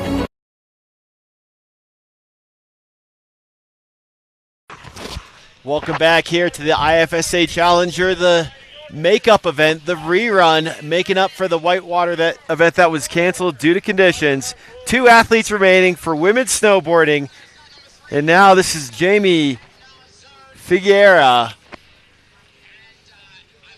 On course now, hopping into this techie section here. Yeah. Keeping it nice and spicy and on her feet. I like that angle right there, the drone angle looking right up notch 2.5, showing you how steep and how tight it is in there.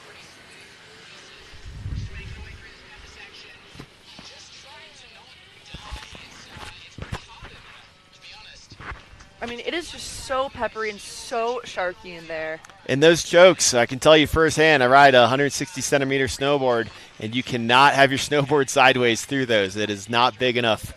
Got to point it through the chokes in there. And once you have it pointed down to you, are just so committed to the line you have It's so chosen. steep. You have to it demands so much control riding that chute right there. And the strength it takes to have this control, too. These athletes put a lot of time building their strength, cross-training with different sports, spending the time in the gym to really build the muscles it takes to ride terrain like this.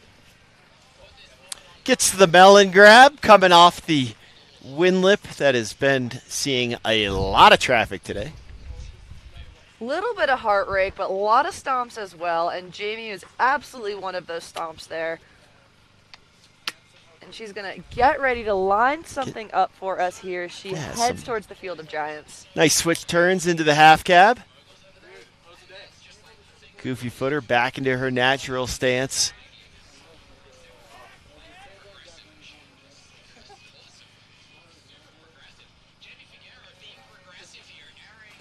Really fun cruisy turns out of Jamie.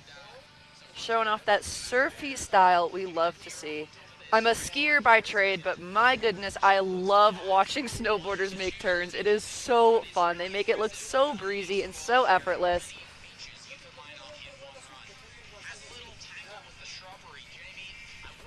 Jamie working her way here into the bottom of the land of the Giants.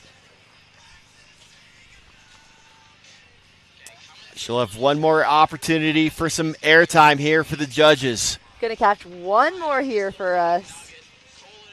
To her feet. And a smooth exit. Jamie Figuera.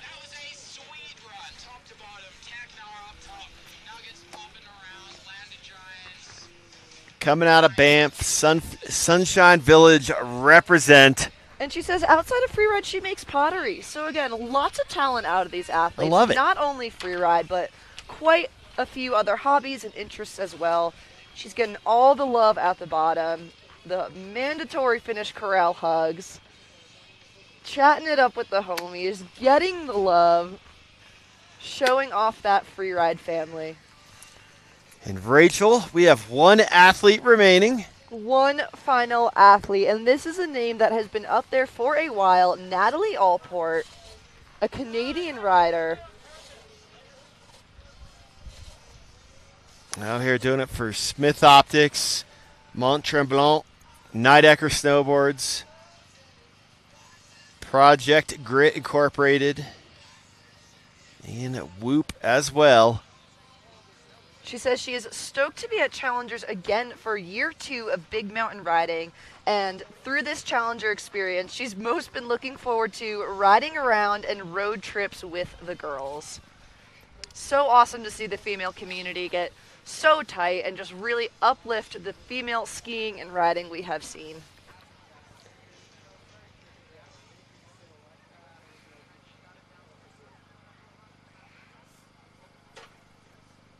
Actually getting word that we might have Maxine Nussbaum, our wild card athlete for women's snowboard. We had a bit of a gear malfunction up top, so I believe Maxine is going to take it home for us after Natalie.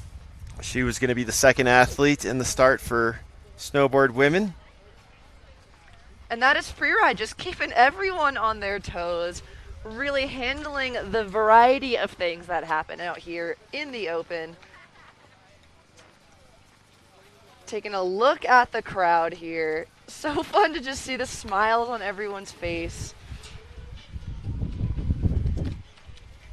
Out here in beautiful Colorado. Arapahoe Basin, what a day it's been. We have seen some wild things on this venue all day today. Getting the drone angle of the venue here on the east wall. Natalie Allport, our next athlete to drop. Very well-rounded rider, not only the freeride realm, but also in the park realm as well. Really skilled on the steel. Proper rail skills. And we've seen a lot of that where these freestyle riders have been coming into freeride and really bringing their bag of tricks with them and just laying it down on the natural terrain. It's so fun to see how creative they can be on things that are not controlled takeoffs.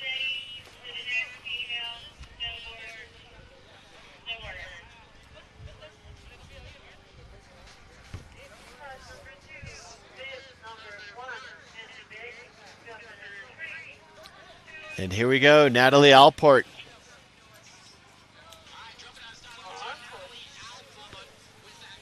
On course, Goofy Footer coming through that narrow North Pole entrance of start number 2. Loving the aerial shot here from the drone. Showing off the speed and control and fluidity she has as she cooks through this top steep section.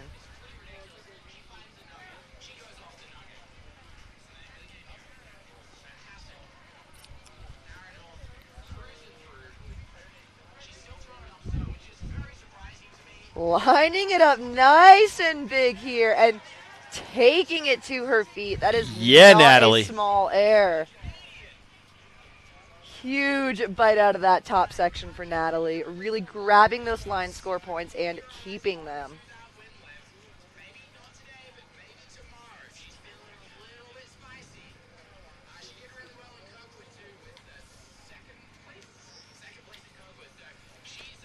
So Natalie making good work of the east wall portion, the steepest tech part of the venue, down to the very playful Land of the Giants. That was just such beautiful control out of that top air there. I mean, that has taken some people down today, and she just made that look so smooth on her snowboard.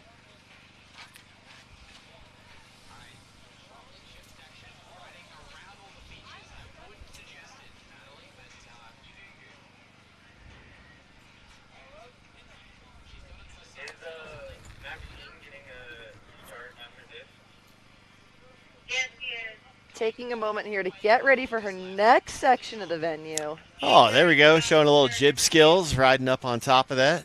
Jibbing it up here on the venue. Final hit here for Natalie. Coming fall line off that popular bush that makes for a nice hip, and she gets it down clean and a great run top to bottom. Natalie Allport. I think one of my favorite things about her run is not only her turns that are so groovy, but also just the way her airs are so clean. Like, she is full stomp city with everything she just put down today. Natalie with the second place finish at the Kirkwood IFSA Challenger stop behind Mia Jones.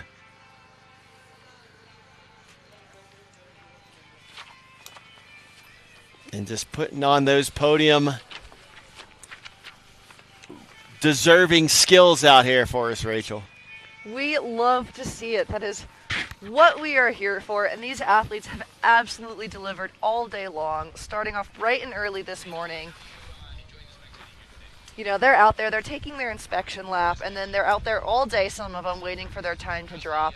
And also something that's so hard to do is, you know, you're here for a day and you get one run, so you have to really time your peak athleticism with your run. And you know, some people that happens earlier in the day, some people that happens later in the day, but these athletes have to do what it takes to make sure that they can ski and ride their absolute hardest when their time comes, which is out of their control.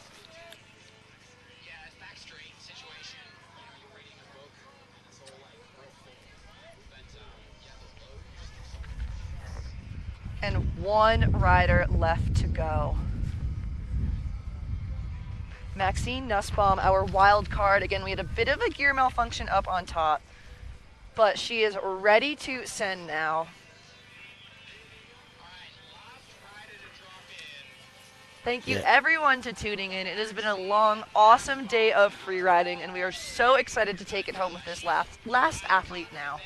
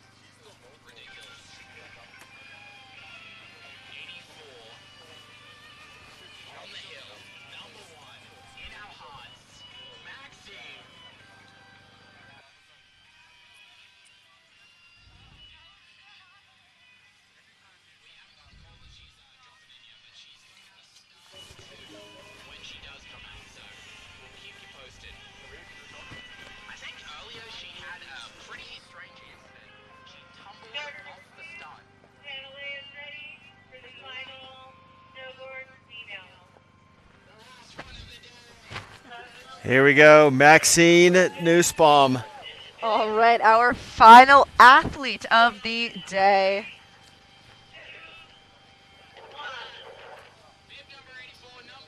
The wild card athlete for women's snowboard.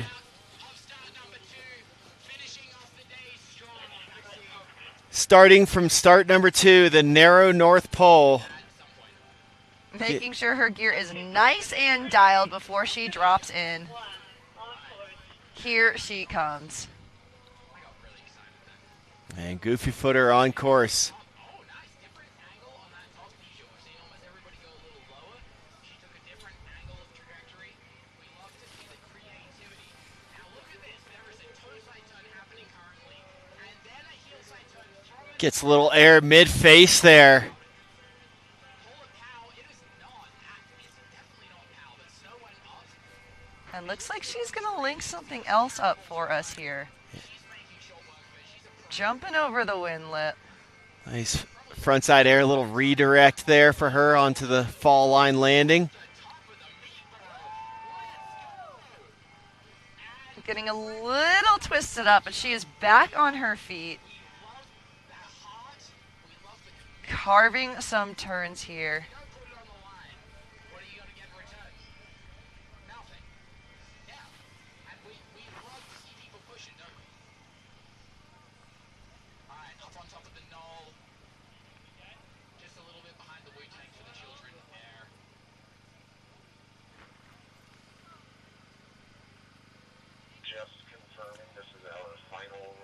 Maxine Nussbaum now working her way down into the land of Giants. Unfortunately not able to put the clean landing gear down on that final air on the east wall.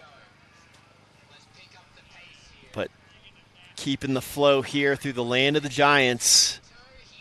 Keeping it so smooth. She is just really cruising through this section, showing off beautiful fluidity here. Again, I love these aerial shots, compliments of the drone. Really gives you a good look at all the different options in there in the land of the Giants. The drone is delivering here. And so is Maxine. Coming up to this last feature here. And she is going to cook it into the corral. Some really fun riding out of our wild card here. And what a day of free riding that was. That was just so much fun. There were so many things we saw from such a variety of athletes, a variety of lines, and quite the variety of tricks too, I have to say. Absolutely, and the venue did not disappoint. Thank you, Basin, Arapahoe Basin, for again rolling out the red carpet, providing this amazing venue out here. The East Wall. And, of course, Lower East Wall here, land of the Giants. Thank you all for tuning in. We appreciate you. First of 2 days of competition out here at the Legend Arapahoe Basin. And, yeah, we've not received the call yet, Rachel, on what day. We've got the next 3 days to work with. I think they're hoping for tomorrow, conditions dependent, but we're going to keep our ears tuned for what the TD and EO have to say about when we'll be able to run our final stop here, final run of the IFSA Challenger Series, and see what athletes are going to go on to the Freeride World Tour next year. So really exciting stuff that we're going to see. Thank you to everyone, the Basin team, all of the staff that have just made today so pleasant and so much fun to watch these athletes throw it down. Absolutely. On behalf of our entire production staff, thank you all for tuning in. And stay tuned for the call.